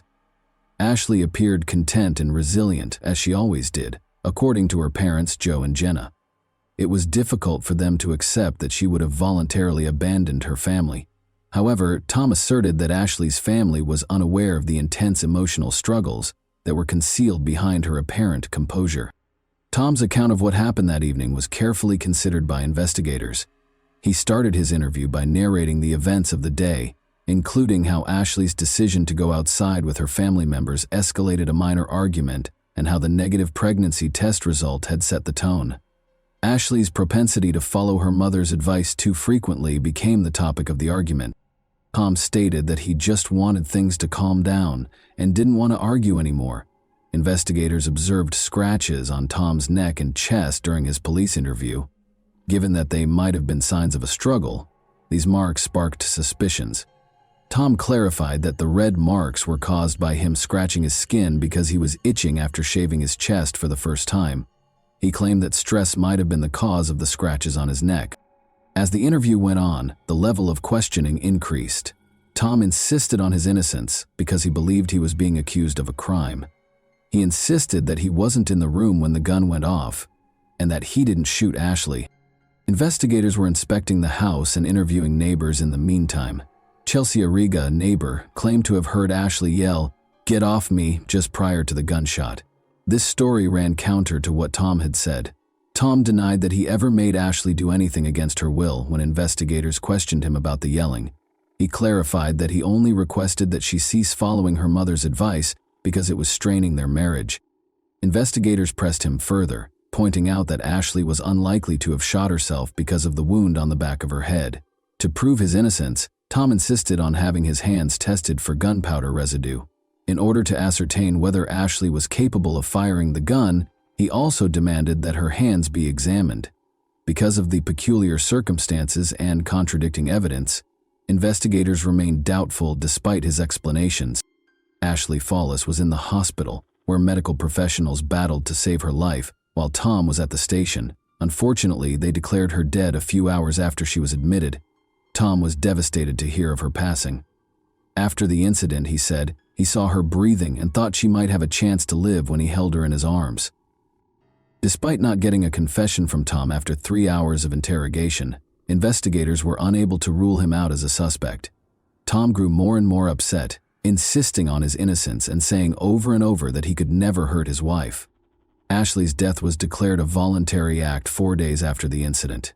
The medical examiner came to the conclusion that she killed herself, even though lab tests were not yet finished. Ashley's family was shocked and incredulous when the case was closed. They felt that the investigation was hurried and that Tom's employment in the county's correctional system had given him preferential treatment, which they felt affected the investigation's conclusion. It was challenging to demonstrate that Tom had any ties to the detectives working on the case, though, because of his employment with a different law enforcement organization that was unrelated to the investigation. Almost immediately, the Colorado Bureau of Investigation was called in to guarantee impartiality. However, errors were made. In contrast to standard procedure, Tom was not kept apart from possible witnesses at the scene. Furthermore, he did not cover his hands to protect any gunpowder residue that might have been important evidence. Tom's interrogation was handled poorly, according to Ashley's family, who felt that 3 hours was not enough time for the main person of interest in a case involving a suspicious death. They felt that until Ashley's parents, Jenna and Joe, pressed for it, investigators did not take Tom seriously as a suspect. Detectives changed their strategy only in response to their adamant demands. Even so, the investigation was only cursory. In the end, Tom was free to go. In order to be nearer to his sister, Tom relocated to Indiana after the tragedy, taking the kids with him. He seemed to be attempting to start over when he enrolled in college to obtain a bachelor's degree. Ashley's parents, Joe and Jenna, on the other hand, were uncompromising. They made a plea for justice to the media. They stressed that Ashley loved life and would never have voluntarily ended it, and they talked about Tom's short fuse in interviews. Nick Glover, a 17-year-old neighbor of the Fawless family, was a crucial new witness who was discovered by reporter Justin Joseph. Nick disclosed that he witnessed emergency vehicles pull up to the Fawless residence on January 1, 2012, while he was at home with friends.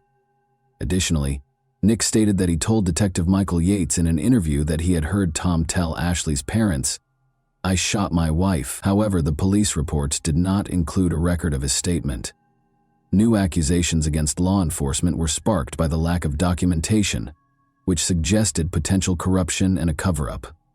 Detective Yates was suspected of purposefully ignoring this crucial testimony in order to keep Tom safe. The Evans Police Department reopened the case in April 2014, over 2 years after Ashley's passing. According to new accusations, Yates had changed a witness's testimony and left out important evidence to bolster the story that Ashley had committed suicide. The investigation was carried out fairly, according to law enforcement officials, who denied any favoritism. Tom Fawless was taken into custody close to his Indiana home on November 18, 2014. He insisted on his innocence even after being accused of second-degree manslaughter. Many questions remained about the case, which had received a lot of public attention because of Justin Joseph's investigation. Ashley's leg bruises, for instance, raised questions about a flashlight that was discovered at the scene and possibly used during a fight. It was eventually discovered, however, that the flashlight was not connected to the crime and had belonged to an officer who had tried to administer first aid.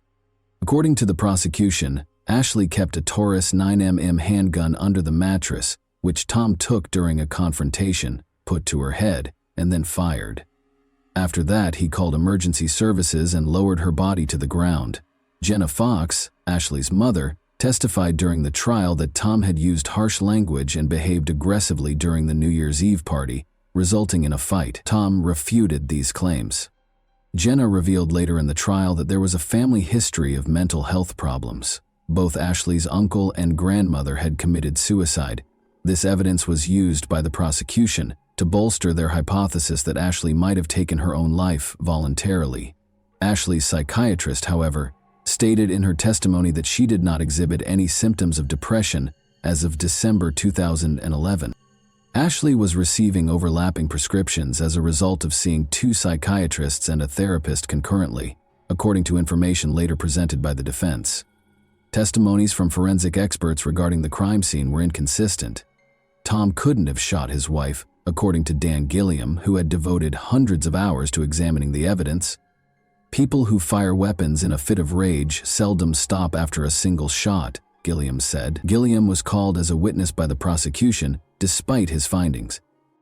Jonathan Priest, another expert, visited the crime scene and went over the case materials. He deduced that Ashley had been in close proximity to Tom at the time of the shot. There would have been more blood all over the room, Priest thought, if Tom had been farther away. The chronology of when Tom arrived at Ashley and started helping, as recorded by the first responders, served as the basis for his analysis. This argument was used by the prosecution to refute the defense's assertions. Ashley's failed attempts to conceive, according to the prosecution, added to her emotional problems. Although she was not pregnant at the time of her death, an autopsy showed that she might have become pregnant following a tubal ligation. Ashley's emotional distress was exacerbated by reports that she thought she was pregnant 3 times in the 9 months before she passed away. The trial psychiatrists emphasized how these conditions could have had a substantial effect on her mental health. A key component of the prosecution's case, particularly after Nick's friend Chelsea Origo provided her own account, was Nick Glover's testimony that he overheard Tom tell his parents, "I shot my wife," the night Ashley Fallis died. Chelsea also reportedly heard Ashley yelling, "Get off me!" according to Nick's mother, Kathy. However, Chelsea said during the trial that she was too drunk to remember the argument distinctly. Nick, however, emphasized that such a confession was unforgettable and insisted that he remembered everything that happened that night. Investigators took notice of his claims, and Detective Michael Yates, who had spoken with Nick the day Ashley died, was subject to internal review for neglecting to record this purported confession. Yates insisted that Nick had never said such a thing to him, but the investigation revealed no wrongdoing on his part. Defense lawyers pointed out various contradictions in Nick Glover's testimony during his cross-examination. They noted that Nick kept up a cordial relationship with Tom following his purported confession, taking part in family events like Christmas celebrations and camping excursions. Nick gave the same response more than 90 times when asked why he behaved in this manner. "I don't remember."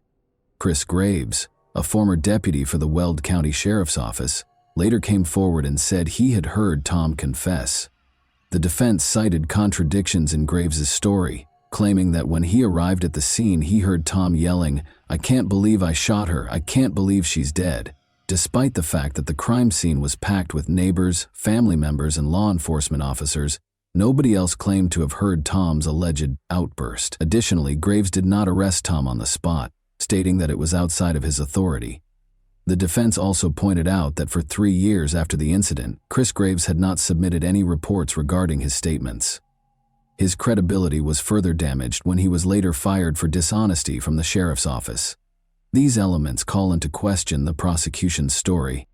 The prosecution's theory was also not supported by a large number of tangible pieces of evidence. Tests for gunshot residue on Ashley's 2 hands revealed residue, but tests on Tom's hands revealed no traces. Neither nail scrapings from Ashley nor scratches on Tom's chest, which could have been signs of a struggle, contained any evidence of Ashley's DNA. The idea that the couple had a physical altercation prior to the shot being fired was seriously called into question by these findings. In his own defense, Tom Fallis declined to testify. Over 40 witnesses were called to testify during the trial, which lasted for several weeks. Ashley's mental health and the major obstacles she had encountered in the months before her death Repeated pregnancy tests, her son's illness, prescription drugs, losing her job, and having an affair were the main topics of the defense's closing arguments. The defense argues that these elements may have played a role in the tragedy. Ashley's purported farewell letters were introduced during the trial, which was a startling development.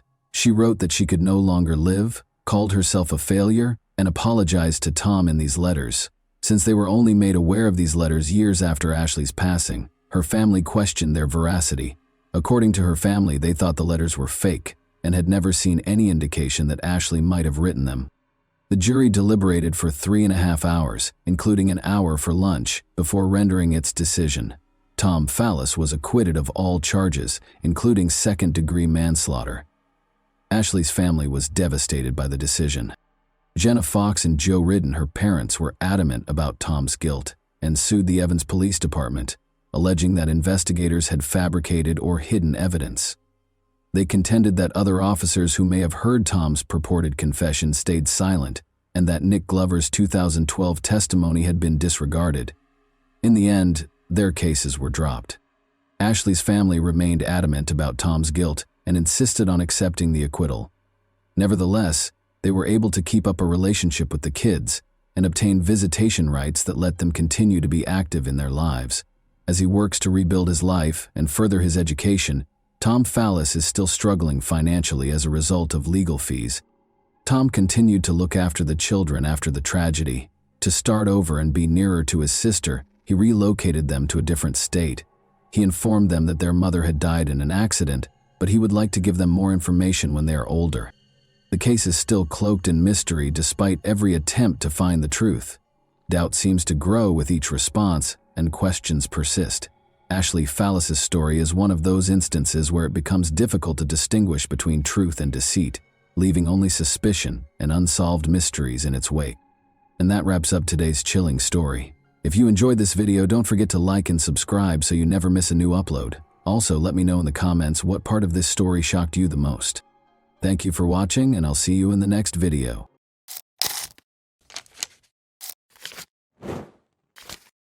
Hey guys, welcome to my channel, and today we're going to take a look at another horrible case with you. One gloomy autumn evening, Ayaz Kara vanished, leaving only a trail of unresolved questions and unsettling suspicions. His wife, Sevda, looked extremely shaken and his family was in shock. However, neighbors soon noticed something strange. A certain Dr. Levant was regularly seen at Sevda's house, and his interest in the Kara family appeared to be much more profound than one might anticipate from a typical doctor. It was the beginning of a somber tale that would soon come to light and was full of treachery, deceit, and ulterior motives. Ayaz Kara and Sevda, a married couple, appeared to be leading a stable life in 2015 in a small town in southwest Turkey. At the age of 37, Ayaz Kara operated a construction company that generated a consistent income. The house was run by 33-year-old Sevda. They had first met in college, where Sevda was pursuing a degree in literature and Ayaz Kara was studying engineering. With the exception of one major challenge, the inability to conceive, their lives were comparatively calm and devoid of major crises. This reality had turned into a very personal heartbreak. They made many attempts and sought advice from a variety of experts, but their dream of parenthood never came true. Their marriage was constantly strained as a result of this failure, leading to arguments and continuous disappointment. Despite the painful realization that their happiness was lacking children, Sevda and Ayaz Kara tried every medical treatment without success. They were both on the verge of emotional exhaustion as a result of the additional strain from their family members. They first learned about Dr. Levant during this trying period. Levant was known for being an accomplished doctor who focused on infertility problems. He was 42 years old and highly respected in the medical community for his knowledge and non-traditional methods of treatment. His approaches attracted patients who had given up on conventional treatments by fusing aspects of alternative therapies with conventional medical procedures. Despite its small size and location on the outskirts of town, his clinic was very popular with the locals. Sevda thought this might be their last chance when she heard about Levant from a friend. At first, Ayaz Kara wasn't convinced, but he decided to give it a try after seeing his wife's anguish. They turned to Dr. Levant for assistance. After carefully listening to their story and performing comprehensive examinations, the doctor presented a treatment plan that included both medication and lifestyle modification. After several months of treatment, Sevda finally found out she was expecting a child. For the couple, this news was nothing short of a miracle, and they were incredibly appreciative of Levant. But the doctor stayed active in Sevda's life, keeping an eye on her health and offering constant support.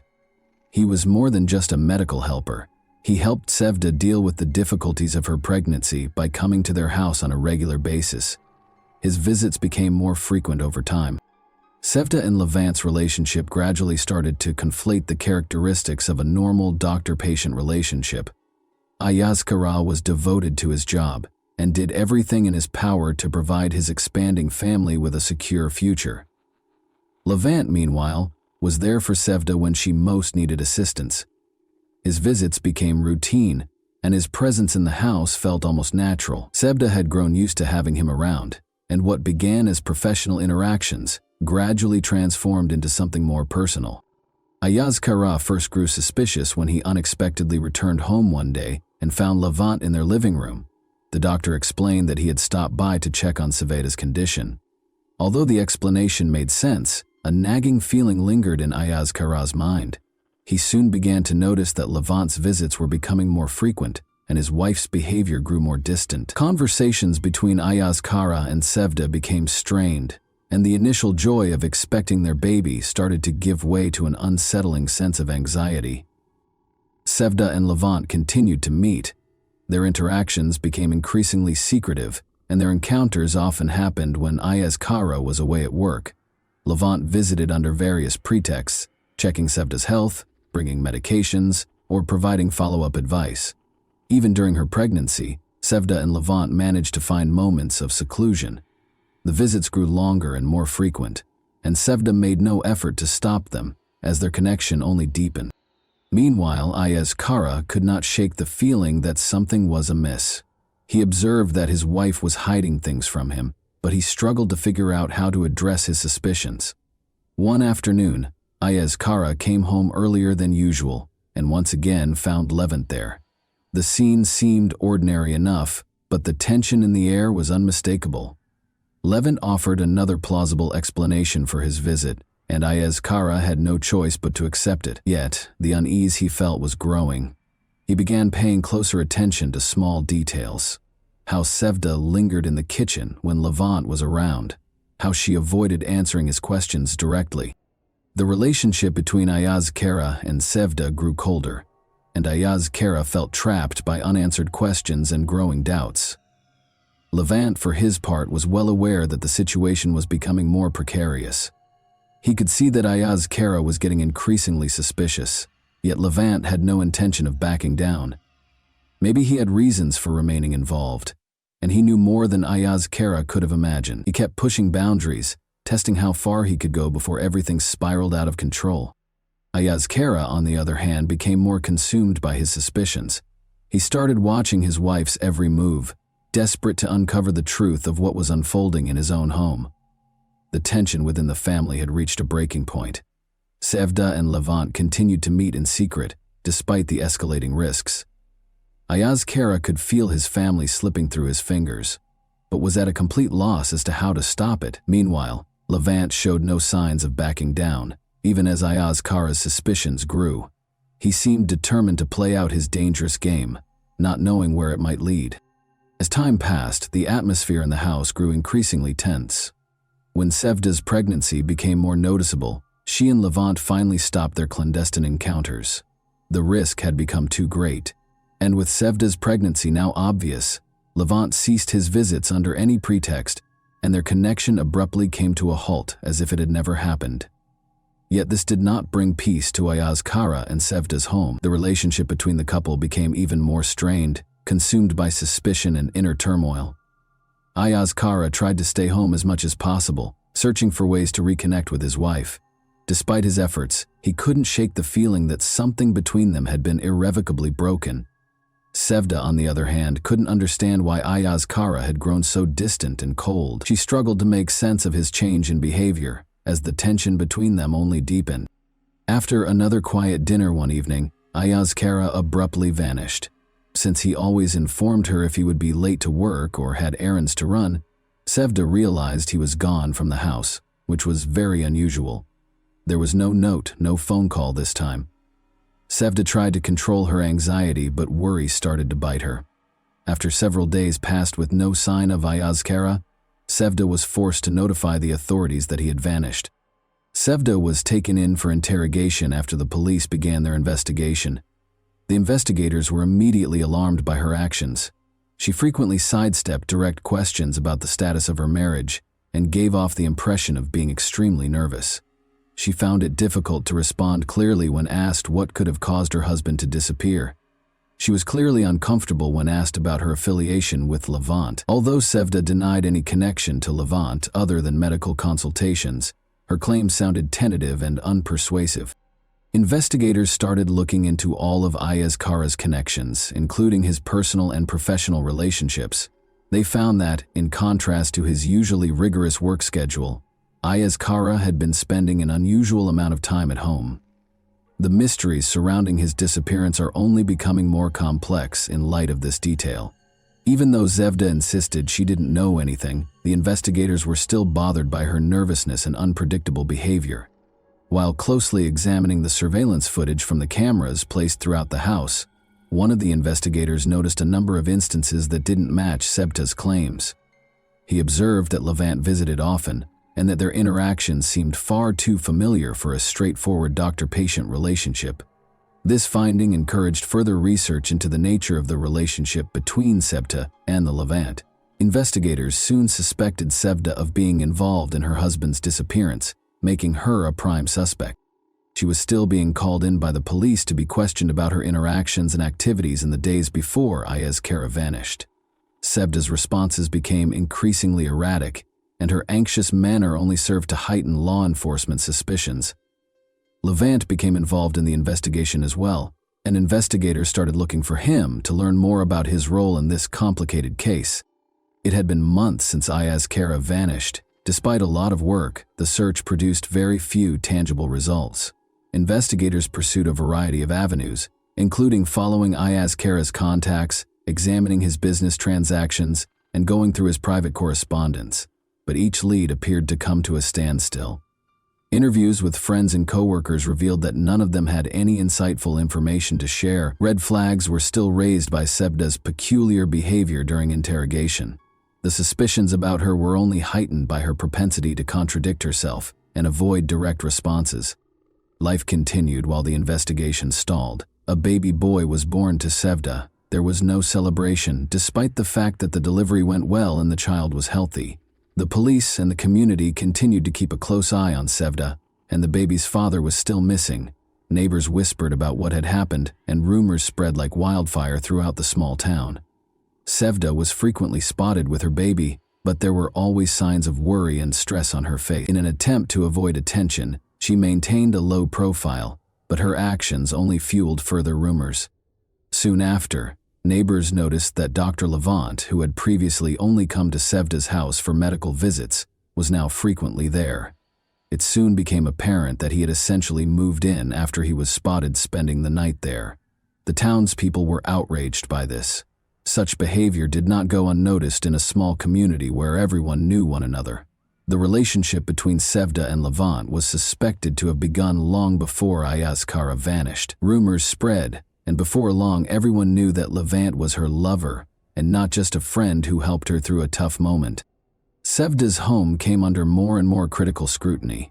Her behavior was the subject of gossip from neighbors, who conjectured that she and her new friend may have been complicit in the disappearance of Ayaz Kara. Some even said they had witnessed Levant visiting Sevda often while she was pregnant, and that his visits had appeared much too frequent for a mere doctor.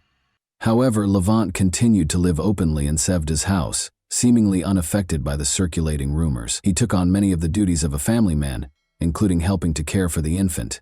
He was regularly observed by neighbors doing household repairs, grocery shopping, and trash collection. He pretended to be the legitimate head of the household, which only served to increase the indignation in the town.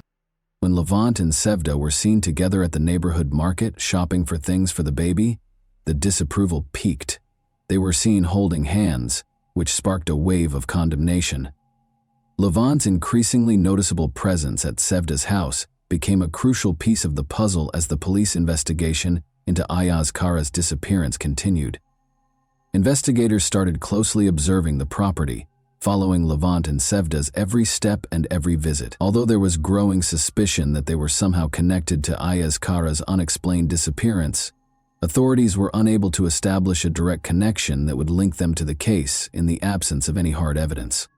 Sevda made an effort to keep things somewhat normal, but it was almost impossible. Her residence was continuously monitored by both the police and nosy neighbors. Every action she took was closely watched, and rumors about her were constantly spreading. She could not avoid the judgment.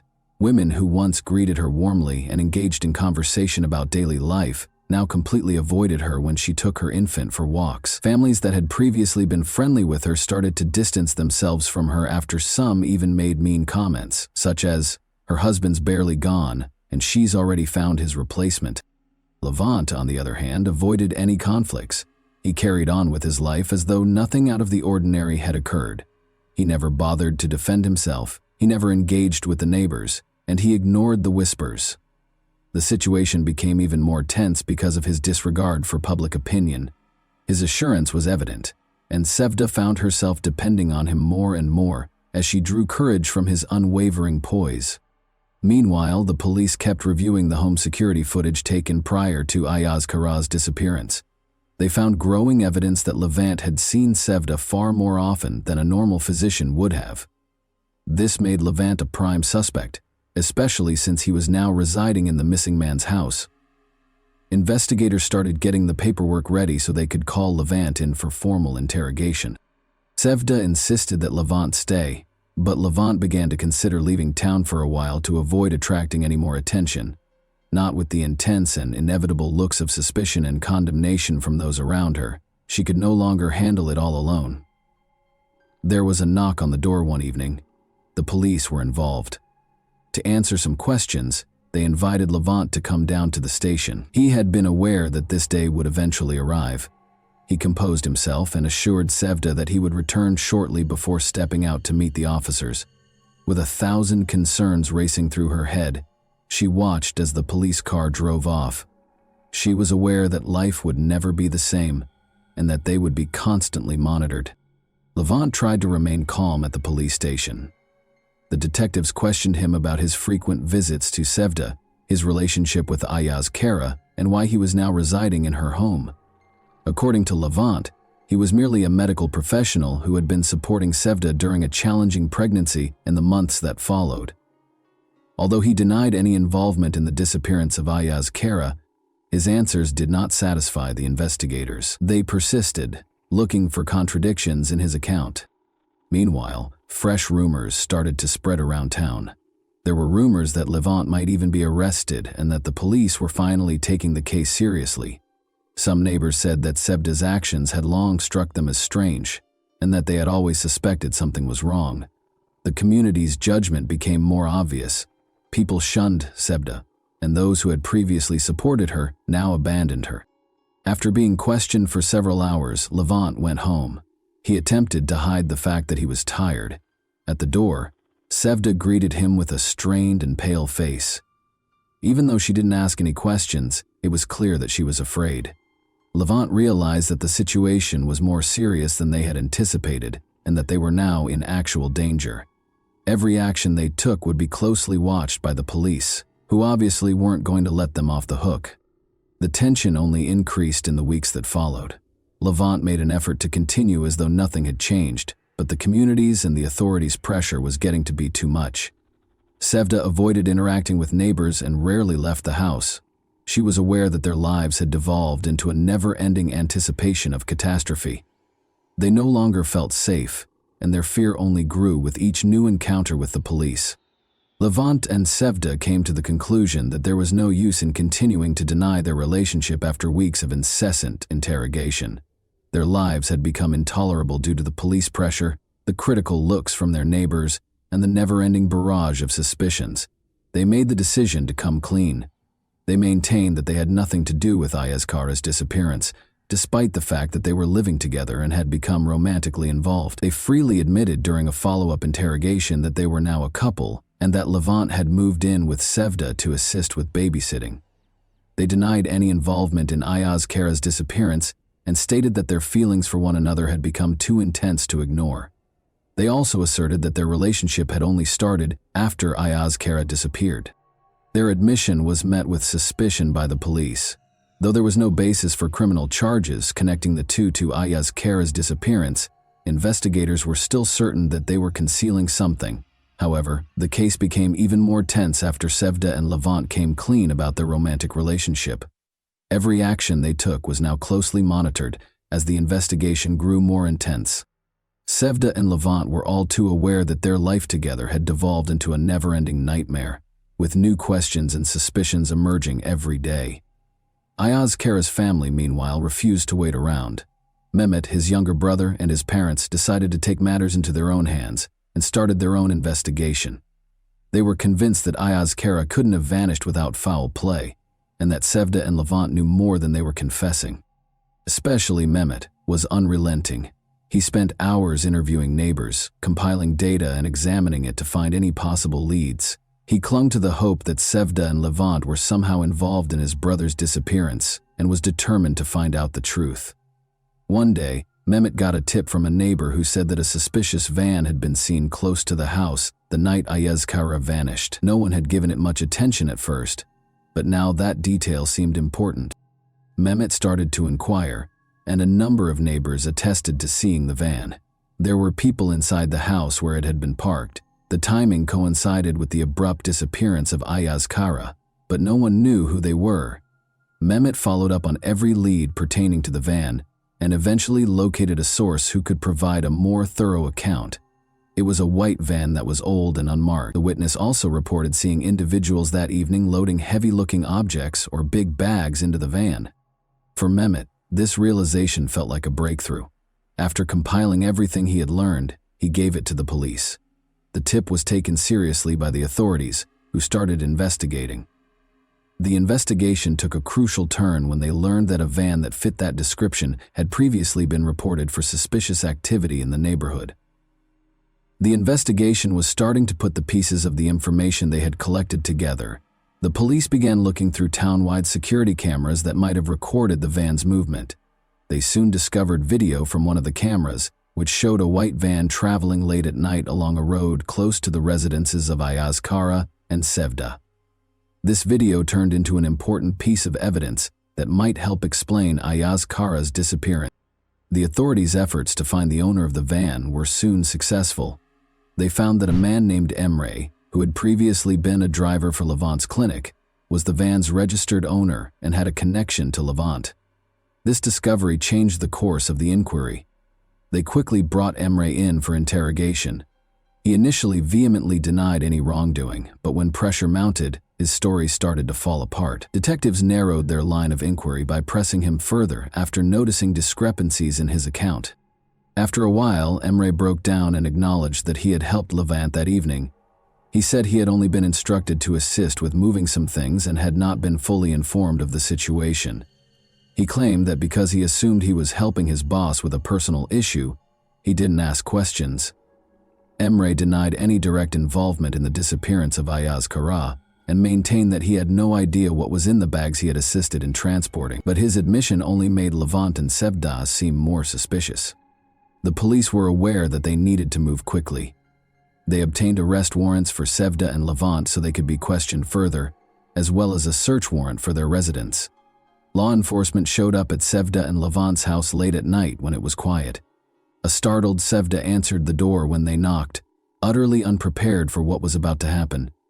She was shown the search warrant by the officers. As the police started their search, Levant was immediately taken into custody, handcuffed before he could speak, and arrested. The noise alerted the neighbors, who gathered outside the house. They whispered and murmured, trying to figure out what was going on.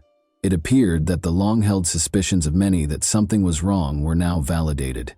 In search of any clues linking Sevda and Levant to the disappearance of Ayaz Kara, the officers searched the house. Hours passed during the search, but no concrete proof was discovered right away. One of the officers kept a close eye on Sevda as she sat in the living room. Her eyes were filled with fear, and she appeared confused. She was aware that things had gotten really bad, and that nothing would ever be the same. After Levent was brought to the station, Sevda realized he would now have to answer a flurry of questions. Levent came to the conclusion that lying was pointless after he was arrested. He eventually admitted to everything that had transpired during the subsequent interrogation while seated in the police station. The investigation took an unexpected turn with his admission.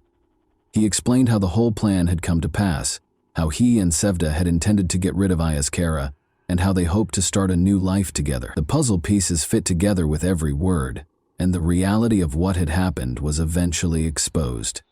Levent acknowledged that learning that Ayaz couldn't conceive was the catalyst for everything. When doctors confirmed this, Sevda was devastated, but Levent saw an opening.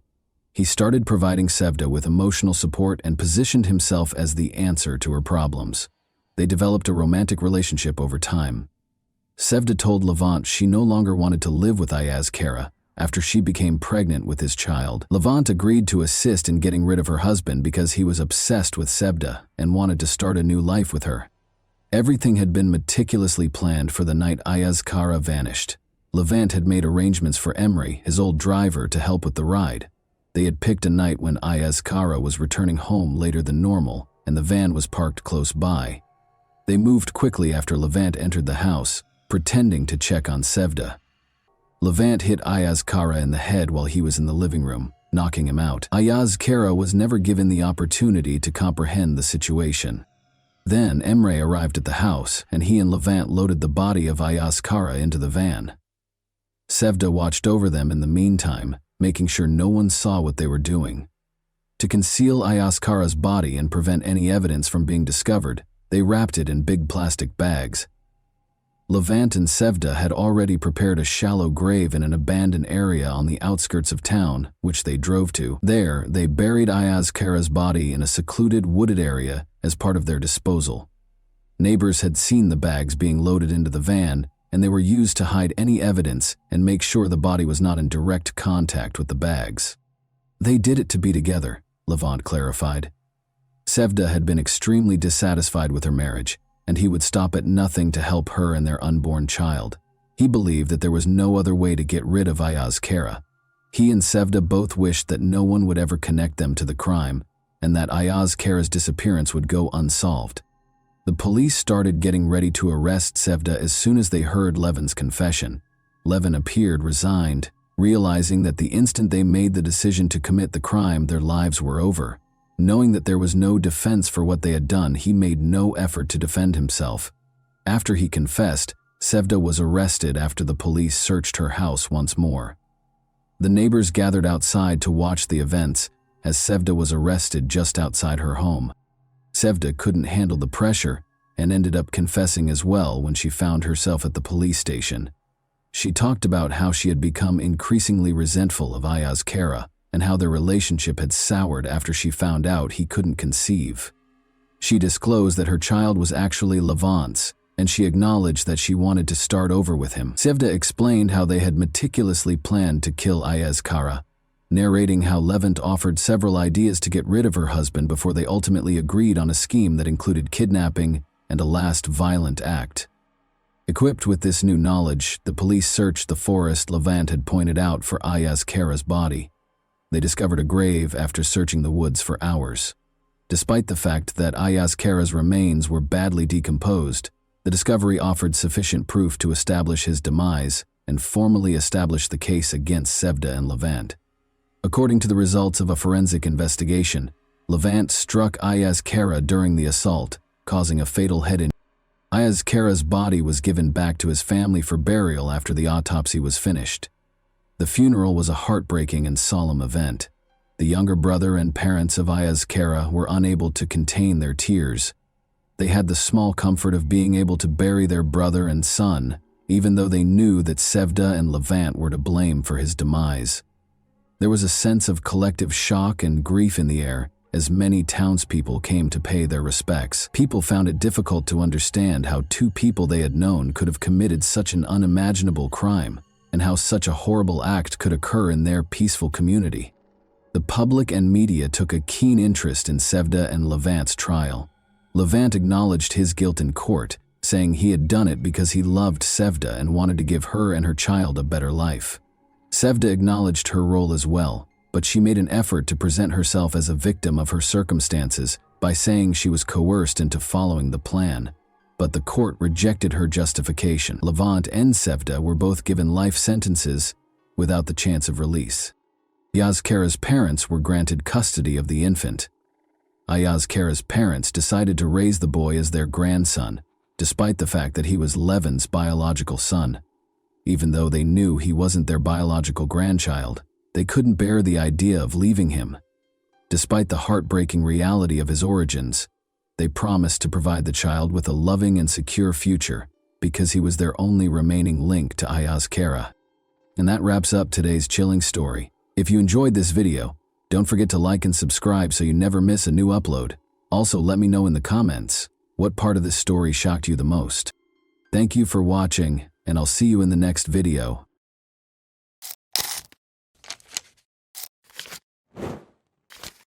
Hey guys, welcome to my channel, and today we're going to take a look at another horrible case with you. Despite the busy city streets and crowded malls, Lois Pearson always favored the quiet solitude of her childhood home, a modest wooden house tucked away among verdant hills. Lois rarely left her ancestral home, where her family had resided since her birth in 1949. Leasing her land to a man who used it to graze his cattle allowed her to live on a meager income. Lois became more dependent on her own resources following the death of her mother. She chose to use water from a well instead of running water when her pipes froze a few years ago. She carried a single lamp from room to room on a long cord for her everyday activities. Lois went to church every Sunday, and once a month went to Mineral Wells, the closest town, to do her laundry at a self-service laundromat and buy groceries. She always felt more at ease around animals and in the outdoors, frequently going for days at a time without speaking to anyone. Lois never had a romantic partner. Not even a doctor had ever seen her undressed in front of a man. In 2001, Lois met Jeffrey Maxwell soon after he purchased land west of her property in Weatherford, Texas. Lois was a little over 50 at the time, and Maxwell was just under 50. Sometimes they spoke to each other, and he would wave to her when he went by her house. Maxwell once asked her to join him for lunch. Lois was taken aback by the invitation and politely declined, as she always does. Another time, he arrived at her house, hopped out of his car, and abruptly requested a kiss. In particular, the expectant smirk on his face offended Lois. She insisted that he never return to her home. He moved away in 2005, but to her utter amazement, they reconnected just before he left. They had a quick, unhurried conversation. He came by to say goodbye and to show her photos of a modular house he was constructing in Corsicana. Lois had no idea that she would see Jeffrey Maxwell again after this farewell visit. Lois was getting ready for her usual grocery run in the afternoon of March 1, 2011. A silver Chevy Trailblazer pulled up behind her, 1970 Nova, as she was about to leave. He would have missed her if he had come 5 minutes later. Maxwell grinned and gave Lois a warm greeting. He got out of his car and started talking to her about the church. He moved slowly toward her as she responded, and she began to move away. They soon found themselves in the rear of her house. Lois tried to nudge Maxwell back toward the driveway, feeling a little ashamed of the well water containers nearby. She saw an odd change in his expression all of a sudden. It was so obvious that they both fell silent. Maxwell pulled a strange-looking container out of his coat pocket and held it up to Lois's face. He tried to hit both of her eyes with a stream of pepper spray before she could say anything, but the spray did not work. Lois sprinted in the direction of the barbed wire fence close to her vehicle. When he caught up to her, Lois had just made it to the fence and placed her hands on the top wire. He caught her and pulled her to her feet, but she clung to the wire despite the spikes digging into her fingers and the blood dripping from her hands. He was able to throw her to the ground in front of his SUV, though, because he was too strong. Lois tried to scream as loudly as she could, but nobody was around and her house was remote. Maxwell picked Lois up once more, placed her in what appeared to be handcuffs, and opened his car's rear door. He shoved her into the car and she fought to get out. He took her mother's wooden rolling pin off the kitchen table and hit Lois in the left side of the head. He struck her more forcefully on the right side when she failed to fall. The blow knocked her to the ground this time. Almost immediately, Lois's eyelids began to swell, but she persisted in trying to get away until he reached for a big kitchen knife. Silently, she sat down and felt the lightheadedness and blood. Maxwell inquired about her duct tape storage. She said nothing. He asked again, but received no answer. Then he tied Lois to the door handle of the living room and sliced the cord of her lamp into pieces. He went to his car outside. For a few seconds he was gone, but she was able to free her wrists, which had always been rather thin. She leaped to her feet and sprinted out the door. Even with ankle cuffs on, Lois had already run a few hundred yards down the road when he got back to the house, realized she was gone, and got into his car. Maxwell followed, stopping directly in front of her and obstructing her way. With a gun in his hand, he exited the vehicle. He stated, "Now we're moving on to Plan B," with a chilly look on his face. He pushed her inside his car after opening the rear door and refastened her handcuffs. He then covered her mouth with a tiny piece of duct tape. He smiled and said, "Are you a virgin?" She began to cry at that point. He slammed the door and got behind the wheel after laughing at her tears. He told her he would have to return and set her house on fire as he drove off. Lois heard the vehicle enter the freeway. She considered trying to raise her feet in the hopes that oncoming cars would see her handcuffs and assist her, but she felt completely powerless when she realized the car had tinted windows and that other drivers wouldn't be able to see her. She thought about using a tire iron to strike Maxwell, but she knew it would only make him more angry. She also considered rolling out onto the road and opening the back door, but she was unable to locate the handle. Maxwell listened to her prayer and assured her that she would no longer believe in God once he was done with her. The vehicle went off course. Lois was not familiar with the terrain. The kidnapper took her into a house's garage and shut the door after her.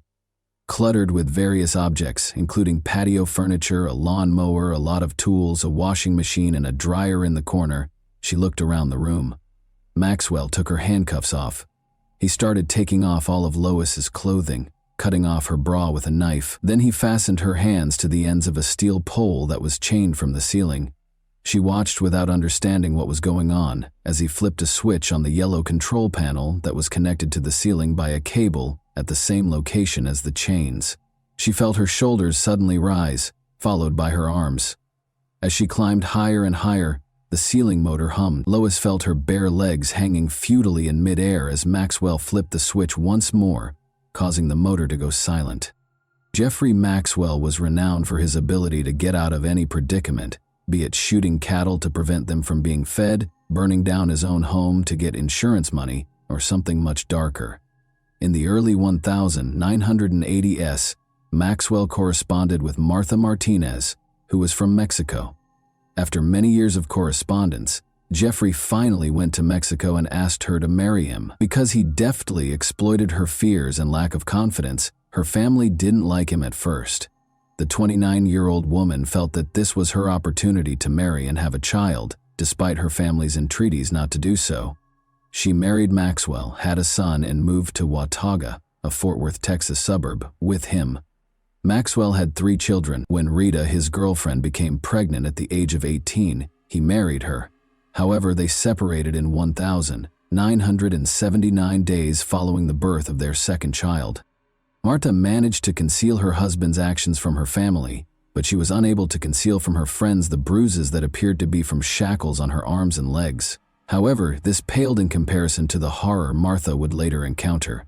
A deputy sheriff from Ardmore, Oklahoma, called the Watauga, Texas police station on Sunday, April 19, 1987. They had discovered a woman on the road early that morning, he reported.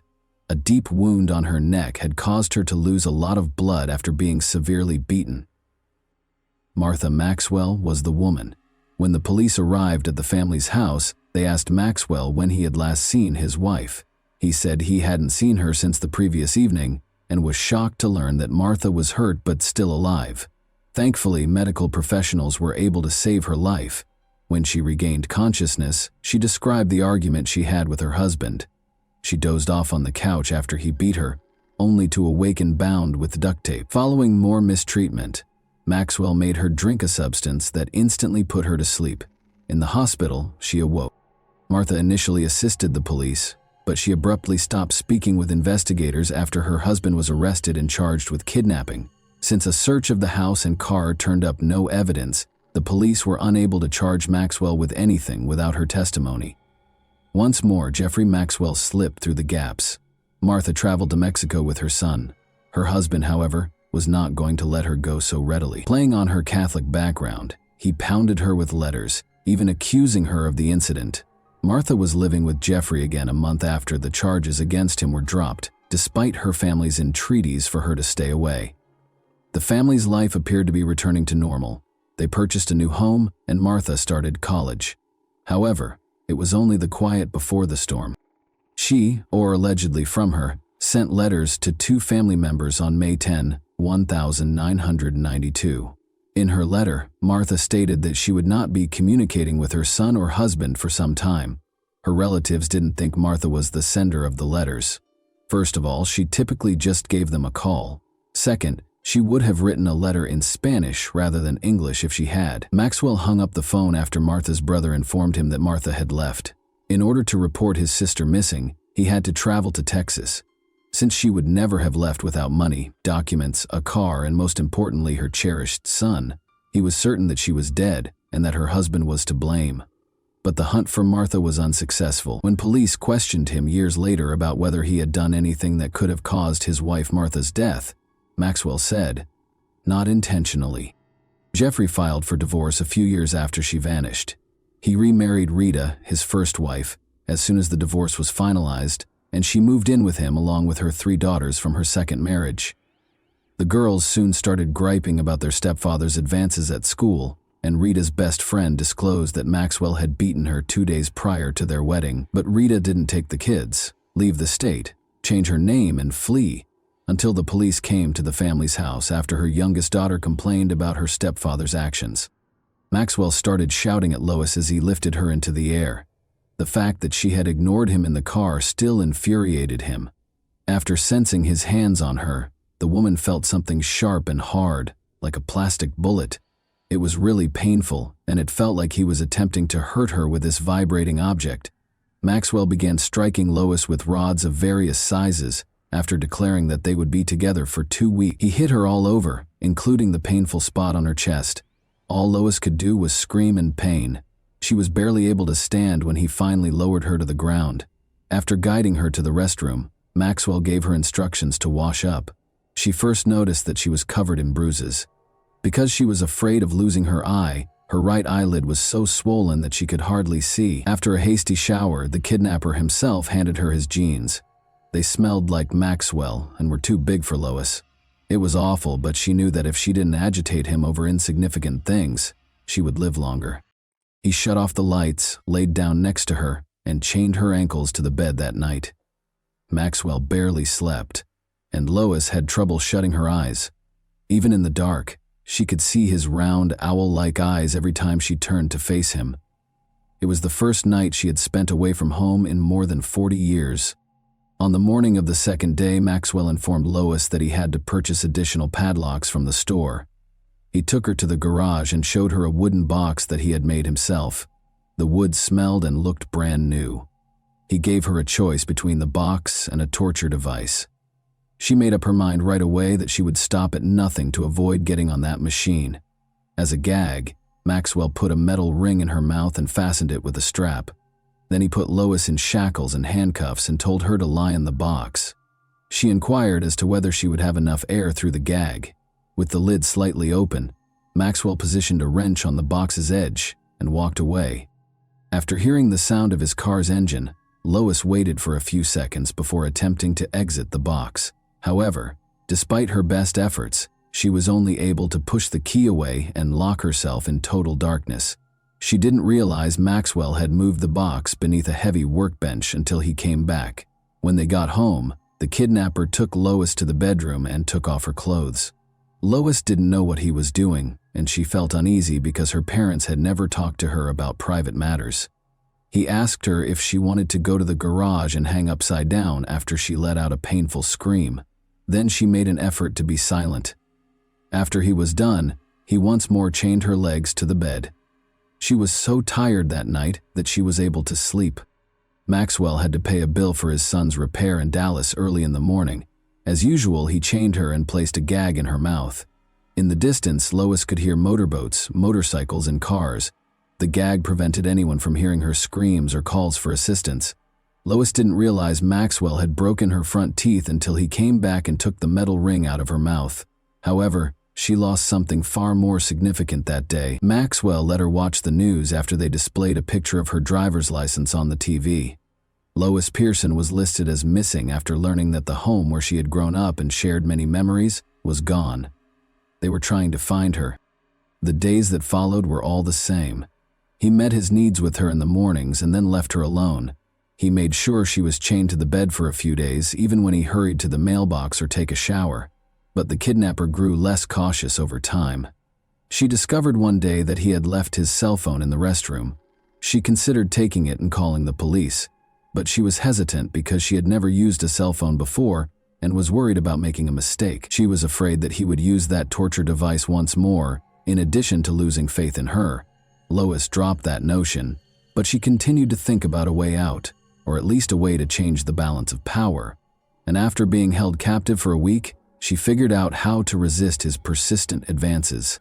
She remembered what her parents had said when he lay next to her on the 7th day and pressed his mouth to hers. They had informed her that her oral cavity allegedly contained an agent that caused bronchitis. She never kissed boys when she was younger for this reason, among others.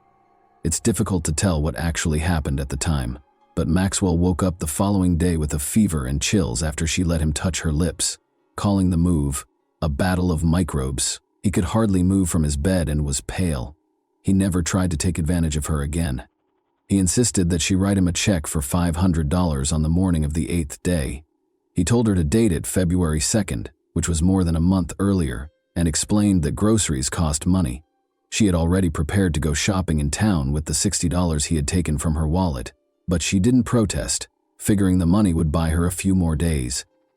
The date was March 12, 2011, and when Sergeant Ricky Montgomery and 4 other police officers pulled up to a small home on the shores of a lake in Corsicana, 80 kilometers south of Dallas, it was getting close to 6 o'clock in the evening.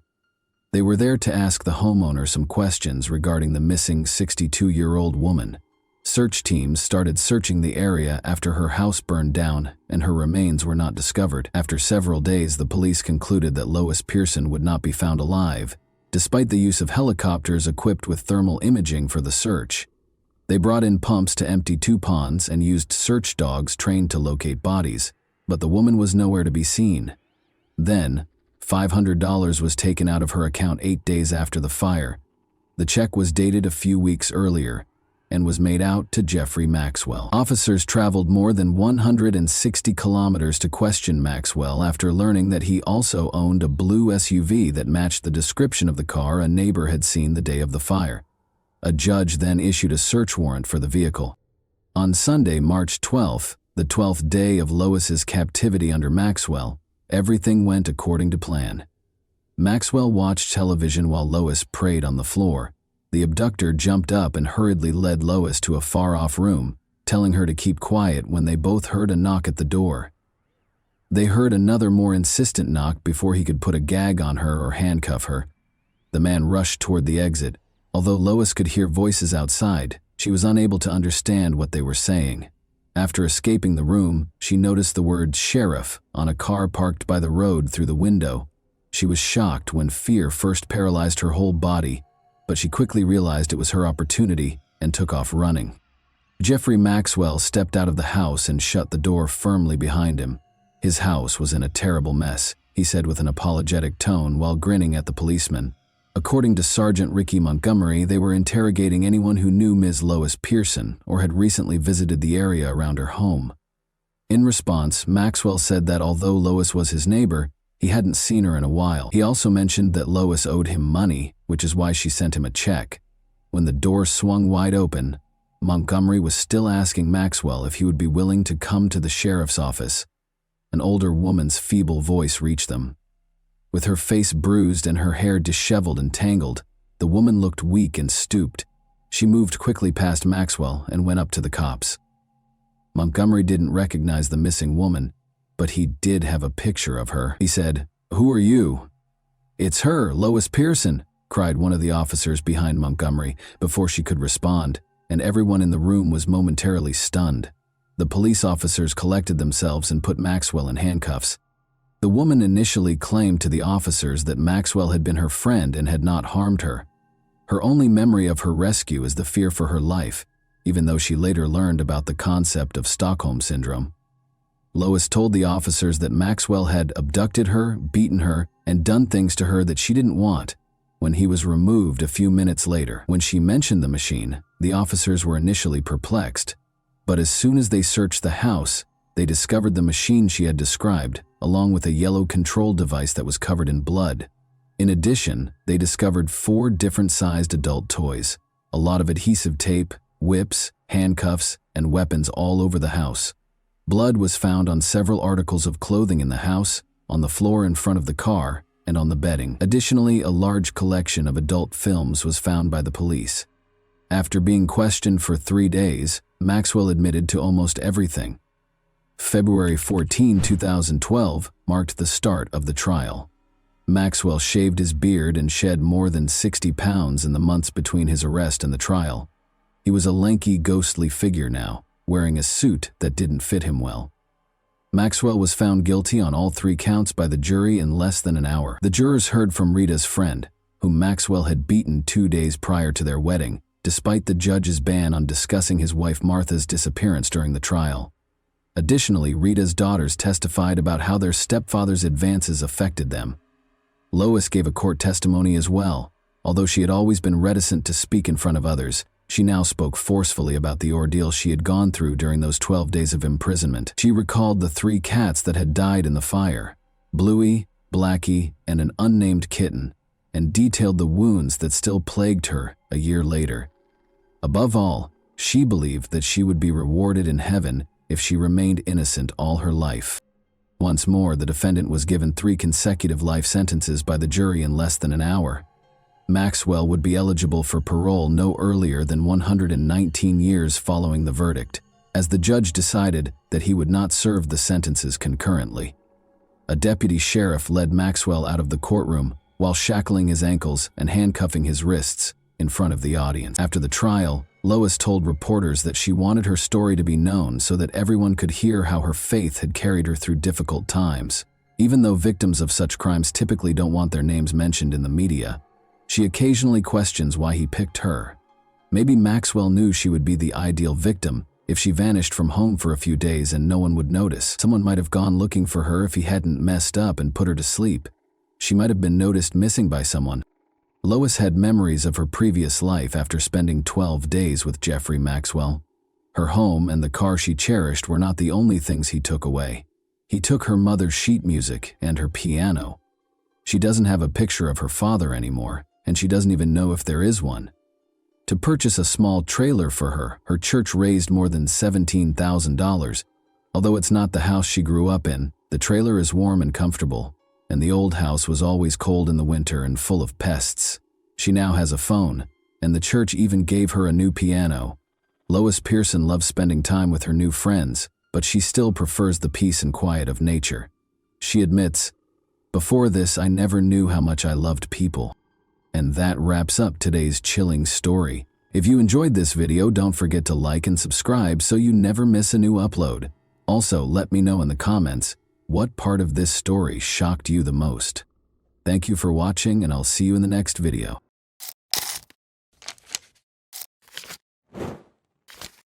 Hey guys, welcome to my channel, and today we're going to take a look at another horrible case with you. Have you ever questioned how well you actually know the neighbors? What's behind their warm grins and informal salutations? Psychologists and investigators concur that people with psychopathic tendencies are more likely to commit violent crimes, but there are no clear rules for spotting potentially dangerous people among your acquaintances. The beginning of this eerie case involves Brian and Beverly Mauck, an apparently ideal couple whose lives appeared to be straight out of a fairy tale. They enjoyed traveling and spending time together, were financially stable, and were incredibly in love. However, when they relocated to a different neighborhood, everything was different. Beverly and Brian were found dead in their house shortly after they had moved in. Investigators were immediately directed to a nearby residence by blood evidence found at the scene. Even the most experienced detectives were taken aback by the motivation behind this heinous act. Brian and Beverly Mauch's love story. At a party hosted by a mutual friend in the spring of 2001, Brian and Beverly first crossed paths. They were both college students at the time, but it was obvious they had discovered something unique as soon as their eyes met. They were inseparable after their initial mutual admiration swiftly developed into a strong bond. The couple visited each other's families in turn that summer, introducing their partners to their parents and being forthright about their sincere intentions. The relationship was immediately approved by both families, who noted how well the two complemented one another. From an early age, Beverly and Brian had been active and daring. They were never satisfied to remain motionless for long and thrived on sports, thrills, and novel experiences. Beverly was a gifted athlete who loved learning new languages, played guitar effortlessly, and was an excellent baseball and track star. She was loved by both her peers and her friends, and her bright smile could light up any space. Sports that were riskier and more unusual had always appealed to Brian. He was passionate about rock climbing, surfing, and diving, and he loved taking risks. A true adventurer at heart, he saw danger not as a threat, but as a challenge he was always ready to face. Every year, he tried to visit a new place and learn a new skill. When Brian and Beverly first saw and spoke to each other, they immediately realized they were on the same wavelength. This became the starting point for their intense and fulfilling relationship. Together, they climbed mountains, skied and snowboarded, went scuba diving, and conquered waves and peaks alike. Despite their whirlwind romance and seemingly perfect relationship, the couple wasn't in a rush to get married. They both wanted to finish their education first. Once they graduated, they focused on saving for a house. Brian began building a career at an industrial company, and Beverly got a job as a hotel administrator, where her language skills were invaluable. On May 15, 2006, the couple officially tied the knot. They held a beautiful ceremony by the ocean, inviting only their closest family and friends. Afterward, they went on a long honeymoon, visiting several countries. When they returned, Brian and Beverly purchased a spacious home in the quiet town of Graham in Clearfield County, Pennsylvania. The house was located in a scenic and sparsely populated area near a forest and a river. It was a perfect place to start their family and enjoy a peaceful life. Brian worked as an engineer at a branch of a large industrial company, while Beverly focused on translation work and decided to pursue a second degree. The couple quickly got to know their neighbors and made friends in their new town. Unfortunately, their happy and carefree life didn't last long. A startling incident in a quiet neighborhood. Around 8 a.m. on Saturday, November 17, 2007, Brian's friend Steven showed up at the couple's home. That morning, the two were going fishing. When Steven knocked on the door, no one answered. Steven knocked more loudly and waited, thinking that Brian had likely overslept, but there was no sound in the house. Steven made the decision to wait in his car for roughly half an hour while making several unsuccessful attempts to call Brian, but his calls were not answered. Frustrated and feeling a bit upset that his friend might have changed plans without telling him, Steven eventually left to fish on his own, since he had all the necessary gear with him. Later that day, still unable to reach Brian or Beverly, Steven decided to return to their house once again. There was no answer at the door. This time, Steven decided to walk around the property and look through the windows. He was starting to feel uneasy. Brian was a responsible and punctual person who wouldn't just disappear without notifying anyone. When Steven reached the garage, he looked through a small window and saw that the couple's car was parked inside. This made him even more anxious, but he tried to push away any bad thoughts. Moving to the living room window, he attempted to see inside, but as it was already getting dark outside and the house lights were off, it was hard to make anything out. What he could see, however, left him deeply alarmed. The TV was lying face down on the floor, and just beyond it, something large and unmoving was on the ground. Steven rushed back to his car to grab his fishing flashlight, switched it on, and directed the beam into the living room. What he saw froze him in terror. On the floor lay two bodies, partially covered with a blanket that was soaked through with blood. One bare foot stuck out from one side, and a hand was visible on the other, Horrified, Stephen immediately called emergency services to report what he had seen. He waited for law enforcement to arrive, staying by the house of his friends. When officers arrived, Stephen was the first to be interviewed. He recounted everything he knew about the day and expressed deep regret that he hadn't checked the windows earlier that morning when neither Brian nor Beverly answered his knocks or calls. Examining the crime scene, the front door wasn't locked, nor was it forced open, which immediately raised suspicions. Inside, in the living room, the lifeless bodies of the homeowners were discovered. Both had been dead for at least 12 hours. Based on initial observations, the cause of death was determined to be gunshot wounds inflicted by a large caliber weapon. Each victim had been shot 3 times, leaving no chance of survival. The precision of the attack indicated that the assailant was determined and deliberate. But why?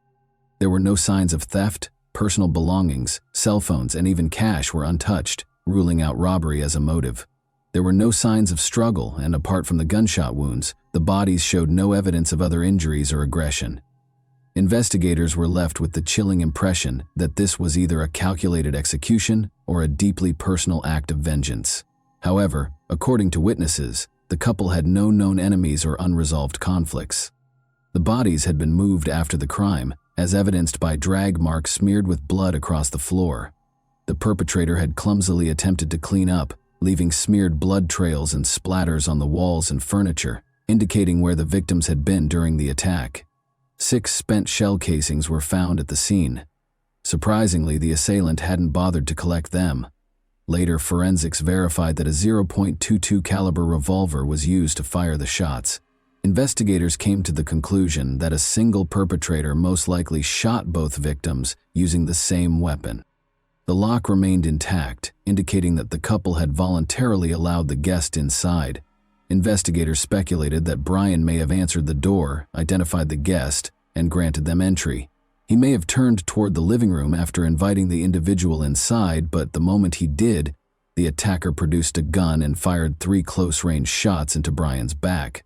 One of the bullets left his body and hit the TV screen, knocking it to the ground. Beverly probably came out of the bedroom because of the noise. She attempted to flee when she noticed her husband lying in a pool of blood and the attacker standing close by. Unfortunately, she didn't get very far before she was killed in the hallway after being hit in the back by 3 bullets. Later, her body was pulled into the living room and set next to Brian's. The fact that both victims were still in their pajamas suggests that the crime was committed while they were asleep in the early hours of the morning. It was still unclear why the attacker had wrapped a blanket over the bodies. The drag marks on the floor were smeared, giving the impression that someone had attempted to clean them but had instead made the situation more chaotic. It appeared as if someone had attempted to sweep away a sizable bloodstain that was close to the body. Investigators discovered a long-handled plastic broom behind the couch, its bristles matted with dried blood. But the reason the broom handle was left at the scene was because the criminal had carefully cleaned it of fingerprints. The reason for the broom's use quickly became apparent. The criminal had been carefully cleaning the floor in an attempt to remove bloody shoe prints. Similarly, palm prints and smudged fingerprints were discovered on door handles, furniture, and walls, making identification impossible. Experienced forensic investigators were aware that the longer a criminal remained at the scene, the more likely it was that they would leave behind something incriminating, even if the attacker made an effort to clean up and hide their tracks. Their intuition was right. They discovered a crucial clue: a partial boot print on the blanket that covered the victims' bodies. Because it wasn't blood-stained, the print wasn't immediately noticeable. Rather, the tread pattern showed on the fabric underneath it, and it was imprinted where there was only a thin layer of blood on the floor. After sending the blanket to a lab, forensic experts determined that the tread belonged to a rare type of heavy-duty work boots with a unique sole design. After more research, it was discovered that a Clearfield County construction company had recently bought multiple pairs of these exact boots. With this lead, investigators started questioning company employees in an effort to reduce the number of possible suspects on their list.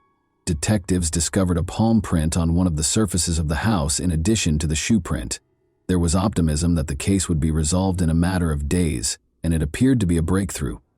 Nevertheless, no matches were found when the print was scanned through law enforcement databases. This implied that the offender had no past records and had never had their fingerprints taken by the police. The initial suspect. Stephen, the friend who had found the bodies and alerted the police to the crime, was, of course, the first suspect. Suspicion was aroused by the fact that he had been to the crime scene twice that day, but Stephen clarified that he didn't call the police until later because he had thought earlier in the morning that Brian and Beverly were just sleeping. Stephen was shocked and furious to learn that he was a suspect. He had no alibi because he said he had been fishing by the river by himself for almost the whole day, where no one else had seen him. Nevertheless, his timeline was confirmed by investigators using traffic camera footage. As he had described, the recordings verified that he had traveled to and from the fishing site during the day. Stephen was further exonerated by fingerprint analysis, as tests for gunshot residue on his skin and clothing revealed no evidence, and his prints did not match any recovered from the scene. Furthermore, the boot prints were not the same size as Stephen's shoes, and he had no affiliation with the construction company that had bought the boots. All suspicions against him were abandoned, since there was no proof linking him to the crime. An unexpected observer. In the meantime, detectives interviewed neighbors extensively in an attempt to locate witnesses. They eventually received a promising lead when they knocked on the door of Daniel and Jennifer Tabaris, who lived across the street from the Mocks. When they called, Daniel said he was happy to answer their questions, but that his wife Jennifer was at work. He disclosed that at approximately 5:30 a.m., he now knows that the strange noises he heard from the Mocks' house on the day of the crime were gunshots. Daniel, intrigued but wary, had noticed a white pickup truck parked close to the Mocks' home through his window. He was positive the car was not the couple's. Two men left the Mocks' home a few minutes after the loud noises were heard. The low light just before dawn made it difficult for Daniel Tavares, the witness, to get a clear view of them, but he gave a thorough account of the white pickup truck's driver that was parked close to the house. Daniel reported that the driver was a white man of about 40 years of age, with a sturdy build, long dark hair pulled back in a ponytail, and a mustache. Additionally, he saw a tattoo on the man's left hand, though he was unable to discern the design. No other neighbors reported seeing anything similar, despite the fact that this information seemed promising. Brian and Beverly's friends, family, and co-workers were unable to name anyone in their social circle who fit this description or had a truck like that. The fact that the car was not visible on any local traffic cameras further suggests that the criminals may have evaded detection by taking a detour through the woods. A county-wide alert was issued for the white pickup truck, but no leads were found. A fresh suspect surfaces. In an interview with detectives, Beverly's mother recalled that a few months prior to the crime, her daughter had brought up Jeremy Flint, a neighbor. Law enforcement had been keeping an eye on Jeremy, a 22-year-old man, for dealing illegal substances. Other neighbors had made disparaging remarks about him, and his home was notorious for being visited by suspicious people on a regular basis. Because of this, investigators began to think about him as a possible suspect in the heinous double crime. Jeremy wasn't home when the police came to visit him. At first, they believed he might have run away after committing the crime. After interviewing more neighbors, it was discovered that Brian and Beverly had thrown a small party at their house just before the tragedy. Jeremy had unexpectedly arrived, uninvited and under the influence of drugs. His actions were characterized as aggressive by witnesses. He incited arguments, insulted visitors, and harassed a few of the women. He eventually had to leave, but not before promising that the couple would come to regret what they had done. A cell phone and a gun with ammunition that had been kept in a pantry drawer were among the things that Brian and Beverly discovered missing from their house the following day. The couple chose to confront Jeremy because they were positive he was to blame. They visited his home and firmly but politely demanded the return of their belongings, threatening to call the police if they weren't given back. It might have been a risky error to make this rash threat against someone connected to illegal activity. Jeremy refused to return the items and denied stealing anything, but inexplicably the missing items turned up in the couple's backyard the next day. Beverly and Brian were certain that Jeremy had left them there overnight. Even though the incident seemed to be over, Beverly was still uncomfortable. She started urging her husband to think about relocating to a different neighborhood because she was afraid of being home alone. The alibi of Jeremy. When Jeremy eventually made it back to town, he was taken into custody by police to be questioned. He returned the day after the crime, but it soon became apparent that he had been out of town for almost a week. He had spent 6 days with his parents after traveling to another state to see them. He had been out drinking with friends the night of the crime, according to surveillance footage from a bar, and his alibi was supported by multiple witnesses. Furthermore, forensic analysis verified that Jeremy's palm prints and fingerprints did not correspond with those discovered at the scene. Jeremy was ruled out as a suspect because there was no evidence linking him to the crime. Recent advances in the case. The only witness in the case, Daniel Tavares, was contacted again in the hopes that he might remember something new after investigators had exhausted all other suspects and leads. Daniel's story abruptly changed during this follow-up visit. In addition to describing one of the men leaving the house with a scar on his cheek, he claimed to recall specifics about the clothing the criminals were wearing. Daniel had previously mentioned that the men's faces were hidden by hoodies, so this was a startling change. Daniel was asked to identify the window he had been looking through at the time of the incident by a detective. Despite the fact that it was daylight, the detective's analysis of the view revealed that it was still challenging to discern the specifics of a person across the street. It seemed unlikely that Daniel could have seen so much, given that the events had occurred in the early morning twilight. This disparity raised the possibility that Daniel had been lying all along. However, why? Was he personally responsible for the crime?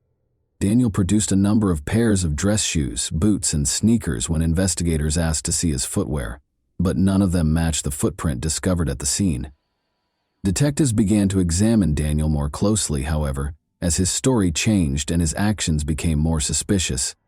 A difficult history. The background of Daniel Tavares proved to be extremely disturbing. His life took a bad turn early on. He was born in 1966 as the youngest child in a military family. Daniel's mother took care of him and his 3 older sisters after his parents divorced when he was only 4 years old. Shortly after, his father got married again and showed little concern for his former spouse's kids. Daniel had left school by the 9th grade, started stealing, running away from home, and experimenting with illegal drugs. He was first arrested for robbery when he was 18, but then his estranged father stepped in and helped him get probation instead of going to jail. The father appeared to want to give Daniel another chance, possibly out of guilt. Even so, Daniel kept getting into trouble with the law over the years. He was always given light sentences for his offenses. Daniel's father tried to provide for him after he relocated to Florida in the late 1980s. In addition to trying to help Daniel find stable work, his father funded an expensive treatment program at a private rehabilitation clinic. However, Daniel was caught stealing and dealing drugs once more within 6 months. He was sent back to live with his mother after his father gave up this time. Daniel's dependencies had started to negatively impact his mental health by this time. He received a schizophrenia diagnosis and medication within a year, but Daniel hardly ever took his drugs as prescribed. Rather, he combined them with alcohol, which resulted in violent and hazardous outbursts. A case of violence. During a fight with his mother in July 1991, Daniel snatched up a knife and attacked her, wounding her almost 30 times. At the scene, she passed away. Daniel stated during his trial that he was influenced by voices in his head that told him to kill her. Psychiatrists appointed by the court, however, concluded that Daniel was legally liable because he had been aware of his actions. He received a 20-year prison sentence. Daniel served less time than the entire sentence and was released on parole in 2006. Daniel Tavares started communicating with Jennifer Freitas while incarcerated, and the two eventually fell in love. Jennifer awaited his release and they were married as soon as he was granted parole. Around the same time as the Mount couple, Daniel moved into her house in Graham, a small town. Daniel broke the conditions of his parole by moving to a different state. He ought to have been taken into custody right away, but a technical glitch and police carelessness kept that from happening. Even after detectives discovered a bloody handprint at the Mox crime scene, Daniel managed to avoid detection because his fingerprints were inadvertently deleted from the criminal database. It was as if everything was somehow conspiring in his favor. Daniel briefly worked for a construction company that bought the rare work boots connected to the crime, according to additional investigation, but there was not enough hard evidence for detectives to make an arrest. They had to carefully construct their case so as not to alert Daniel or Jennifer, his possible accomplice. Placing the trap. Daniel was asked to come to the police station on November 24, 2007, ostensibly to help with composite sketches of possible suspects. He enthusiastically accepted and enthusiastically described and assisted in drawing portraits of people he had made up entirely for about an hour.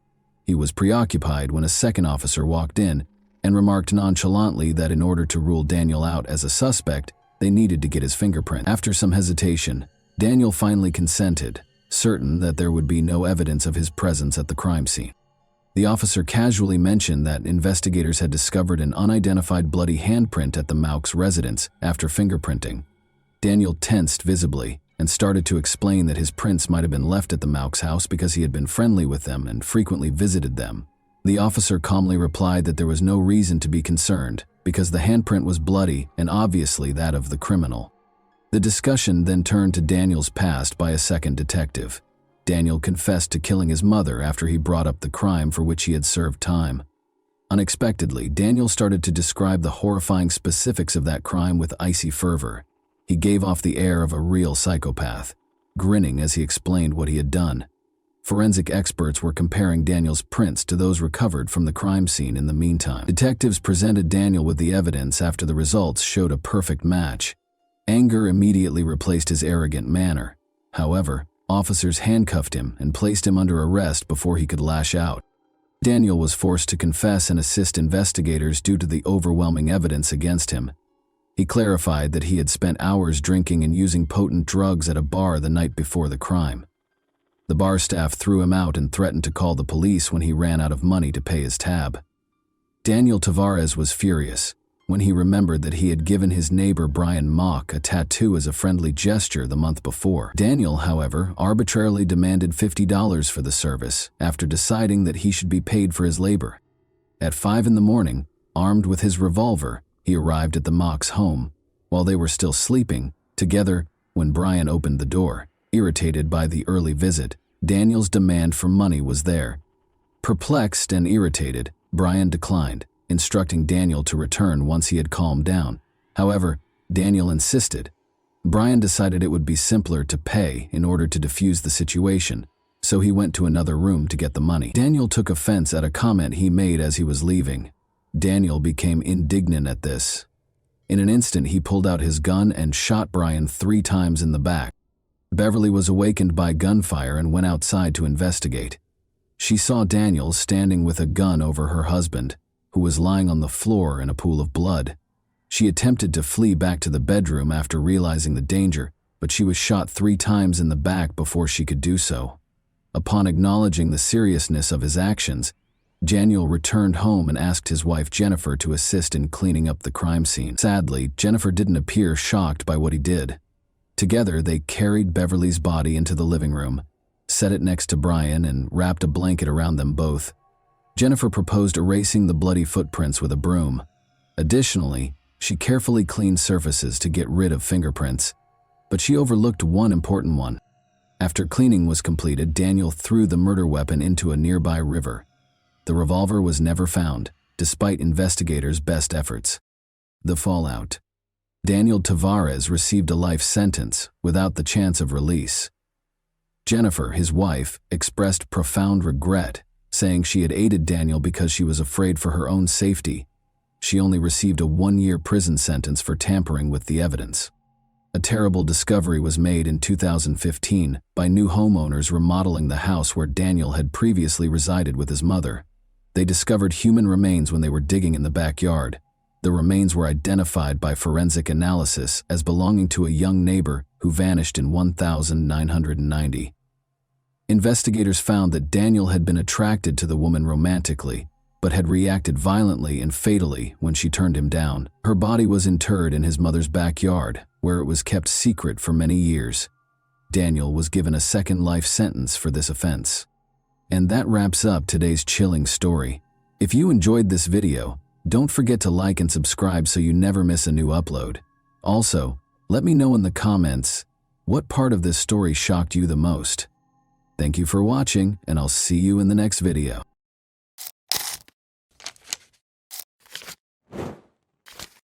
Hey guys, welcome to my channel, and today we're going to take a look at another horrible case with you. The funeral of 15-year-old Holly Newton, who was described as a popular girl who was loved by many, took place in Hexham, England on February 17, 2023. To honor the helpful and compassionate teen who was attacked in the sleepy country town on January 27, hundreds of people joined a procession towards Hexham Abbey. Some people are just too good for this world, and Holly was one of them. Michaela Trussler, Holly's mother, said to mourners at her service about her shy daughter who loved to perform for others. 4 black horses with purple jackets, her favorite color, pulled Holly's white coffin down the high street, with purple flowers and condolence notes adorning the top of the coffin. A single read, "Till we cross paths again, sweet Holly in the sky, rest soundly. I will always love you." Therefore, we will examine events that occurred in England in 2023 today. When Holly Newton's story made the news on television, she was only 15 years old. Detectives obtained disturbing CCTV footage that showed Holly's final moments while they were looking into what had happened to her. Earlier this month, a verdict was rendered in the case. Holly Newton was regarded as a bright, kind person with a bright future. According to her family and friends, Holly was a kind and considerate young woman who had a positive impact on everyone around her. Holly, who was well known for her gregarious nature, enjoyed socializing and hanging out with friends. She was able to quickly establish common ground with others thanks to her amiable manner. Holly was a quiet girl with a strong moral compass who enjoyed dancing. According to her mother, Holly Newton and Logan MacPhail first connected through their participation in Army Cadets, a youth organization that offers military training and activities to young people. This setting frequently brings together individuals who share interests in outdoor activities, discipline, and teamwork. They started off as a normal adolescent couple. They spent time together in social circles and with similar interests. But as their relationship developed, Logan's domineering behavior made it more and more problematic. His insistence on always knowing Holly's location and his meddling with her social media accounts were just 2 examples of how this control showed up. According to reports, he altered her passwords to restrict her social interactions, which is a classic indication of controlling behavior, in which one partner tries to control the other. Family and friends have observed Holly growing more and more alone. Holly initially continued to date Logan in spite of these warning signs, which is common among teenagers who might not completely comprehend or identify the warning signs of an unhealthy relationship. Holly's first and only boyfriend, Logan MacPhail, was described by her mother, Michaela Trussler, as a typical adolescent relationship with ups and downs. Logan stayed with Holly's family on the weekends. When Logan visited Holly's mother and stepfather, they were unaware that he was acting like the good guy. But Holly and Logan's relationship issues escalated like a snowball. Logan's increasingly compulsive behavior finally led Holly to decide to break up with him. He did not like the breakup. He struggled to accept it and grew even more obsessed with her. Michaela Trussler claimed that, although it was obvious that her considerate and loving daughter had grown up more than MacPhail, he had scared Holly and used emotional blackmail when she attempted to end their relationship. She added that MacPhail had been obsessed with Holly and believed that if he couldn't have her, then no one else could, and that I was unaware of the magnitude of the turmoil Holly was going through at the time. She also claimed that she was unaware of the emotional pain Holly was going through when she attempted to end her relationship with MacPhail, and that warning signs of his domineering behavior were not identified until it was too late. MacPhail reacted angrily to the split. Holly made it clear that she wanted to move on, but he still tried to control her life and started following her around town. On the evening of January 26, MacPhail showed up without permission outside her Halt Whistle home, and the police had to escort him back to his Birtley residence. In fact, Holly and her parents were scheduled to meet with the police to talk about their concerns regarding MacPhail. However, a tragic turn of events occurred when MacPhail showed up at their Halt Whistle home without permission and demanded to speak with Holly on the evening of January 26th-noon-middle hour. Michaela Trussler, Holly's mother, called Northumbria Police a mere. Holly pleaded for the meeting to be rescheduled so she could go out with her friends after school on January 27, which was originally planned for around 4 p.m. The police meeting was rescheduled for the evening, but Holly suffered a terrible incident just hours before the scheduled time. CCTV was used to reconstruct the events that transpired the day after MacPhail unexpectedly appeared outside Holly's home. He was unable to come to terms with Holly's breakup. He left school early the next day, carrying a kitchen knife in his backpack, and took the bus to Hexham, where he waited for Holly to leave town. He was wearing all black, with a baseball cap and black face mask to hide his identity. For approximately 45 minutes, MacPhail accompanied Holly and her friends as they explored a shopping mall and a recreation center. Additionally, he repeatedly called Holly's loved ones via voicemail in an attempt to persuade her to meet with him in person, while Holly went to a takeout place on the town's high street with the boy. Then he went up to her and asked if she would like to speak with him in an alleyway nearby. MacPhail followed him and then attacked Holly violently, stabbing her several times. Her friend left the store when he heard Holly scream and stepped in to stop him from getting stabbed in the leg and shoulder as well. On Friday, January 27, 2023, just after 5:10 p.m., police received a call reporting that a boy and girl had been severely beaten in the town center's Priest Popple neighborhood. Despite the efforts of medical staff, they were both taken to the hospital after emergency services discovered them in a nearby alleyway with multiple stab wounds. Holly passed away after 36 injuries. 6 days prior to the attack, she ended her relationship with MacPhail. After receiving treatment, the boy, who cannot be identified for legal reasons, was released. After being held in a bus shelter by courageous bystanders, officers quickly took 16-year-old Logan MacPhail into custody at the scene. He identified himself and provided arresting officers with the victim's name, as evidenced by body cam footage. Then, talking to an officer in the back of a police van, he allegedly confessed, "She was being too horrible to me." Later, MacPhail said, "I can't read or write, I know nothing," and refused to provide officers with his birth date.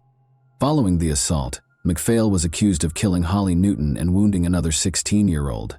In police interviews, MacPhail revealed his intention to kill Holly, stating unequivocally that he did so because she was terrible to him.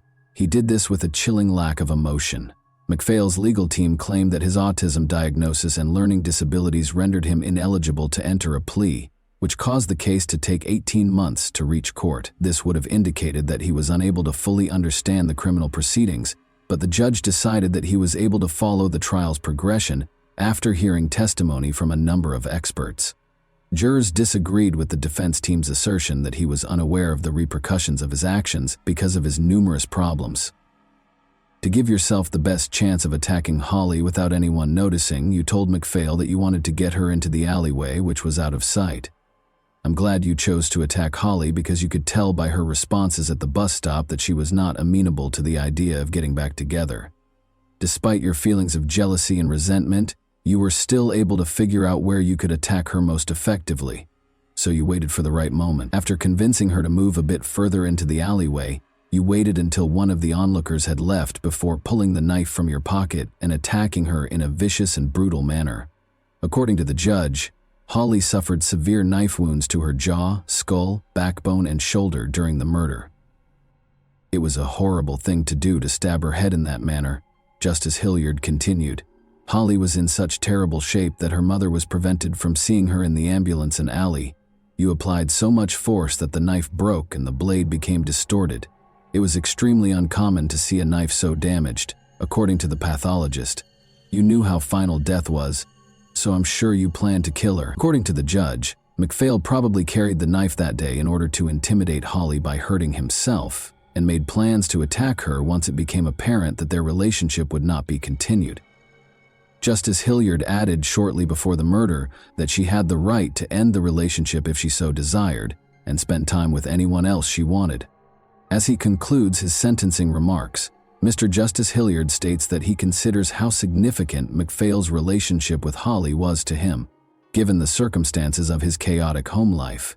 Your speech impairment hindered your ability to form friendships and relationships with other people, so you placed a high value on your relationship with her.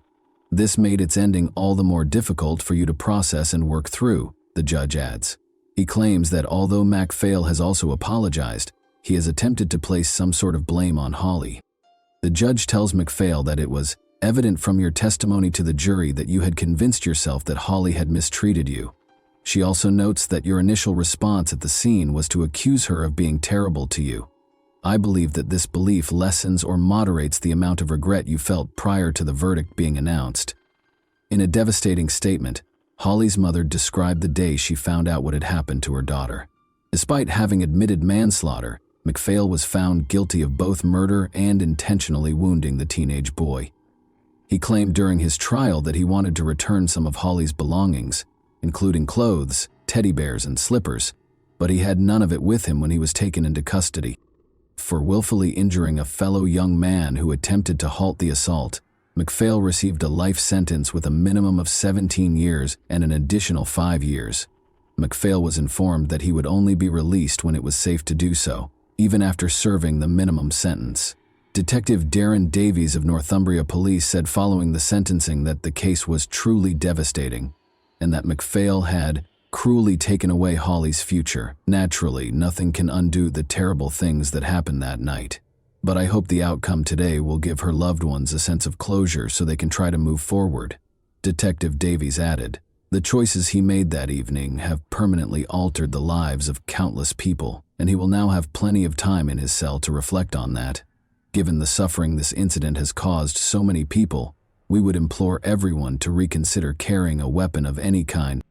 And that wraps up today's chilling story. If you enjoyed this video, don't forget to like and subscribe so you never miss a new upload. Also, let me know in the comments, what part of this story shocked you the most? Thank you for watching, and I'll see you in the next video.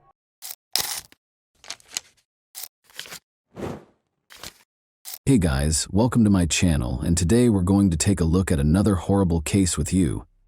What if the horrific murder of your loved one went unsolved for decades, leaving only questions and silence?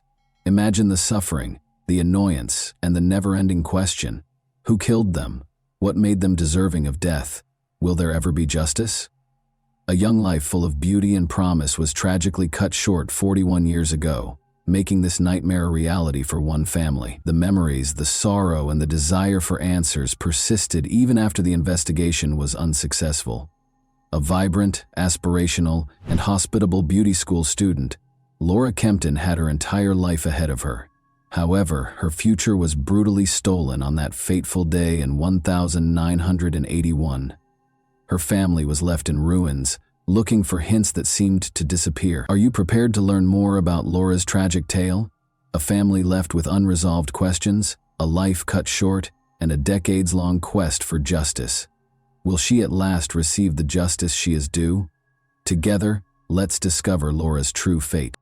Imagine a young lady who is eager to face the world and has a sparkle in her eyes. That was Laura, a 23-year-old with a dreamy heart and a passion for life. Her contagious laugh and radiant smile had a way of illuminating the space. Laura moved to Portsmouth, New Hampshire in 1980 from her small town. She needed a change because she was sick of the same old routine. The electric energy of the city offered her a new beginning and limitless opportunities. Laura experienced a wave of liberation, as though she could now be who she truly was. She was drawn to the energy and atmosphere of the city's clubs and music scene. Laura was a beauty school student by day and a social butterfly at night. She scooped sundaes for summer tourists at Karen's Ice Cream and worked at the quirky Market Street gift shop Macro Polo. She was only months away from realizing her dream of becoming a hairdresser. She was adamant about establishing herself in the city, and she succeeded in doing so.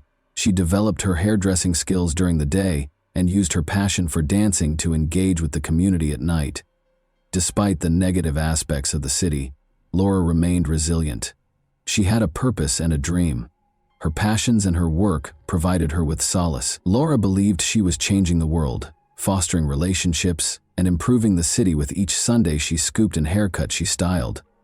Laura was confident that she would overcome any obstacles and become even more radiant. She enjoyed dancing, laughing, and being present. She was constantly surrounded by friends and admirers as she visited well-known locations like Riverside and the Ranger Club.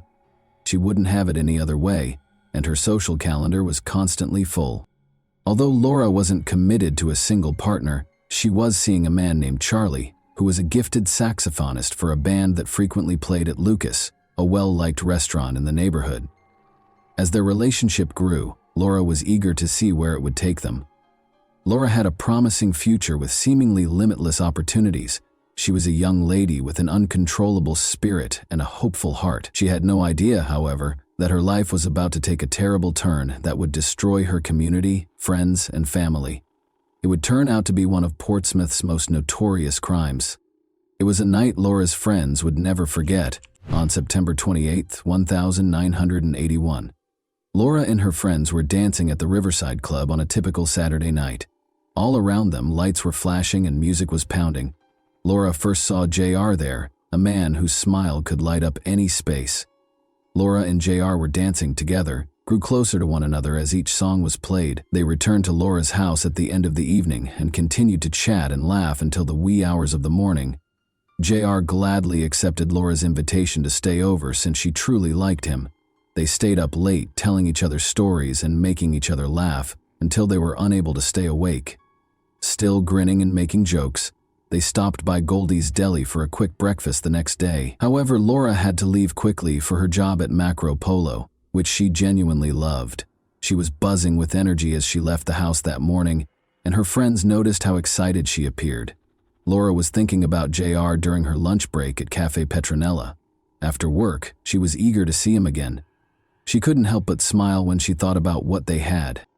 Laura and her friend Karen got together later that night and made the decision to visit Lucas, a bustling place on Hanover Street that is well known for its fantastic dancing and music. Together, they had a great time laughing until their sides ached and dancing as if no one else was around. Laura was only interested in having fun with Karen and enjoying the music, despite several guys trying to get her attention. At 1 a.m., Karen bid Laura farewell as the evening came to an end. On 20 Chapel Street steps, they had no idea that danger was close by. A curious 13-year-old boy named R.R. Seath lives across Sheath Street, left his bedroom to go to the restroom. As he walked through the living room, he noticed his mother sitting in the dark room, still awake. However, the living room window, which provided an excellent view of the first-floor apartment across the street, caught R.S.'s attention instead. The lovely young woman who had moved in that summer was someone he had become used to seeing. She was sitting with her back to the window on her couch. R.S. could make out the outline of something in her hand, possibly a cookie or cracker, and the soft curve of her shoulder blades. Not even R.S. One of the last times anyone would see Laura Kempton alive would be during this brief moment. It was an accidental glimpse, a brief moment in time of a life on the verge of tragedy. Everyone who knew Laura would be haunted by the tragedy that was about to unfold on the night that had started out so happily and with so much laughter.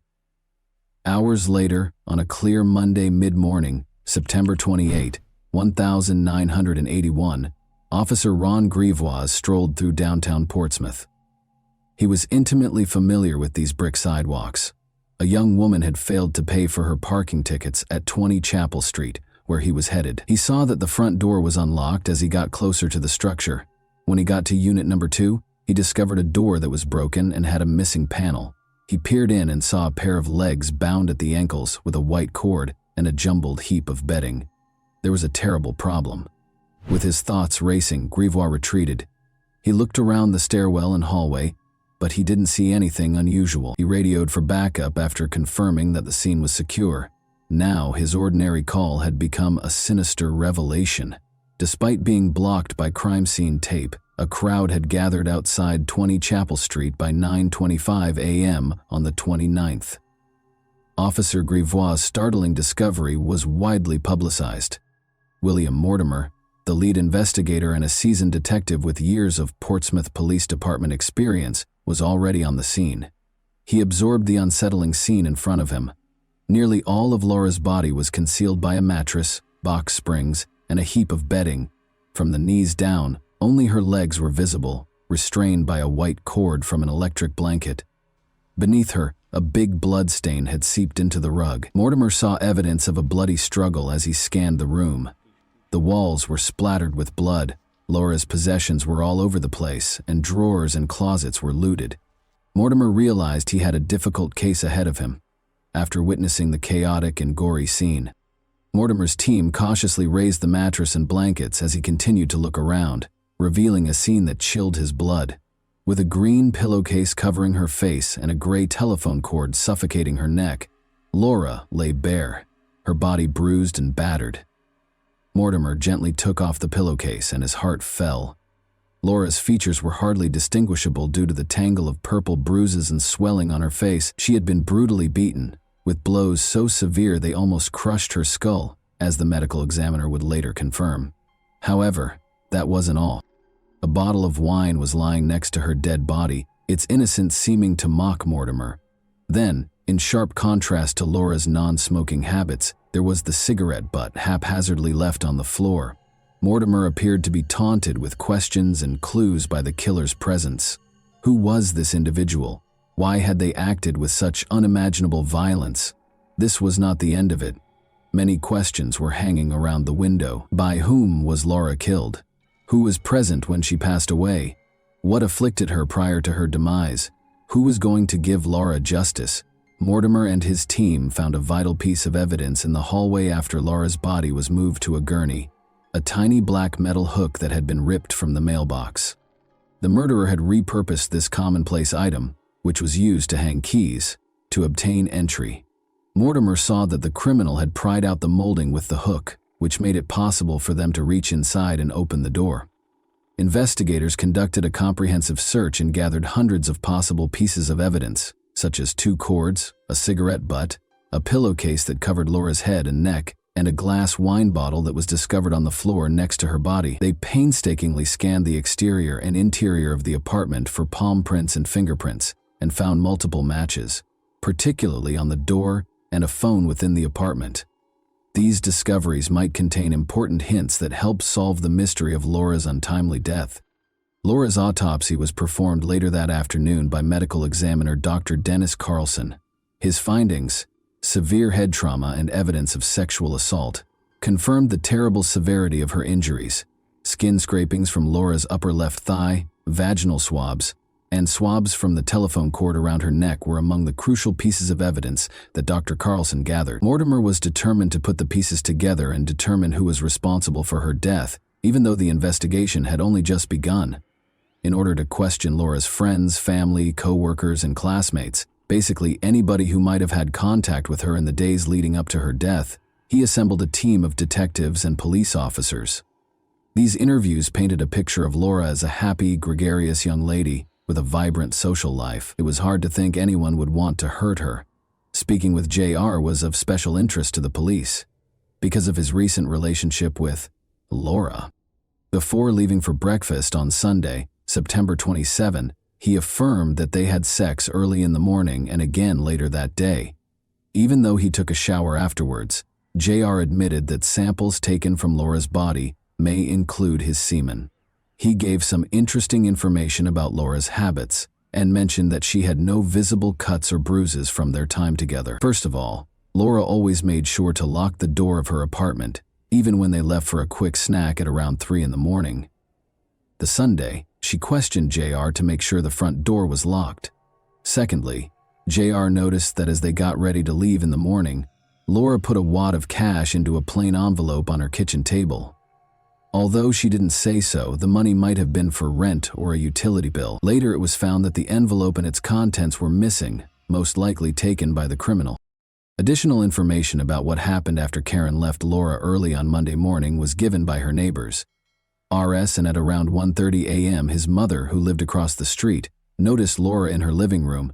When Daniel, a 40-year-old resident of Laura's building, got home about 30 minutes later, he saw that the ground floor hallway light was out. He suspected someone was fixing Laura's door, possibly following a break-in, after noticing a missing wooden panel and hearing sounds coming from inside her apartment. Later, it was discovered that the light bulb in the hallway had most likely been purposefully loosened.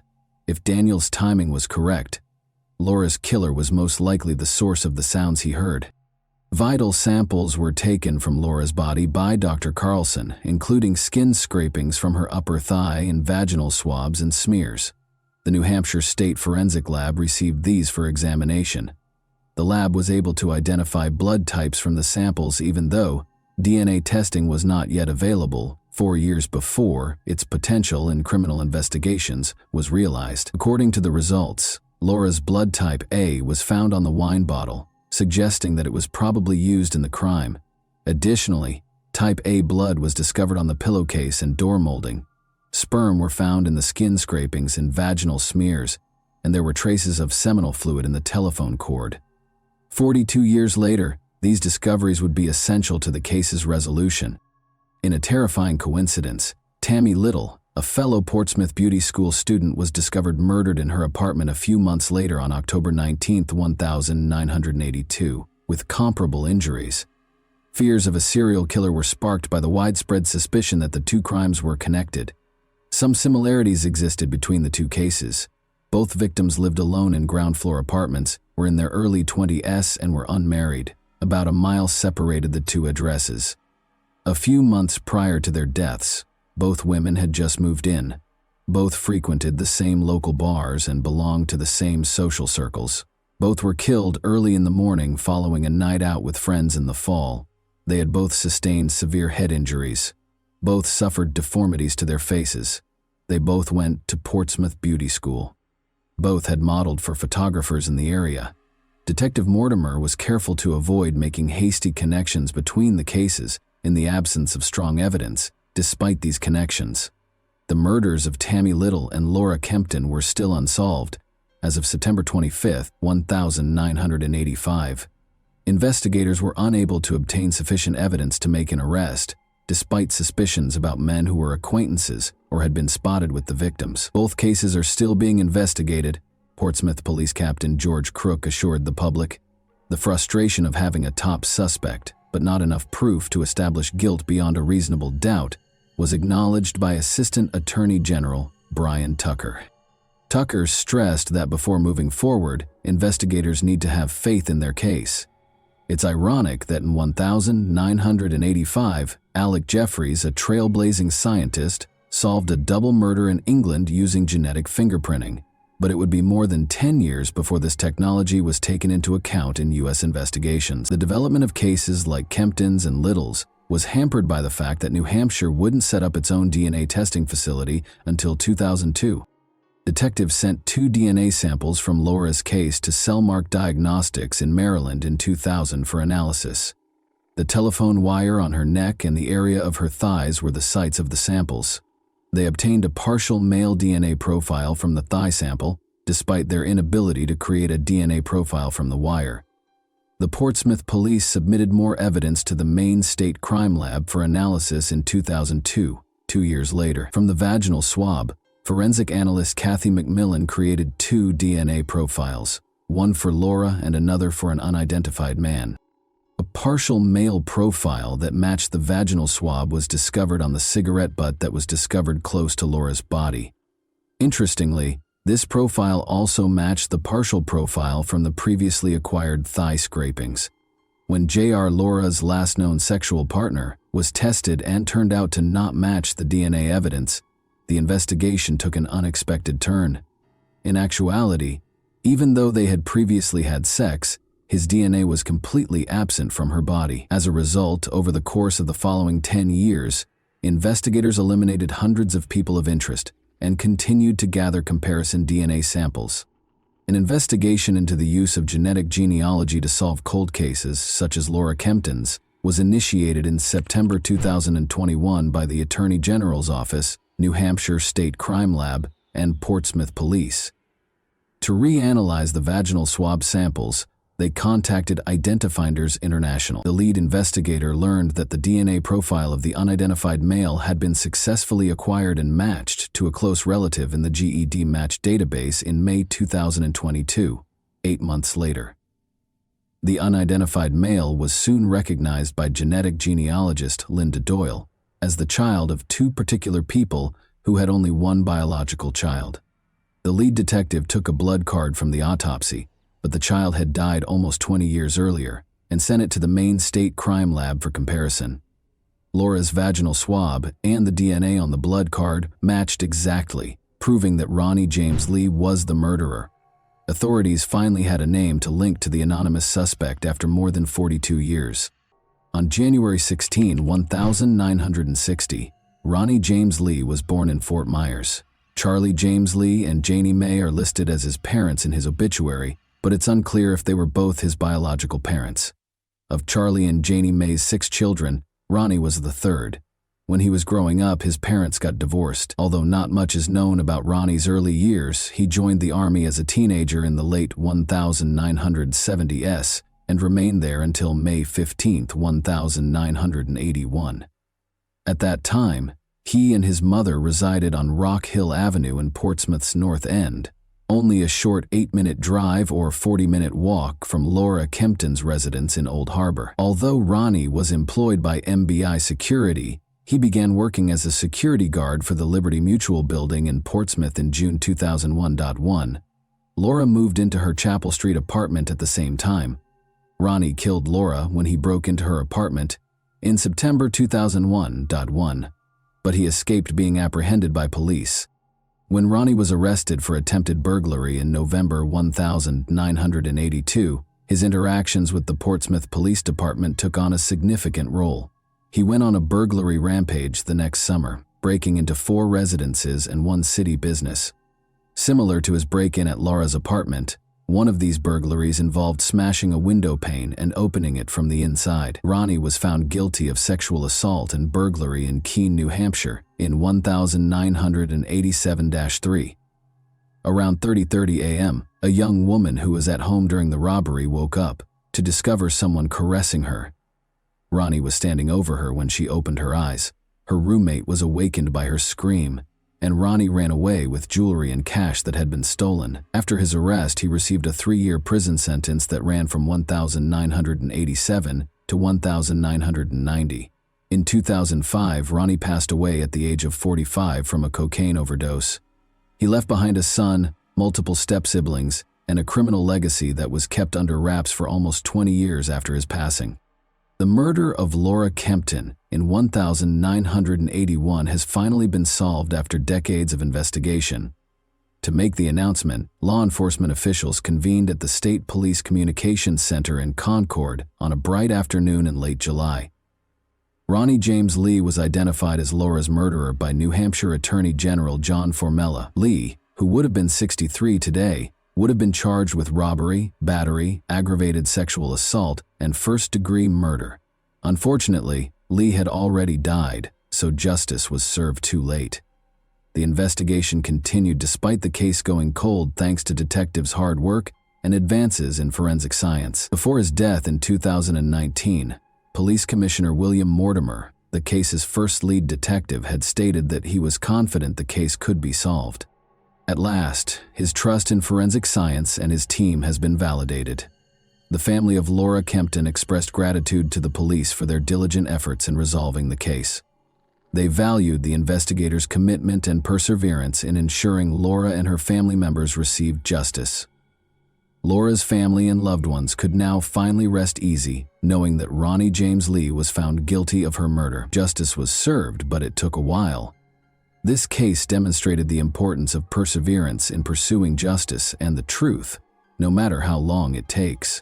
In the meantime, the evidence from Tammy Little's 1982 murder is still intact and is awaiting the identification of a suspect through scientific and genealogical advancements. And that wraps up today's chilling story. If you enjoyed this video, don't forget to like and subscribe so you never miss a new upload. Also, let me know in the comments what part of this story shocked you the most. Thank you for watching, and I'll see you in the next video.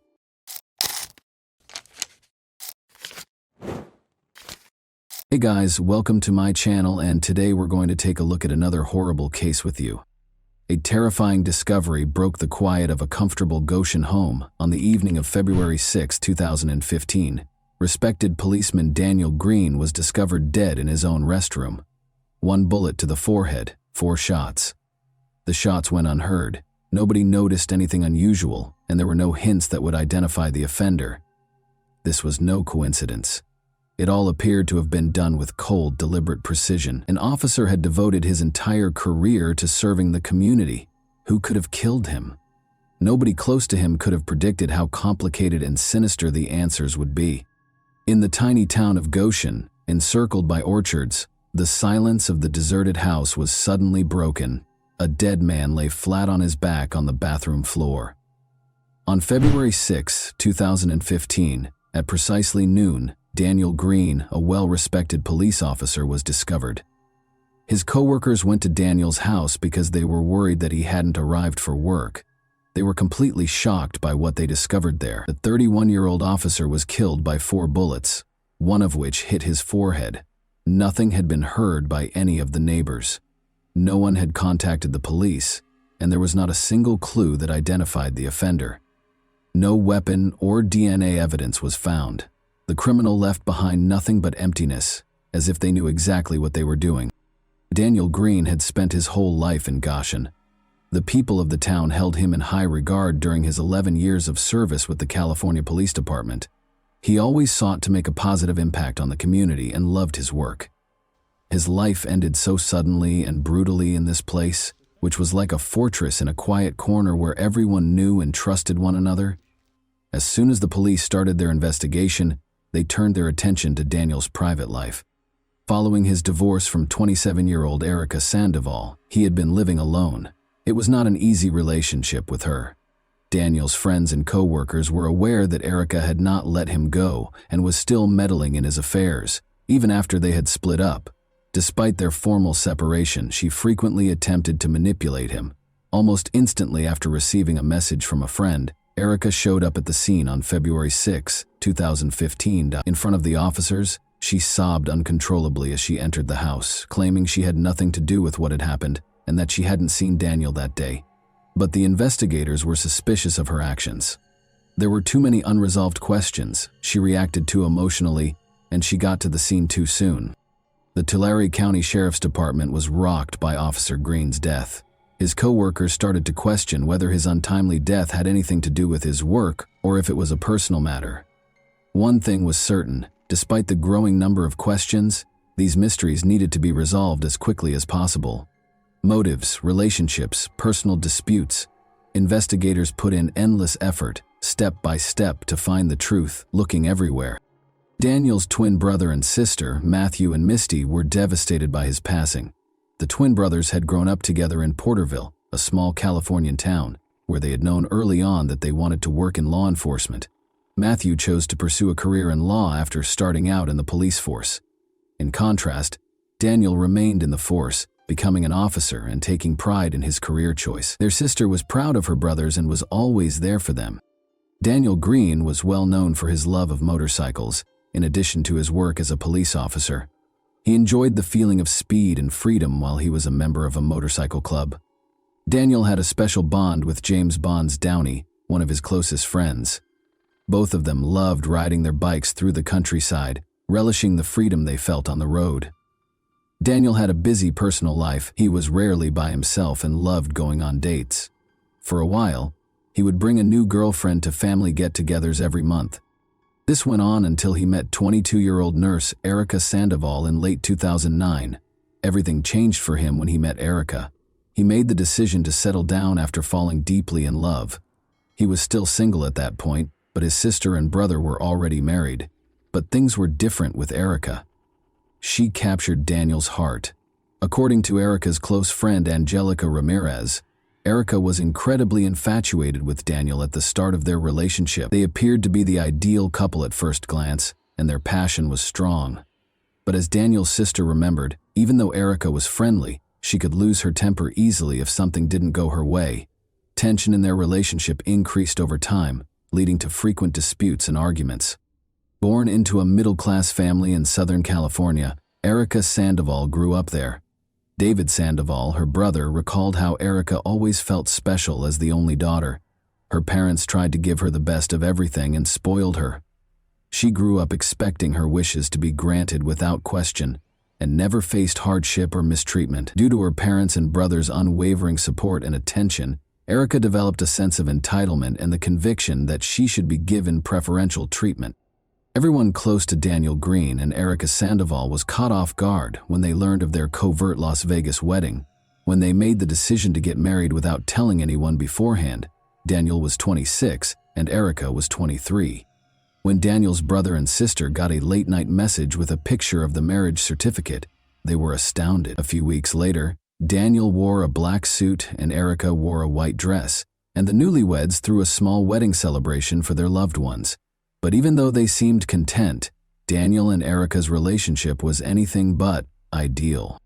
Daniel's friend and fellow motorcycle rider Herb Adams recalled how Daniel once told him that they had a fight even before they were married, and Erica took a razor and cut the furniture in his house. According to Herb, it was a concerning indication that shouldn't have been disregarded.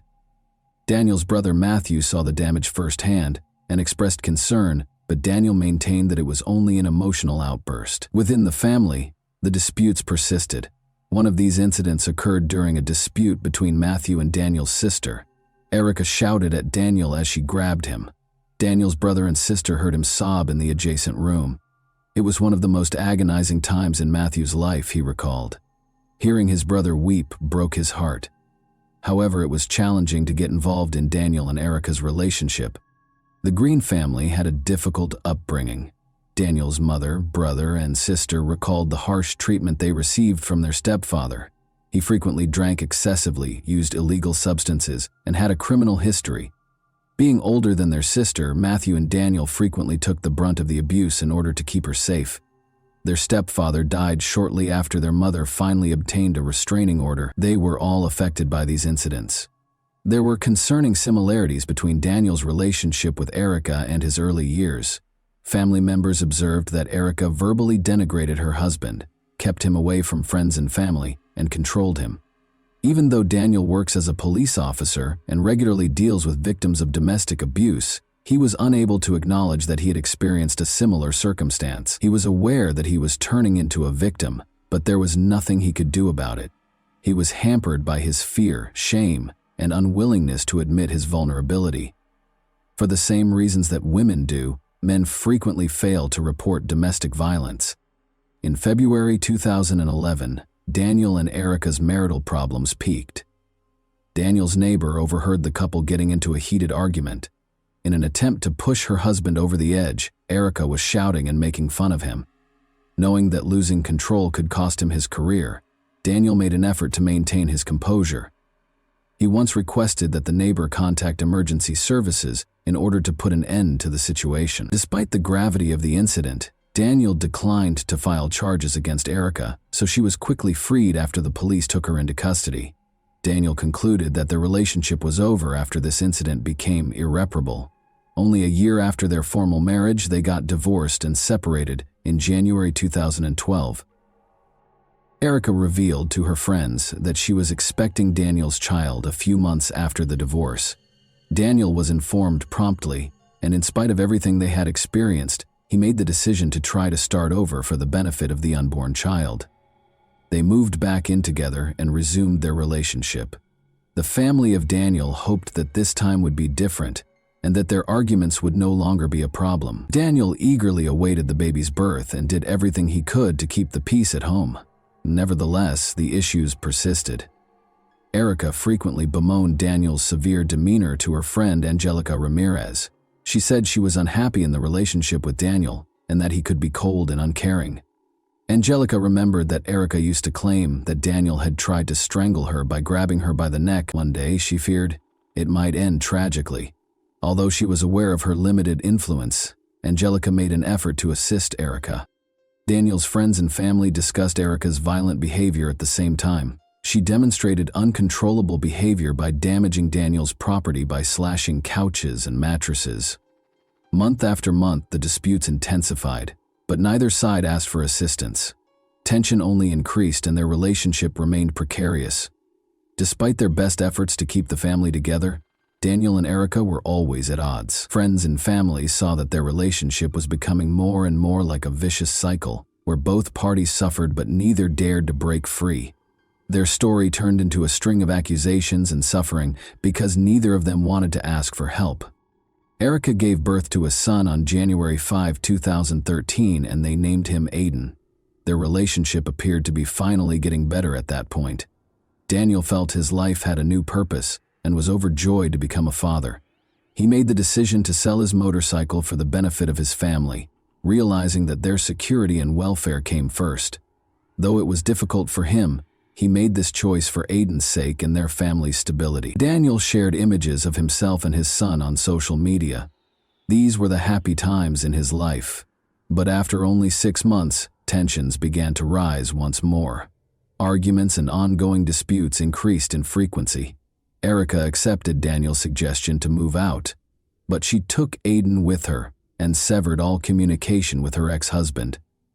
Daniel became depressed after being unable to see his son. He made the decision to battle for custody of Aiden, which sparked a heated argument between them. These things happened in the context of another incident that had a big impact on Daniel's life. Daniel's brakes abruptly failed while riding a motorcycle with a friend just before Aiden was born. Daniel found that some wires had been cut when they pulled over. He thought Erica might have been the culprit right away. He confronted her head-on when he got home, but Erica denied everything. Never would she do anything that would endanger his life, she insisted. In an effort to deflect attention and prevent future confrontations, Daniel decided not to call the police or tell anyone about the incident. Erica was adamantly against Daniel's love of motorcycles. They were dangerous in her opinion. They quarreled each time he came back from a ride, and their relationship only became more tense. Following the incident with the cut brakes, the motorcycle's disputes peaked. In an attempt to maintain control and lessen the consequences, Daniel chose to keep quiet even though he knew their relationship was becoming toxic. Daniel thought that his family would enter a more tranquil phase after selling the motorcycle and having his son, but the arguments persisted. Daniel was thoroughly shaken by an incident that happened in the fall of 2014 while he and Erica were spending another night together. When he awoke in the middle of the night, Erica was standing over him brandishing a gun. She pointed it at him and claimed to have had a nightmare about Daniel cheating on her. She expressed her desire to take his life in order to relieve herself of that suffering. By telling her that it was only a dream and that he had never betrayed her, Daniel was able to calm her down. Erica lowered the gun and appeared to relax. Daniel came to the realization that their relationship had become risky after this. After sharing the incident with his friends, he made the decision to permanently break off the toxic relationship. They reconnected in January 2015 to commemorate their son Aiden's 2nd birthday in spite of this incident. Everyone saw Daniel and Erica chatting lovingly at the family get-together for close relatives. Many believed they were back together, after Daniel even gave her a cheek kiss. Daniel, however, was aware that they could not have a future together and did not wish to resume their previous disputes and arguments. Following that encounter, Daniel announced to his friends that he had a new girlfriend, Brenda Vela, who was 20 years old. He shared the good news on social media with a picture of the two of them. Many believed that he was finally starting a new, more tranquil chapter in his life because he appeared to be truly happy. However, a tragic incident soon followed. As agreed upon, Daniel dropped Aiden off at Erica's house early on February 6, 2015. He then proceeded to the gym. When he got home from his workout, his life abruptly ended. After entering the restroom and taking a seat, Daniel was shot 4 times, in the forehead, neck, chest, and arm. He had no time to defend himself before he was killed. Their relationship had always been characterized by animosity and accusations directed at one another. They were consistently aggressive in their text messages. There were insults and rage in hundreds of messages. Daniel claimed that Erica was attempting to take away his son, which was the thing he valued most.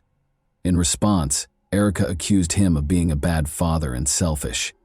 They argued about everything from personal attacks to parenting concerns. The tension only increased because there was no fruitful discussion. Then, however, there was a surprising reconciliation. Why they began spending time together again was a mystery to their friends and family. At first glance, it seemed like they were reestablishing their relationship. It appeared that they had achieved some harmony and that the arguments had stopped. However, as we all know, this tranquility was short-lived, and things quickly returned to normal.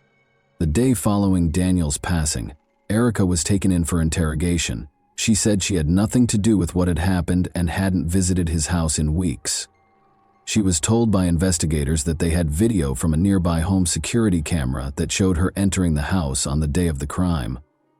The investigators chose to use this strategy to make Erica panic, even though her identification from the video was actually inconclusive. This tactic was successful. Erica confessed because she was unable to cope with the pressure.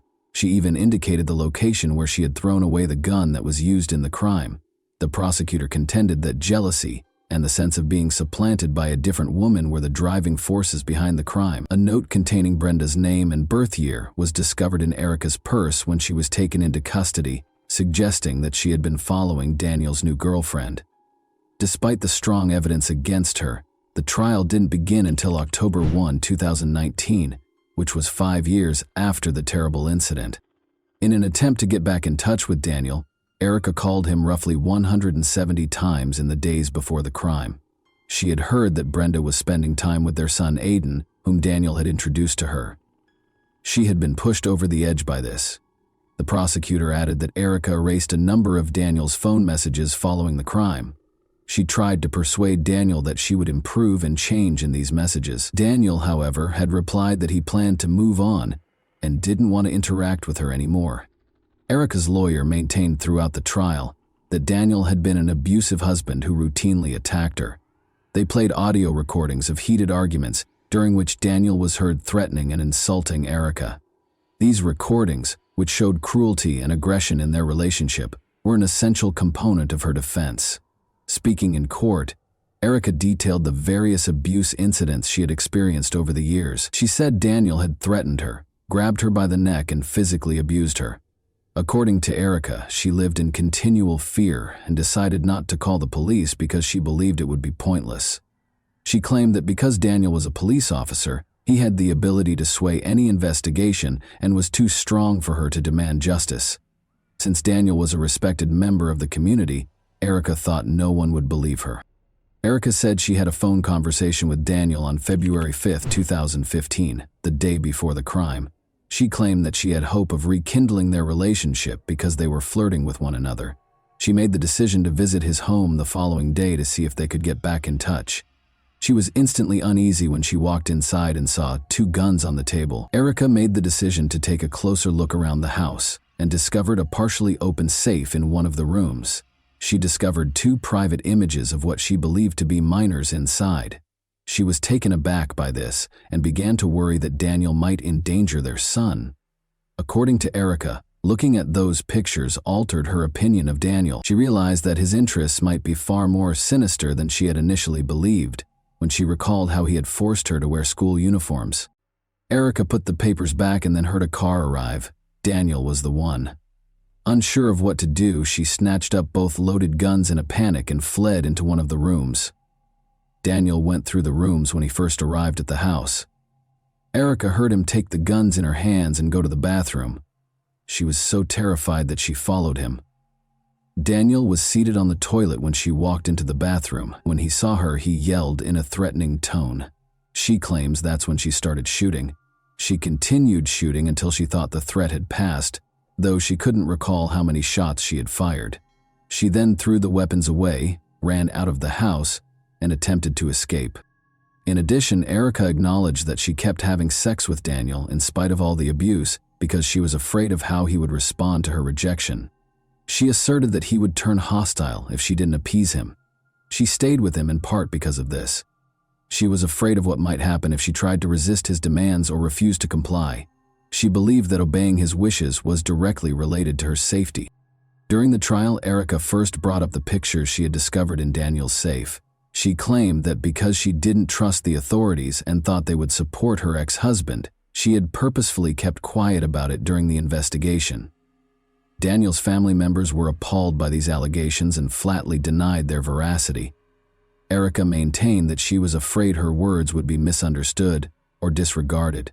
Erica's assertions were unsupported, though. When the police searched Daniel's house, they didn't find any illegal images or proof to back up her claims. According to the prosecutor, Erica lied about everything she said in order to escape punishment. Erica's lawyer attempted to paint Daniel in a bad light by pointing out that hundreds of private images and videos of adults were on his computer and phone. The lawyer also pointed out that more than 1,000 pictures had been removed from Daniel's phone years prior, which he believed might reveal sinister secrets. Perhaps Erica had good reason to be afraid of him. Erica apologized to Daniel's family and said she was sorry for what she had done. She claimed that her actions were motivated by panic and fear for her son and that she never intended for things to end so tragically. Additionally, Erica's lawyer contended that Daniel himself was equally responsible for Daniel's death as Erica. Both of them were unable to break free from the traumatic relationship they were in, and it appeared that their fate was doomed to end tragically. A mistrial resulted from the jury's inability to reach a unanimous verdict after nearly 4 days of deliberation. Since it gave them a chance to review the case and create a fresh defense plan, Erica's lawyer saw this as a success. In spite of this, Daniel's brother Matthew Green and his wife adopted Aiden, and Erica lost her parental rights.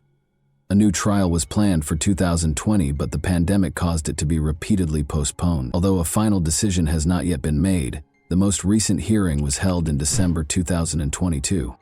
As of right now, Erica Sanville is being held pending trial. If convicted, she could be executed. The next stage of the trial, which could be pivotal in this intricate case, is still being prepared for by the lawyers on both sides.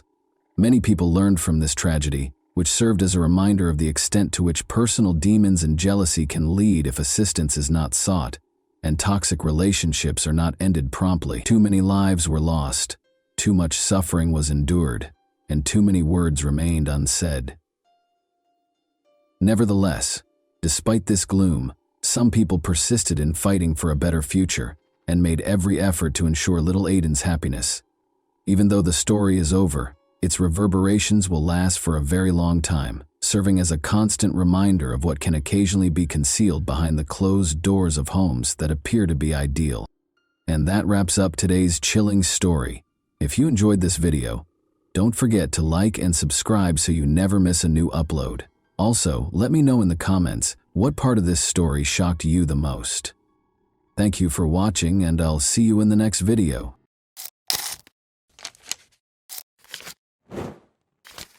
Hey guys, welcome to my channel, and today we're going to take a look at another horrible case with you.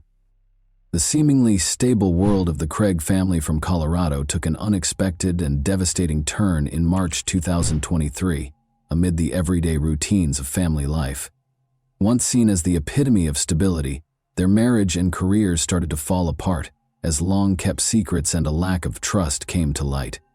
New information created even more questions as friends and family tried to make sense of the situation. What actually transpired in this seemingly ideal family behind closed doors? On March 15, 2023, at approximately 11 a.m., Angela Craig was taken to the hospital due to severe headaches, nausea, and dizziness. She was admitted to the hospital for the third time in 10 days, but this time the circumstances were much more concerning. In an attempt to stabilize her condition, which was rapidly declining, medical personnel put her on life support.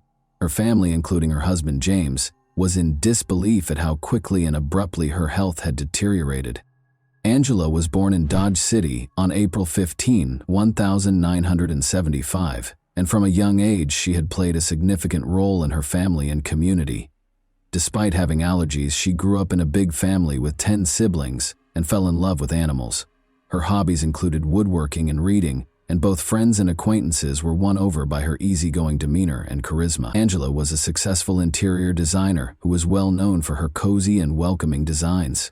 She also loved genealogy and helped people find long-lost family members. James Craig, who went on to become a dentist, married Angela on December 18, 1999. After earning his degree from the University of Missouri, Kansas City in 2006, James started participating in dental programs abroad. They established a life together in Colorado, where James opened an Aurora dental office. Despite her hectic schedule, Angela remained close to her siblings, especially her sister Toni, with whom she spoke on a daily basis. The couple had 6 children together. Angela's life appeared to be ideal. She oversaw a choir, ran youth programs, and was very active in church activities. But everyone was taken aback by her unexpected health problems in March 2023. She had complained of a headache only a week before, but the symptoms had gone away quickly, so there was no reason to be concerned. The doctors and her family were unable to explain why her condition was now getting worse so quickly. James, meanwhile, stayed by her side, as always attentive and considerate. 2 p.m., Angela experienced a severe episode that same day, leaving her loved ones feeling scared and powerless. The cause of her condition was still unknown despite the medical team's tireless efforts to save her. which increased the already existing stress and anxiety. Doctors put in endless effort to stabilize Angela after she lost consciousness, but things got out of hand. Her stroke on March 15, 2023, was a pivotal moment in her life. She was already in a serious condition when they got to the hospital, according to her brother, who had driven her there that day. Her symptoms, which included severe nausea, excruciating stomach pain, and dizziness, had gotten worse. She had visited a hospital 3 times in 10 days, but this time the situation seemed to be very serious.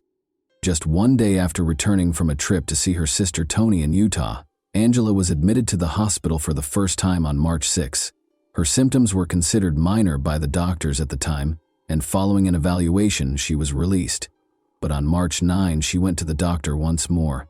James, her husband, a longtime dentist with years of experience who had always been there to support her through tough times, was very worried. He turned to the wife of his doctorate-holding colleague and friend, Ryan Redfern, for advice. Ryan and his spouse continued to be involved in the days that followed, keeping tabs on Angela's health. They suggested more tests and consultations, offered their support, and shared their knowledge of possible causes of her symptoms. James shared test results and updates with them on a regular basis. MRIs, ultrasounds, blood tests, and CT scans of different body parts were among the tests that were performed on Angela. All of the results were within normal ranges in spite of these efforts. Despite receiving intravenous fluid therapy, Angela's abnormally low blood pressure remained the only consistent anomaly. James realized how serious the situation was by the time Angela had a stroke on March 15th. He sent Ryan's wife pictures from the hospital room as he broke the heartbreaking news. The pictures showed Angela surrounded by medical equipment while being watched closely by a group of experts. Even so, the doctors were unable to come up with a conclusive diagnosis, which left everyone feeling overwhelmed and powerless. A desperate phone call on the morning of March 15 would make James even more anxious. Angela's brother told him that her condition had drastically worsened and that he was taking her to the hospital. James was treating patients at his clinic at the time. He left as soon as he heard the news to be with her.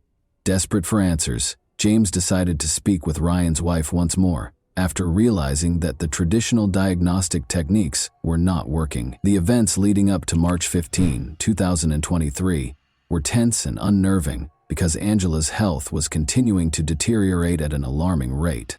Angela was admitted to the hospital for the second time on March 9 and was monitored overnight. Doctors hoped she would get better, but they couldn't figure out what was causing her symptoms. Even though the test results were always normal, the growing anxiety among her family and the medical staff was concerning. Despite all of these changes, Ryan and his spouse remained influential. James's longtime friend and financial partner, Ryan, had previously helped him through difficult times, including rescuing James's dental practice in 2021 during a financial crisis. Their help was equally important this time, since Angela's life now depended on it, and the cause of her pain was still unknown. At James's dental clinic, Caitlin, the new office manager, couldn't get rid of the feeling that something strange was going on with her boss. After multiple incidents in the days preceding March 15, when Angela's condition deteriorated to a critical level, her suspicions started to grow. After speaking with James's close friend Ryan, she was able to piece together her observations and uncover an unsettling pattern. Everything began on March 6. Caitlin was working late that night when James showed up at the clinic out of the blue. He had no appointments with patients, and his actions appeared unusual. James went into one of the exam rooms and used the computer there rather than using his office computer. Although Caitlin thought this was strange, she didn't give it much thought at the time. On March 13, a package reached the clinic a few days later. James had made it clear that Caitlin was to accept it herself and that no one else was to open it, but when she went to pick up the delivery, she found that the box had already been opened by another employee. A cylindrical container bearing the warning label "hazardous materials" and the words "potassium cyanide" was found inside.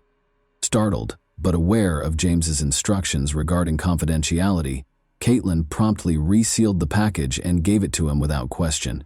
She witnessed James carrying the brown paper-wrapped container out of the office later that day. Her suspicions were strengthened by this incident. She looked into potassium cyanide because she was becoming increasingly uneasy, and what she discovered was terrifying. The dizziness, nausea, and low blood pressure that Angela had been experiencing for days closely matched the symptoms of exposure. Angela was in critical condition by the time Ryan and his wife got to the hospital to help James. Ryan was surprised when Caitlin told him about the odd things that happened at the clinic, even though he was already aware of some of the family struggles. He was so horrified by her story that he called the police and told them what she had told him while he was on his way to the hospital. Nevertheless, Caitlin observed other peculiar actions from James. She remembered something else. As she was leaving the office on the evening of March 6, James texted her to ask her to personally make sure that a package that was scheduled to arrive was delivered to her. This request appeared to be merely a formality at the time, but in the context of later events, it became more significant. Ryan made the decision to speak with James when he got to the hospital. James asserted that Angela had requested the order for the aforementioned chemical, potassium cyanide, but his explanation sounded tentative, which made Ryan even more suspicious. Ryan shared this information with investigators out of concern, and they started to suspect that this case was much more complicated than it first seemed. Angela was taken to the hospital once more on March 15. Her symptoms, which included sharp abdominal pain, nausea, and extreme dizziness, had gotten critically worse. By the time police arrived, Angela could hardly stand, according to her brother, who had driven her to the emergency room. James now appeared to be aware that things were rapidly getting out of his control. James was questioned by police later that day. Investigators focused on a crucial question even before the official interview began. How would James explain the link between his purchase of potassium cyanide and Angela's abrupt and serious health decline? Interviews with the hospital's medical staff, where Angela was receiving treatment, marked the start of the investigation. Ryan's worries alerted a nurse, who confirmed that Angela's test results revealed odd markers. Her symptoms, which include seizures and rapid deterioration, may be consistent with exposure to a toxic substance, according to her attending physician. Investigators turned their attention to the circumstances surrounding Angela's hospitalization as a result of these statements, which turned into crucial pieces of evidence. Detectives went to James's dental clinic the next day. The office manager, Caitlin, made a number of observations that added to the mystery. She remembered James talking about looking after Angela and making her a protein shake on March 6. Angela's health started to deteriorate shortly after, which was a coincidence that investigators noticed and led to further inquiries. In the days that followed, Caitlin added, James frequently seemed nervous, shunned social interactions, and talked on the phone a lot. She was especially drawn to his request that she sign documents pertaining to the purchase of clinic equipment. Investigators suspected possible financial misconduct after examining these documents and finding that the amounts listed were significantly greater than the equipment's true cost. James regularly used the office computer for personal purposes, according to one of the clinic staff members. The employee remembered in February that James had visited a website about chemical reagents that contained references to potentially very dangerous substances. These findings were consistent with the identification of James's potassium cyanide purchase. James's financial activities were soon the subject of the investigation. Investigators discovered that James had sent a sizable amount of money to an unidentified supplier connected to the sale of chemicals on March 4. James was able to conceal the order from his family because it had been shipped to the clinic's address. Investigators linked the package Caitlin had seen to the delivery when they tracked it down. She explained the warning-labeled container and mentioned that James had retrieved it and taken it home. The focus soon shifted to James's clinic office. James has been locking his office door during lunch breaks, which is not something he usually does, according to another employee. Investigators discovered traces of packaging materials that seemed to match the delivery of the potassium cyanide while searching the office. Hospital personnel persisted in trying to save Angela's life in the interim. Doctors ruled out accidental poisoning because of the high levels of toxic substances in her system. The foundation for additional accusations against James was established by this crucial detail. In the hopes of discovering more evidence connecting James to Angela's declining health, detectives secured warrants to search James's house and car. In her additional testimony, Caitlin noted that Angela's symptoms were consistent with those of potassium cyanide poisoning, which include nausea, vomiting, and low blood pressure. She added that even in tiny doses the chemical could be fatal. Investigators' suspicions grew stronger with each new piece of evidence, which led them to believe that intentional actions caused Angela's health crisis. James's computer was examined as part of the inquiry. Detectives discovered notes on it that listed the times and dates that Angela's symptoms worsened. The nature of the records suggested that James may have been using them to track and control her condition, even though the entries seemed to document her health problems. Further information was uncovered by looking through the couple's messages. Angela thanked James via text on March 6, 2023 for making her coffee. She reported feeling weak and lightheaded shortly after. In response, James advised her to take her blood pressure. During the same conversation later that day, James mentioned strong medications and blamed her symptoms on possible triggers, which investigators later saw as an effort to avoid suspicion. James' longtime friend and business partner Ryan revealed that James had confided in him about significant marital and financial difficulties in 2021. James was even thinking about getting a divorce at the time. James subsequently stated that Angela had been experiencing extreme depression and related an instance in which he allegedly prevented her from hurting herself. Their 6 children's testimonies, however, ran counter to these assertions. They characterized Angela as a lively, upbeat individual who displayed no symptoms of depression or odd conduct. Investigators also investigated James's divorce demand. In December 2022, he had mentioned Angela's mental health in conversations, but he did nothing to get her professional help. James's habit of hiding important information and this inconsistency increased suspicions that his actions might have been a part of a premeditated scheme. Additional evidence was found during the search of James's house and car. Investigators discovered pieces of packaging thought to be connected to the cyanide delivery in his home office. Traces of a powdery substance were found in his car and sent for examination. As the evidence grew, investigators were able to concentrate on James's possible double life. Even though he presented himself as a loving family man, he was starting to show signs of secretive behavior and hidden problems. A clearer picture of what might have been going on behind the scenes was emerging from the financial difficulties, marital strife, and thorough notes about Angela's symptoms. One of the most important aspects of the investigation was the history of James and Angela's marriage. According to Angela's sister, Angela had often confided in her about feeling pressured and manipulated by James. According to her, he could talk about his issues for hours on end without taking responsibility or demonstrating any desire to change. According to reports, Angela felt stuck in the circumstance and lacked the strength to escape. These reports corroborated remarks made by James's co-workers, who observed his repeated grievances regarding family issues. James once remarked that life would be simpler without all of these responsibilities, according to one co-worker. Throughout the investigation, Angela's medical records were extremely important. She had seen doctors more often than usual over the previous 2 years, complaining of inexplicable symptoms like weakness, dizziness, and stomach pain. Investigators suspected a potential link between her health problems and James's behavior, because these visits fell during times when their relationship was more tense. James's search history showed meticulous preparation. He had studied the uses of toxic substances, such as cyanide and arsenic, and discovered ways to cover up their taste in food and beverages.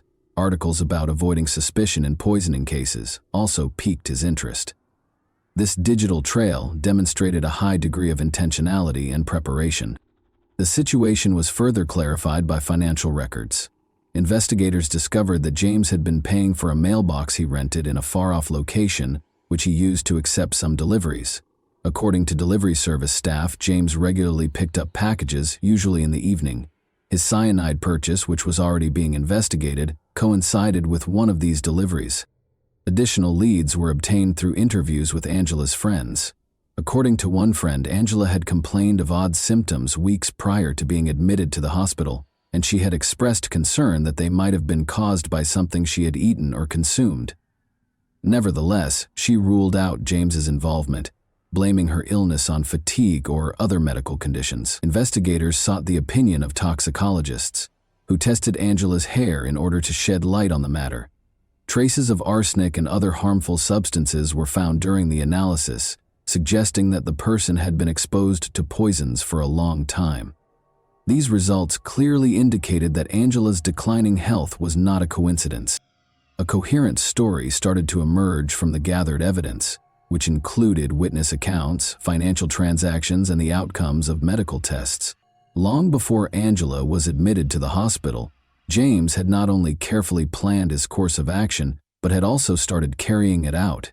Nevertheless, investigators persisted in their efforts to dispel any remaining uncertainties. Investigators also looked into James's financial circumstances and found some concerning information. With more than $2 million in debt, his dental practice was in terrible shape. This was made worse by his gambling habit.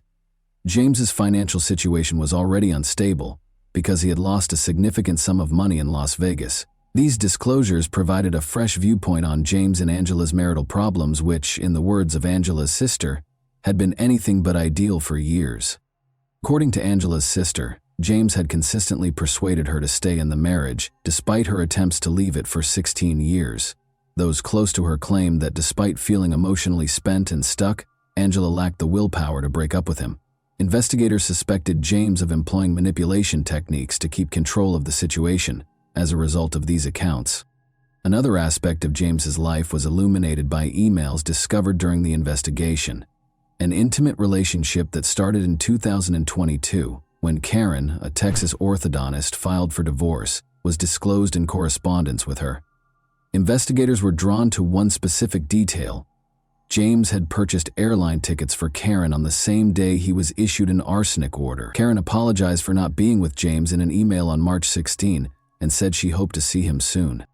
Investigators looked into life insurance plans that were obtained in Angela's name in the interim.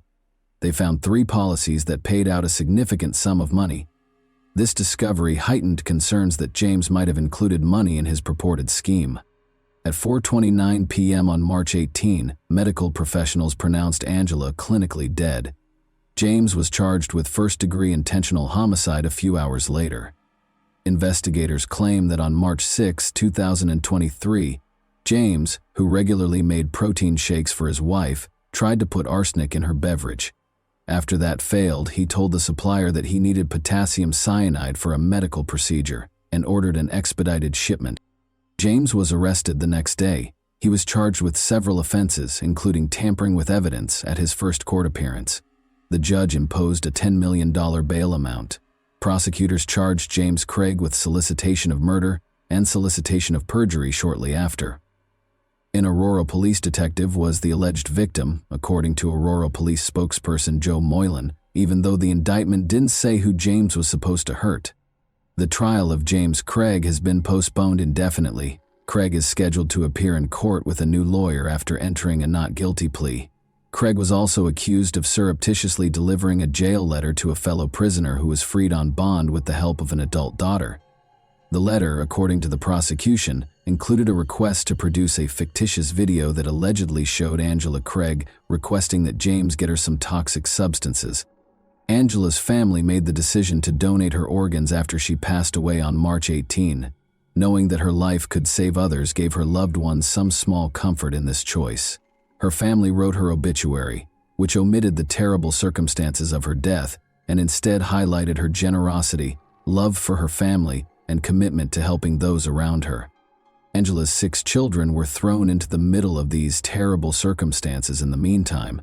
Angela's family took custody of them after James was arrested in an effort to protect them from the consequences of his alleged behavior. During this trying time, Angela's family put in a lot of effort to make sure the kids got the help and attention they required. The dark secrets that James Craig had meticulously hid behind the facade of a prosperous career and an apparently contented family life were exposed by this case. The tragic result of his painstakingly planned actions devastated not only his own life, but also the lives of his loved ones, family, and children. This story is a sobering reminder that appearances of success and stability can conceal deep conflicts and hidden agendas, leaving many lives forever altered and many questions unanswered. And that wraps up today's chilling story. If you enjoyed this video, don't forget to like and subscribe so you never miss a new upload. Also, let me know in the comments what part of this story shocked you the most. Thank you for watching, and I'll see you in the next video.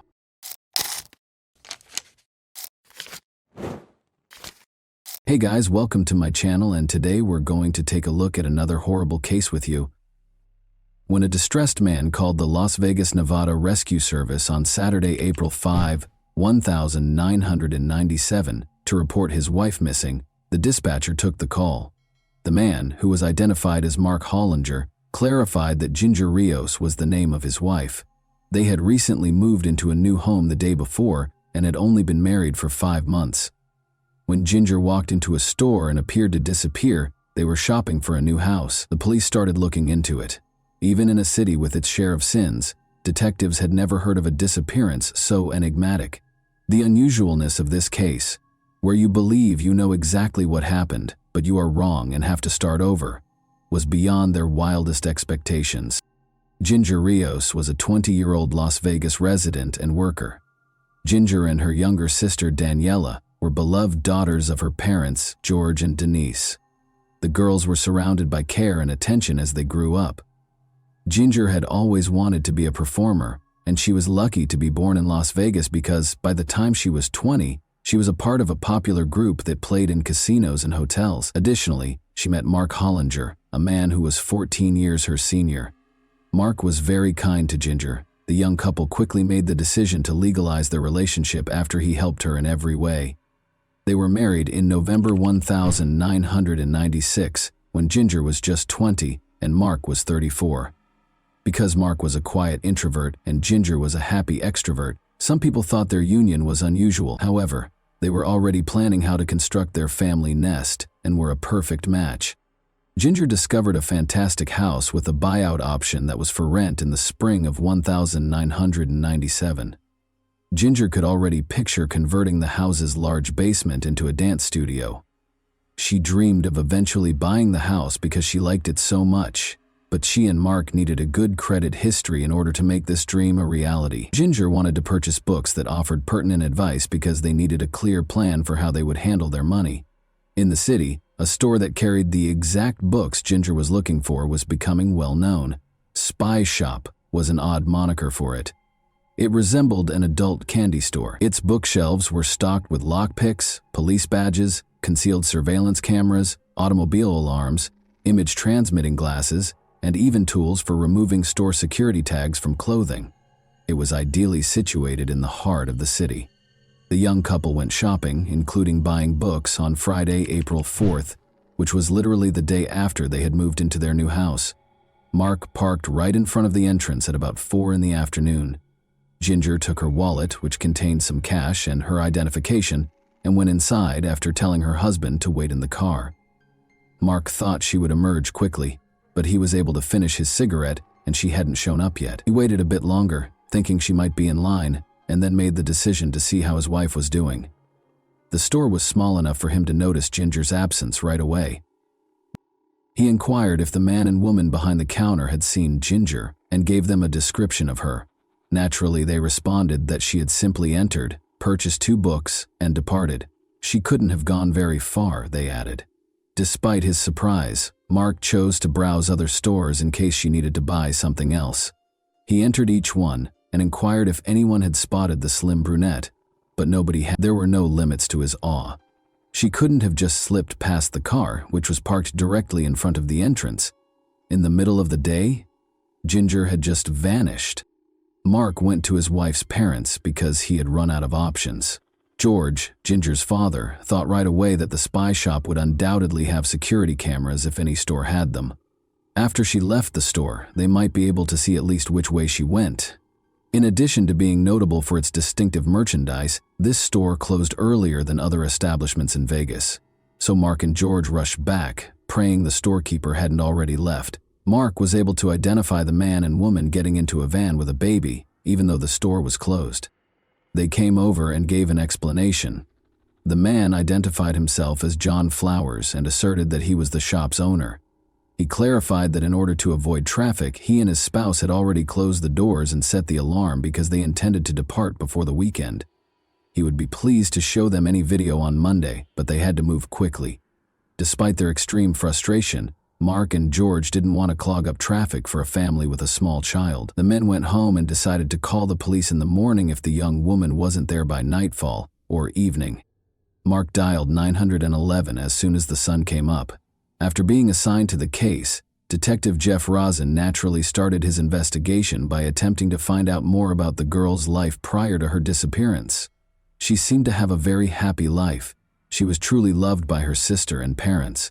Her career was booming. She had recently moved into a new house, and she had only been married for 5 months. She didn't seem to have any reason to flee, or did she? Is there something that nobody is aware of? What if she had purchased something else that made her disappear in the store instead of financial books? A few weeks ago, George remembered, his daughter had talked about going to that same store, but he had no recollection of her discussing anything out of the ordinary or buying anything during her visit. Her family came to the conclusion that she had to have been kidnapped in some way, but how could this have happened so quickly without her yelling or phoning for assistance? Did this mean she was acquainted with her kidnapper? The young woman did not take out her most recent paycheck or use her credit cards after she vanished. This implied that her disappearance was probably not voluntary.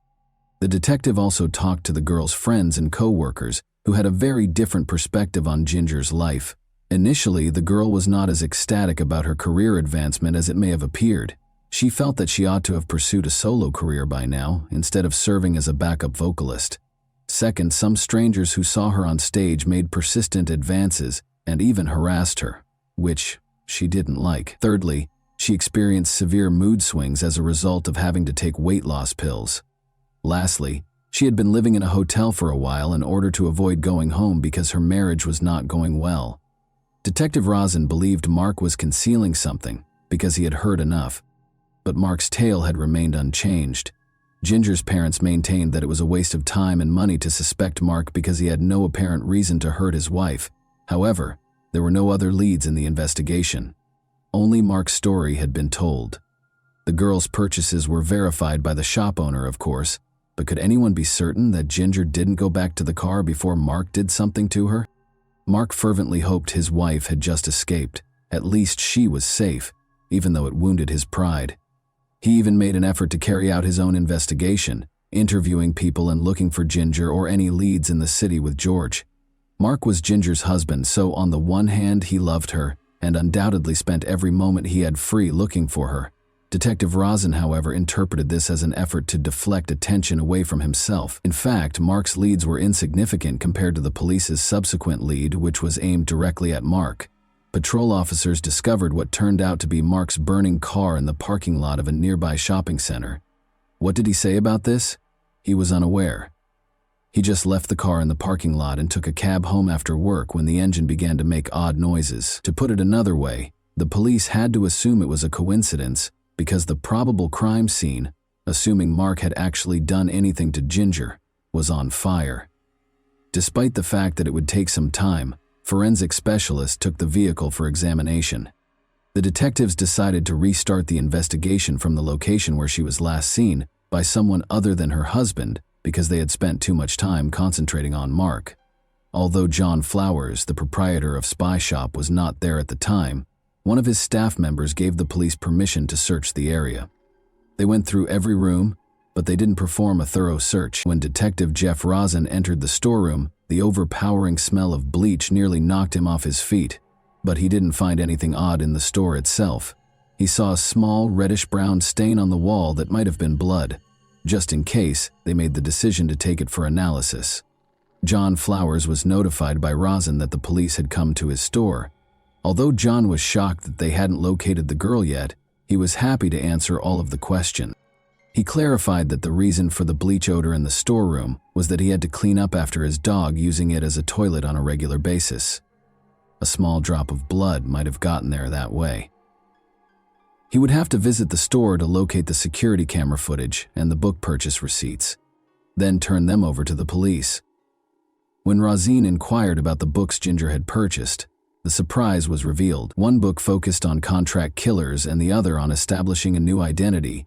However, why did Ginger purchase these? Did someone coerce her into purchasing these books and then murder her in one of the ways outlined in the second book? Or did she truly intend to vanish? Though it was too small to analyze, the tiny spot on the wall may have bled. But since everyone already knew Ginger had been in the store and gone, determining her subsequent whereabouts was far more important. Given Ginger's remarkable beauty and public appearances, there were, in fact, a number of potential leads.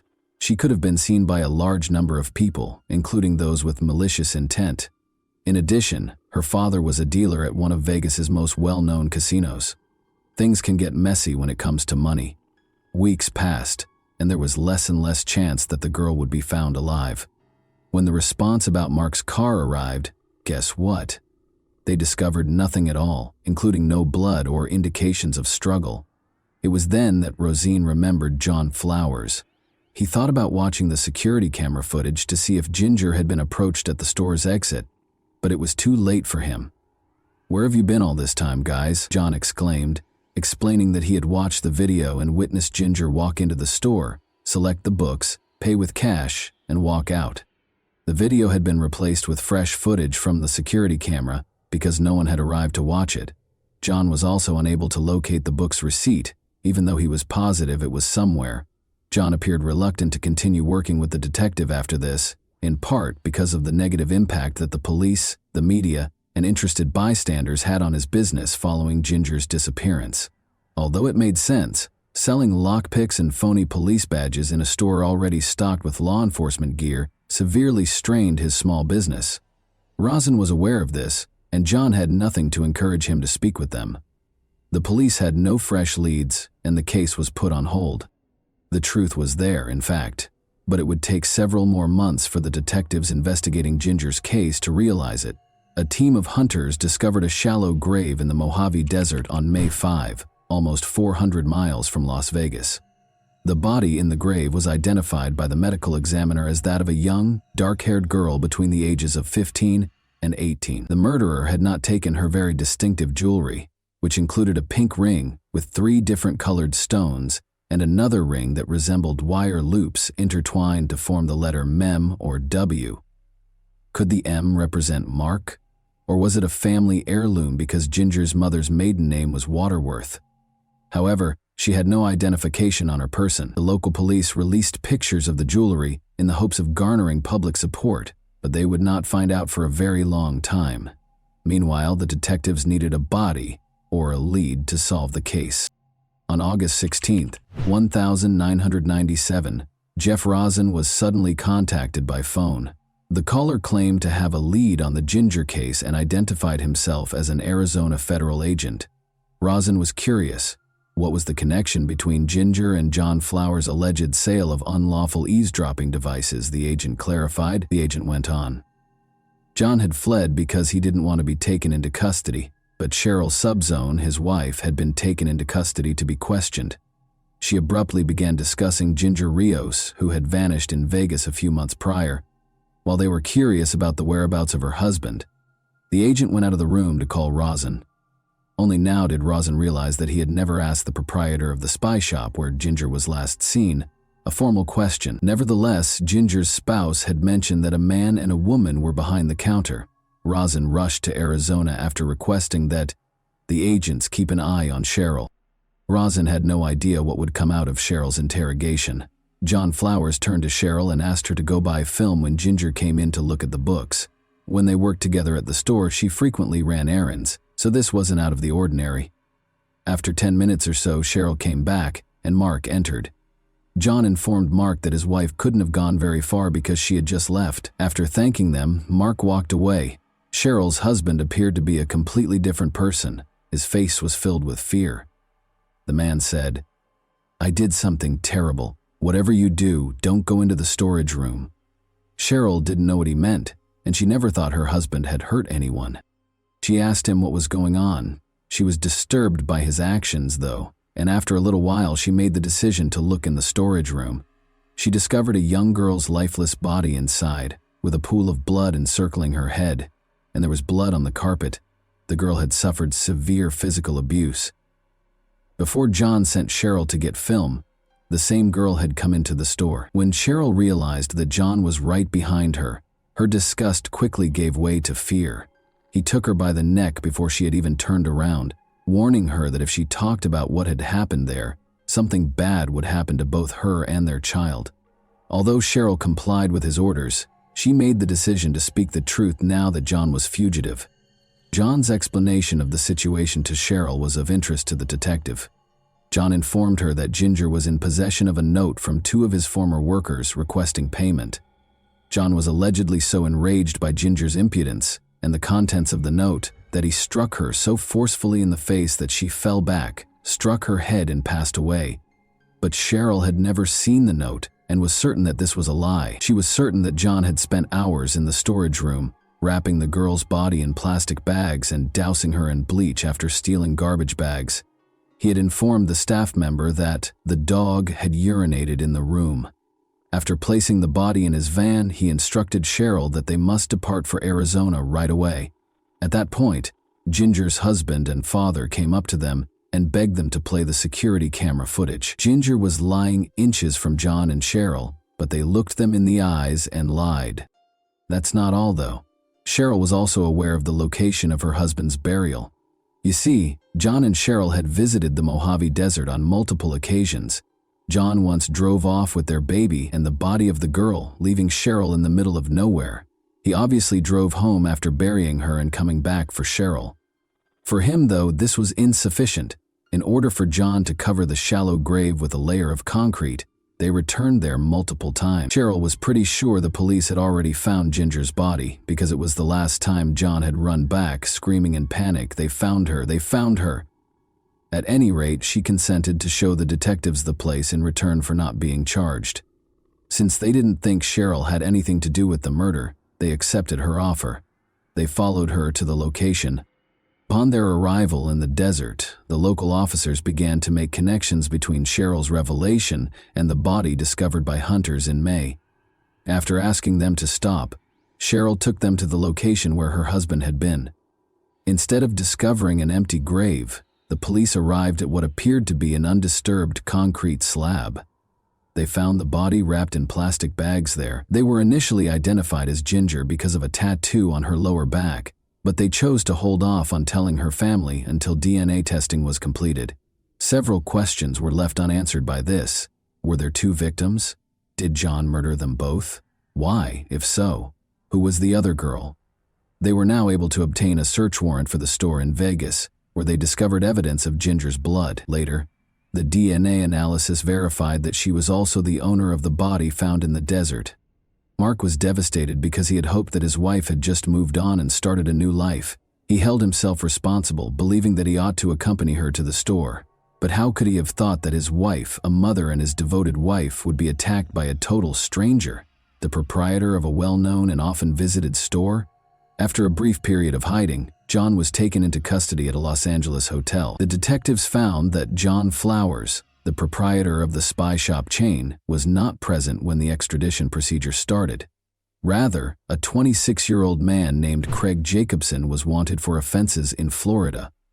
The boy had battled mental health problems since he was 10 years old, with borderline personality disorder, paranoia, and probably antisocial personality disorder. After a year in a mental health facility, he was sentenced to 30 months in prison and 3 years of probation. However, he vanished in 1995. John appeared in his place. In addition to this discovery, 2 months earlier, the police had discovered another possible victim of Craig or John. Before she could even look at the merchandise, the owner of the Vegas store came up to the adolescent girl, slung her over his shoulder, and carried her into the storeroom without saying a word. She was extremely lucky, because John Flowers let her go after being frightened away by another customer who entered the store. Fear prevented this young woman from calling the police, and it might have been problematic for her to contradict the statement of a well-known businessman. Naturally, this was prior to the revelation of John's true identity. Psychiatrists examined him several times over the next few months and concluded he was not fit to stand trial. Despite being certain that Craig was lying, the prosecutor was concerned that the crime might go unpunished. He informed Ginger's family that a plea bargain would be the best course of action. Prior to being eligible for parole, Craig was sentenced to 25 years in prison after entering a guilty plea to the murder. Craig said that the other girl's name was Mary Stoddard. When he abducted and murdered her, she was the 18-year-old daughter of a chiropractor who had traveled to Vegas.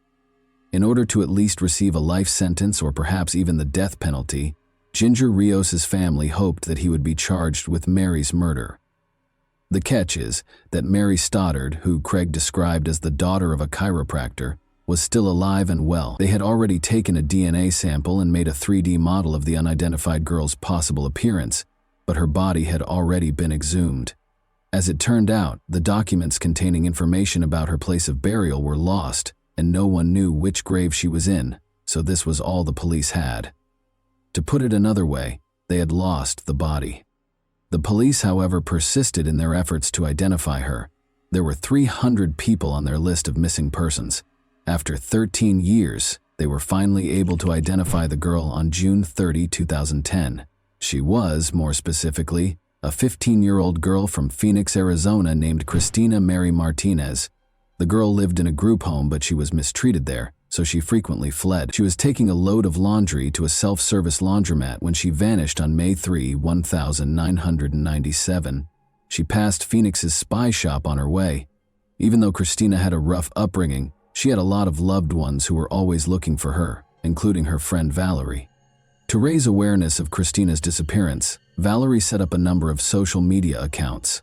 Valerie used to say, "I will never stop thinking about her, and I won't give up, no matter how long it takes. She is more than just a case number to me. I cherished her." Never giving up on finding someone is the essence of true love.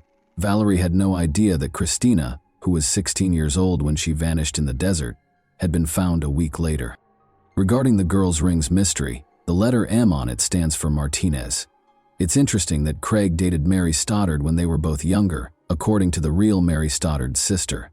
If this is accurate, the man was already acting strangely at the time, and he might have become so obsessed with Mary that, after they broke up, he would constantly look for women who looked like her to vent his resentment. Given that Mary is still alive and Craig referred to Christina as Mary, it's plausible that, like many murderers, particularly serial killers, he had this fantasy in his mind when he committed the murder.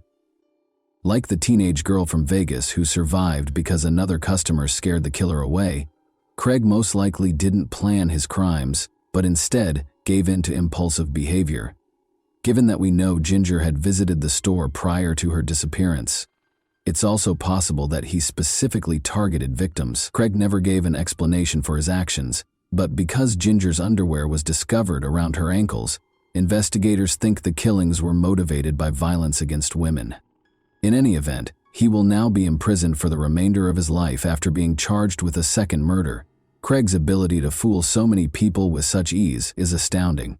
Mark and George, who were looking for Ginger, his own wife Cheryl, who was unaware of his secret personality, and even seasoned Vegas police officers who had seen a lot in their careers. A store owner with his wife and infant behind the counter makes you wonder where one can feel safe. He really seemed like a typical family man. And that wraps up today's chilling story. If you enjoyed this video, don't forget to like and subscribe so you never miss a new upload. Also, let me know in the comments what part of this story shocked you the most. Thank you for watching, and I'll see you in the next video.